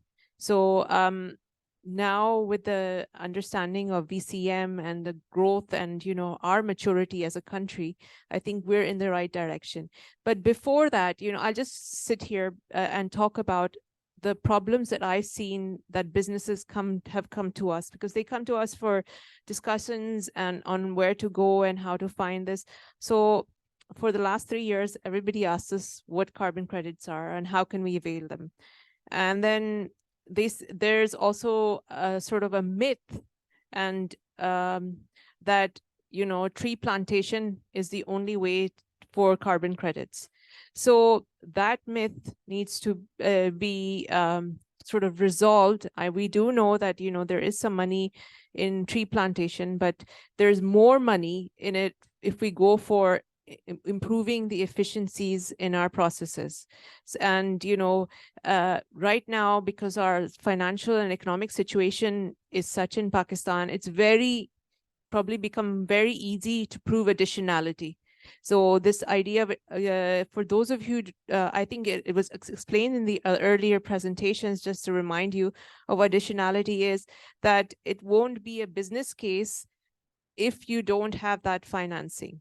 So with this current economic crisis that we have, I think we also have a silver lining as well, which we shouldn't, you know, shouldn't lose out on. So that's what I'd like to say. I think there's other presenters as well. I could go on, but I'll just pass it on.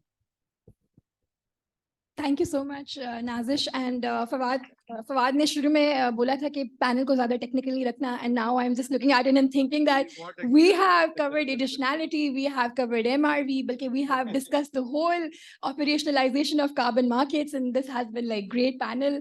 And I think now we'll just move forward with Umair Daud Saab, and I'm also trying to be very specific with sectors कि वो किस तरह role play कर सकते हैं. So when I was doing some research, I know that you as in Control Union are looking at certification and, you know, QA/QC work, and that is the core in the carbon markets. And some of our colleagues highlighted earlier that they're facing issues with credibility and additionality and permanence, and they need a third-party verifiers and all those things. We do have VIARA and gold standards, but when we're having locally operationalized carbon markets, so हमारा एक different system होगा जो कि local landscape को समझ सकेगा in the non-traditional sector. So over to you, your thoughts. Where do you see this as an opportunity, perhaps? Thank you. Thank you very much. First of all, thank you for NDRMF for giving us the opportunity. I am Umair Daud, and I am working for Control Union Pakistan, but looking for the Asia region for sustainability. What we sell in Control Union, we are giving several hundreds of certifications to our clients, and that are not limited to, but few I can name here that is connected to this session. If we can talk about LCA, life cycle assessments, carbon neutral, Hague FEM, facility environmental module, and several.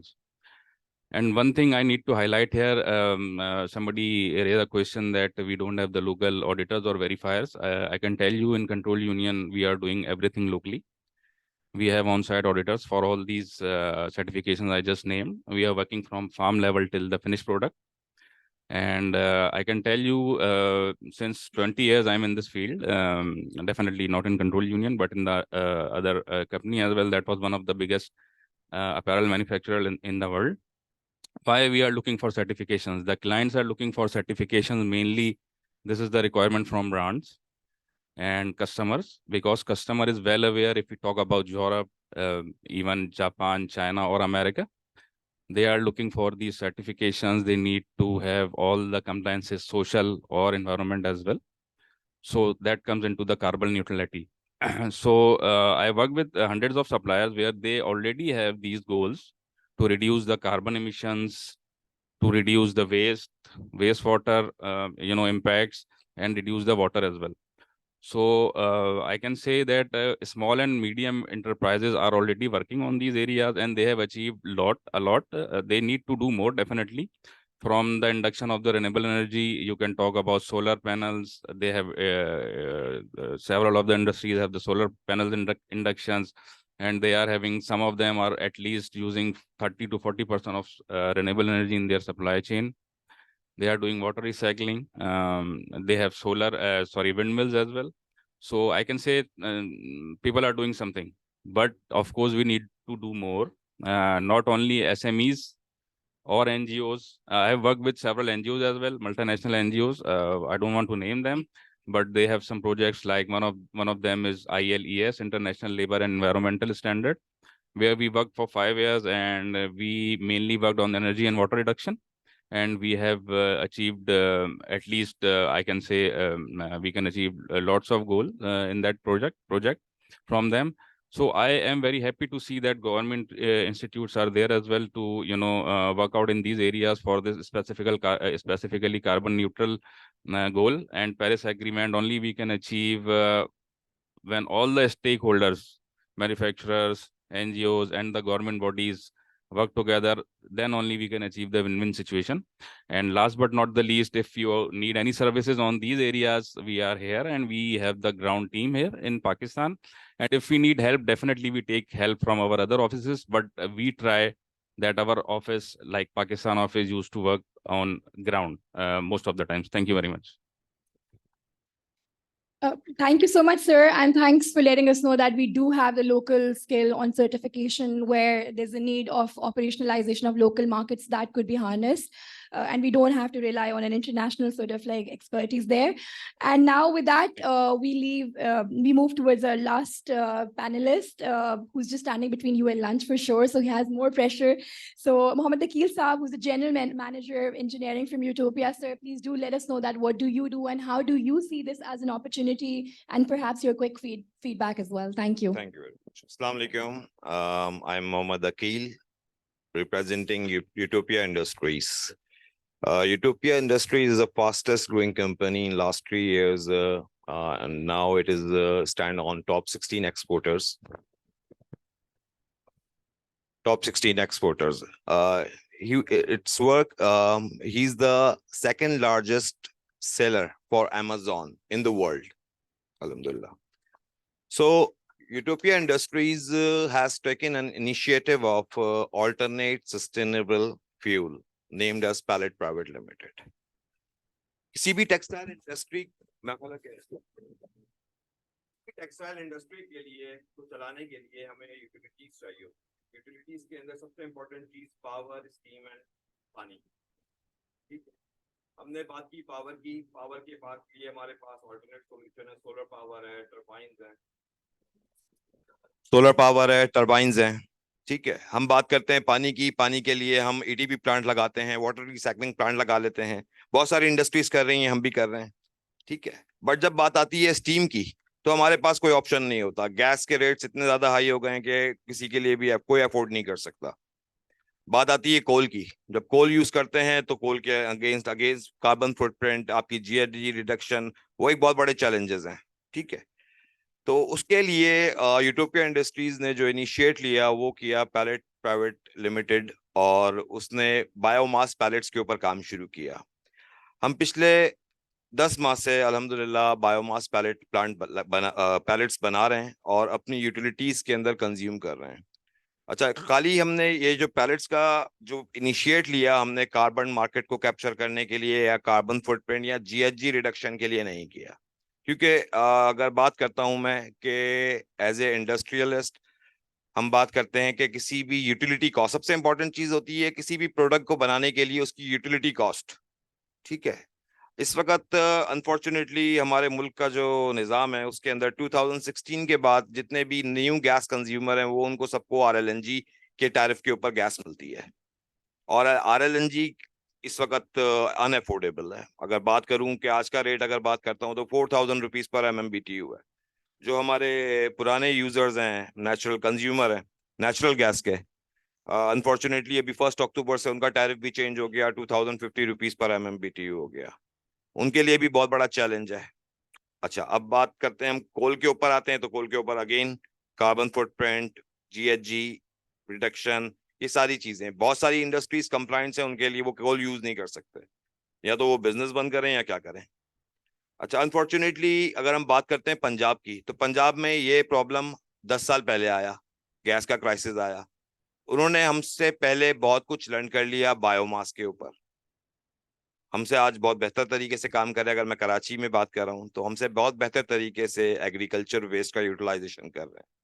हमारे पास problem अभी आना शुरू हुआ है, अभी हम सीख रहे हैं, लर्न कर रहे हैं। ठीक है, और हमारी वो एक्सपर्टीज भी नहीं है जो इस वक्त पंजाब के इंडस्ट्रीज के लोगों की है।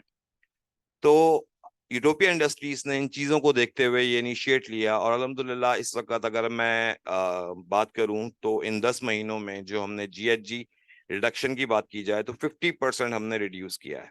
जिसमें हमारे पास हम गैस कंज्यूम करते थे, हम डीजल कंज्यूम करते थे, हम फर्नेस ऑयल कंज्यूम करते थे, हम कोल यूज करते थे। आज हम 50% बायोमास पैलेट्स यूज कर रहे हैं और 50% हम नेचुरल गैस और कोल यूज कर रहे हैं। बट हमारा जो टारगेट है, ये हमने अपने टारगेट खुद सेट किए, क्योंकि हमारे लिए कोई कंप्लाइंस नहीं है, हम अमेजोन के लिए काम कर रहे हैं, हमारे पास कोई ऐसे चैलेंजेस नहीं है।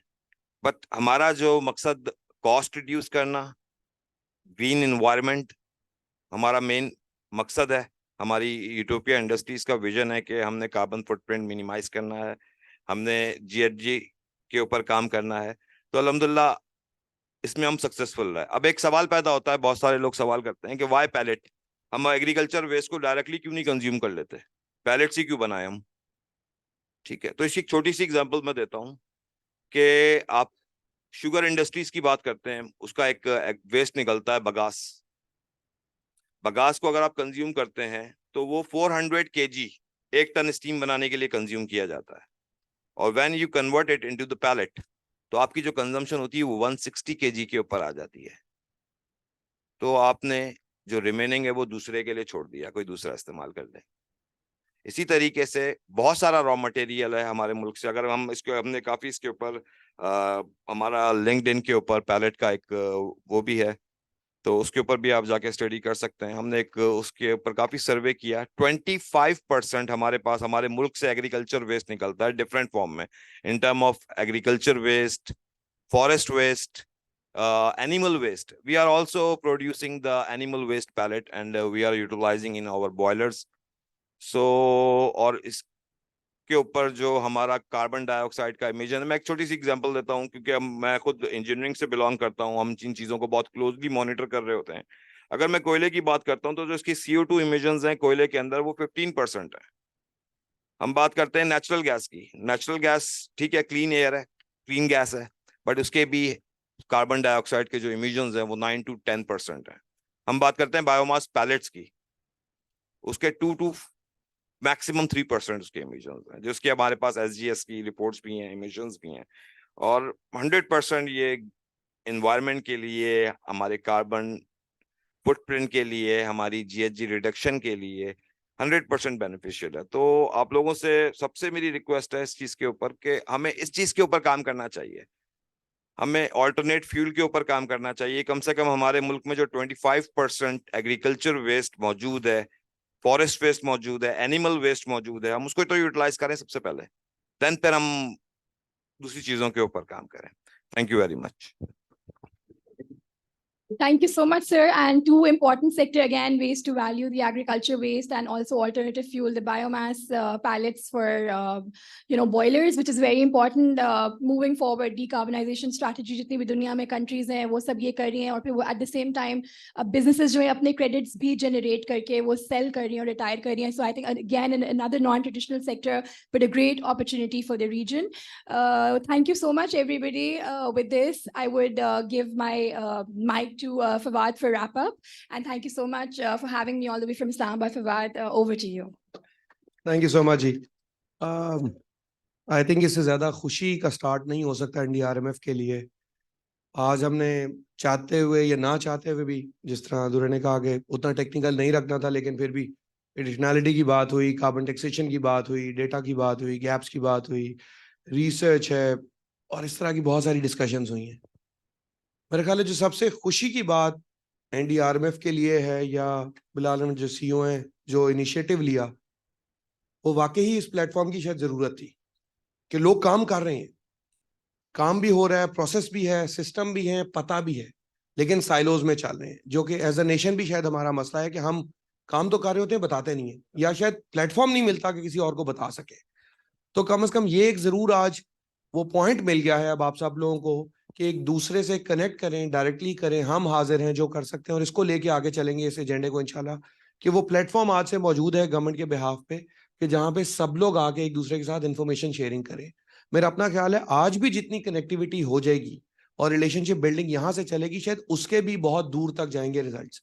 तो उस लिहाज से बहुत शुक्रिया अदा करूंगा जी मैं तमाम पैनलिस्ट का, तमाम लोग जो आए, जिस तरह पैनल वन के साथ था, मेरी गुजारिश सबसे होगी जी कि अगर हम सीईओ को रिक्वेस्ट करेंगे जी एक टोकन जो है वो शील्ड हम सबको दे सकें, और शील्ड्स के लिए अगर मैं रिक्वेस्ट कर दूं जी, उधर ही जी।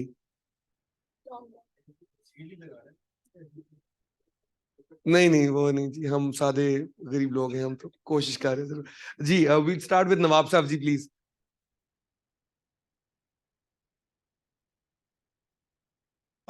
इसके बाद जरूर कर लें जी। असल में थोड़ा सा हॉल ने भी हमें 2 बार कहा, क्योंकि हमारा 1 बजे तक टाइम था तो हम 2 पे पहुंच गए।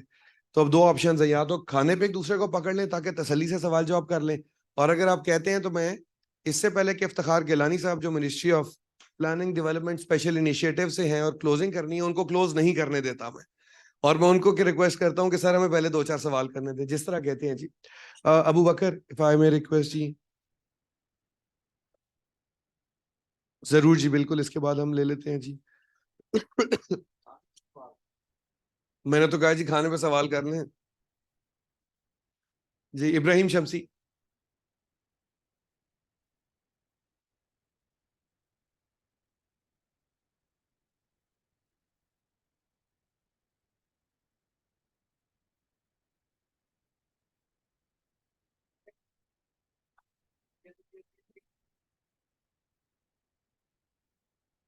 जी वजाहत ख्वाजा साहब सर। नहीं नहीं, खुदा का नाम ले। डॉक्टर मोइन हमारे साथ ऑनलाइन थे, लेकिन he had to run into another meeting ji. Thank you कि आप आए और बस ओवररन कर गए।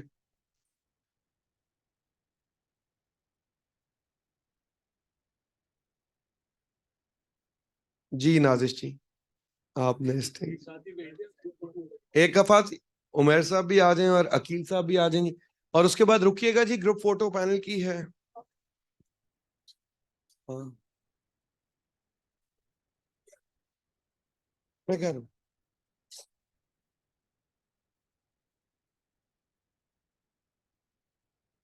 आओ जी।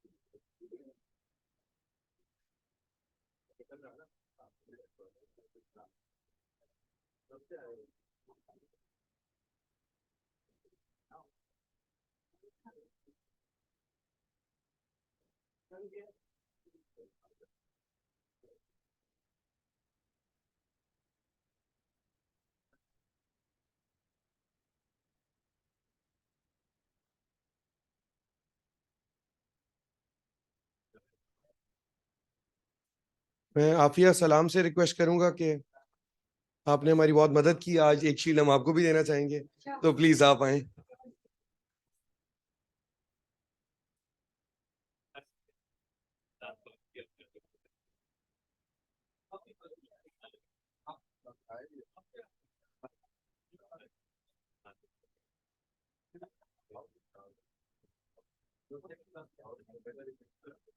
एज अ मॉडरेटर मेरा ख्याल है दुरे पे भी बहुत बनती है, तो दुरे को मैं रिक्वेस्ट करूंगा कि प्लीज आए जी, एक वो ले लें। Thank you. और पैनल सारा अगर इकट्ठा हो जाए तो जी will have a group photo जी।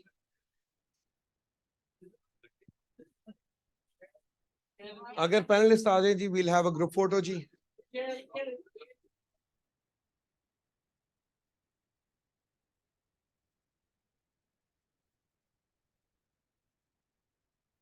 खड़े हो जाए जी। पैनलिस्ट तमाम अगर आ जाए 1 minute please. Durre, Afia, can we also have you in the panel में, आप आ जाए। Adish we waiting for you जी, आ जाए। कोई और, we have the complete panel जी।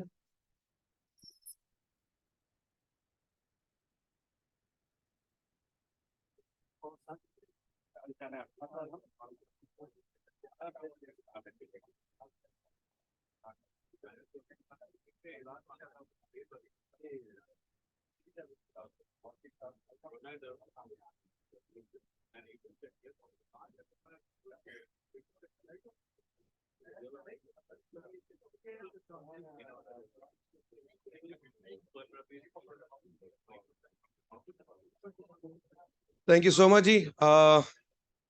मैं रिक्वेस्ट करूंगा इफ्तिखार गिलानी साहब को, और ये भी बता दूं कि ये वाकई आखिरी आदमी है, जब ये हटेंगे तो हम खाना खा लेंगे सारे। गिलानी साहब अगर ऊपर आ जाए, ऊपर आ जाए।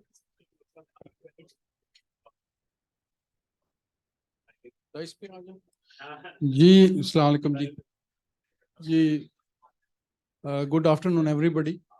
अच्छा, मैं आपका ज़्यादा टाइम नहीं लूँगा, probably I think we have overshot our time. बहुत सी बातें थी मैं करना चाह रहा था।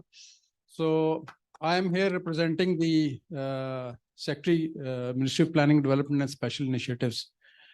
अच्छा, जो टेक्निकलिटीज़ हैं, एक तो पहले मैं बिलाल अनवर साहब का बहुत शुक्रिया अदा करना चाहता हूँ कि उन्होंने इस इम्पोर्टेंट एस्पेक्ट पे एक ये प्रोग्राम रखा। फिर मैं जितने आपके हमारे जो टेक्निकल स्पीकर्स थे उनका भी शुक्रिया अदा करना चाहता हूँ, और हमारे पैनलिस्ट हैं वो उनका भी, और जो पार्टिसिपेंट्स थे हमारे प्राइवेट सेक्टर के उनका भी शुक्रिया अदा करना चाहता हूँ। बल्कि मुझे एक बड़ी खुशी हुई है कि मैंने जो मेरा कॉन्सेप्ट था कि प्रोबेबली प्राइवेट सेक्टर में इन चीज़ों का इतना इदराक नहीं है, लेकिन जब मैंने आपकी बातें सुनी और जिस तरीके से आपने इंटरेस्ट लिया, तो मुझे ये बड़ी खुशी है कि हमारा private sector is at a very higher sense of consciousness तो इन इश्यूज पे। तो that's augurs very well with the future to come. अच्छा, इसमें मैं टेक्निकल चीज़ों पे मैं जाना नहीं चाहूँगा, मैं दो तीन सिर्फ बड़ी जो कहते हैं ना स्ट्रेटेजिक इश्यूज, वो मैं पॉइंट आउट करना चाहता हूँ। एक मैं ये कहना चाहता हूँ कि अपने शुरू में वो मैडम माफिया ने बात की थी थ्रेट परसेप्शन की, तो उसमें मैं जो चूँकि मैं खुद भी इन्वॉल्व रहा हूँ इन नेगोशिएशंस में, पेरिस एग्रीमेंट की जो नेगोशिएटिंग टीम थी उसका मैं मेंबर था। तो इशू इस तरह के ये जो हमारा जो क्लाइमेट का इशू है, ये बेसिकली एक एग्जिस्टेंशियल थ्रेट है। और चूंकि हमने पेरिस में हमने एग्री किया था कि जो ग्लोबल एवरेज क्लाइमेट का इंक्रीज है उसको हम लिमिट करेंगे 1.5 डिग्री सेंटीग्रेड से, लेकिन लगता नहीं है कि हम अचीव कर सके हैं, तो उसको ओवरशूट डेफिनेटली कर जाएंगे। और अनलेस एंड अनटिल कोई बहुत ही आला किस्म की टेक्नोलॉजी, कोई जियो इंजीनियरिंग या फ्यूजन टेक्नोलॉजी कोई डेवलप नहीं हो जाती, या कोई और कोई तरीका ऐसा जो हम एटॉमिक जो एनर्जी है उसको ऐसे तरीके से टैप कर सकें जो एनवायरमेंटली बिल्कुल सेफ और ह्यूमैनिटी के लिए सेफ हो, तो प्रोबेबली हम इस कॉन्ड्रम से निकल नहीं सकते। तो उसकी वजह से ये जो क्योंकि थ्रेट ग्रेजुअली इंक्रीज हो रहा है, तो हमारा जो गोल पोस्ट हैं वो भी चेंज हो रहे हैं। अभी आज हमने वॉलंटरी मार्केट्स की बात की है, तो मेरा ख्याल है कि अगर ये थ्रेट बढ़ता गया तो ये वॉलंटरी मार्केट कंप्लायंस में चेंज हो जाएगी, ये वॉलंटरी नहीं रहेगी। तो जनरली मैं जो बात कहना चाह रहा था कि चूँकि हमारी गवर्नमेंट का भी बेसिक इंटरेस्ट यही है, क्योंकि जो नेशन स्टेट का आइडिया था वो भी अब इवॉल्व कर गया। जो नेशन स्टेट्स किसी ज़माने में थी वो अब नहीं है, ये बेसिकली इट्स इंटरनेशनल कम्युनिटी। अभी देख लें कि सिर्फ एनवायरनमेंट में तकरीबन 40 के करीब इंटरनेशनल एग्रीमेंट्स हैं जिन पे पाकिस्तान साइनेटरी है। तो जब आप एक इंटरनेशनल एग्रीमेंट साइन कर देते हैं तो आप you lose your sovereignty to make laws on that issue. वो लॉज पर इंटरनेशनल कम्युनिटी आपके लिए बनाती है, आपने उस पर अमल करना होता है, चाहे आपको पसंद हो या ना हो, you have to go by those rules. इसकी छोटी सी मिसाल मैं आपको रिसेंटली से दे देता हूँ। आपका जो GSP प्लस है, जो आप वो हमारा प्राइवेट सेक्टर ही जनरली टेक्सटाइल वगैरह यूज़ करता है for exporting their products to the European Union, उसमें जो कंप्लायंस के लिए सिर्फ जो 8 एग्रीमेंट्स हैं वो सिर्फ एनवायरनमेंट के, वो उनकी कंप्लायंस देखते हैं तो वो हमारा अगला जो स्टेटस है अगले पीरियड के लिए वो उसको ओके करते हैं।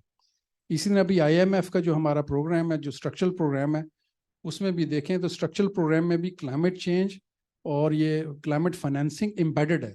वो हम नहीं करेंगे तो यू नॉट वो भी स्टॉल हो जाएगा।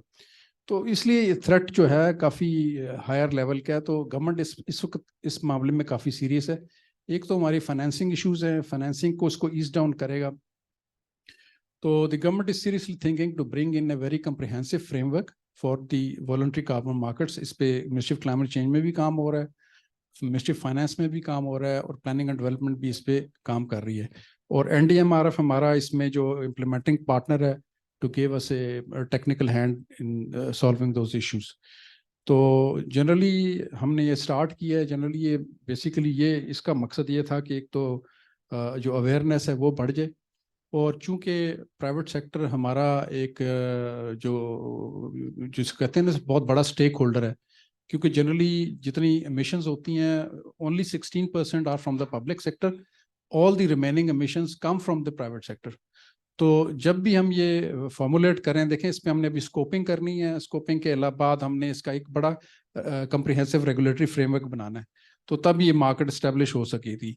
तो चूंकि you are all our stakeholders, तो हम चाहते ये है कि हम ये जो कुछ फ्रेमवर्क बनाएं आपकी मुशावरत से बनाएं, आपकी मर्जी से बनाएं, ताकि जब इसको इम्प्लीमेंट करना हो तो आप ये ना कहें कि जी हमारे से पूछा नहीं गया तो हम तो तैयार नहीं है इसको इम्प्लीमेंट करने के लिए। क्योंकि इम्प्लीमेंट ये हमने हर सूरत करना है, क्योंकि ये हमारी अपनी मर्जी नहीं है कि इंटरनेशनल कम्युनिटी की मर्जी है, और मेरा ख्याल है उन्हीं की मर्जी चलेगी। तो we will want all of you to be on board with us on this issue, and that's it. There are many other things I would like to say, but I think it's due to paucity of time. बहुत से ऐसे comments आए थे जिस पे मैं बात करना चाह रहा था, लेकिन thank you again all of you. Thank you. Thank you very much. Thank you everyone. And I mean, just 3 words to conclude. I'm jubilant, I'm overjoyed, I'm happy. I think this is a great amount of confidence you people have expressed and shown to NDRMF. So thank you for that. We have an obligation now. We have to take it forward. But I think NDRMF team deserves a round of applause. So there's Shaista, Fawad, Kundi, Rima, Sunita, Adnan, and there are many more who are sitting in Islamabad and they are helping. And Sheikh Saab, a very special thank you. The Sheikh Saab is going to be carrying the very positive message. I'm putting a little bit burden on him, and basically outpour it to the board as well, because the board is actually our support. And the only reason we're doing this is yes, I mean, it's our passion, but the other reason is the board actually directed us to do that. So thank you very much. Please enjoy the lunch and stay behind for the lunch. We'll carry on this discussion. Asal faisle to wo khane pe hote hain na. And one more last point. Please come back. Don't rush. Don't rush. So in a true spirit of NDRMF way of doing things, Uma ne subah baat ki thi ke there are carbon assets here in the pipeline, CDM assets in the pipeline, the carbon credits, and those are eligible for transition to Article 6. Here is an email, CDM to Article 6 at ndrmf.pk. Just send us an email and we'll hold your hand and we will actually work with you in transition so that your carbon assets in the CDM, they don't go down to the drainage, but they are actually converted into the Article 6 credits. And in return, जब भी हम कराची आए हमें coffee पिलाया कीजिए. Thank you very much.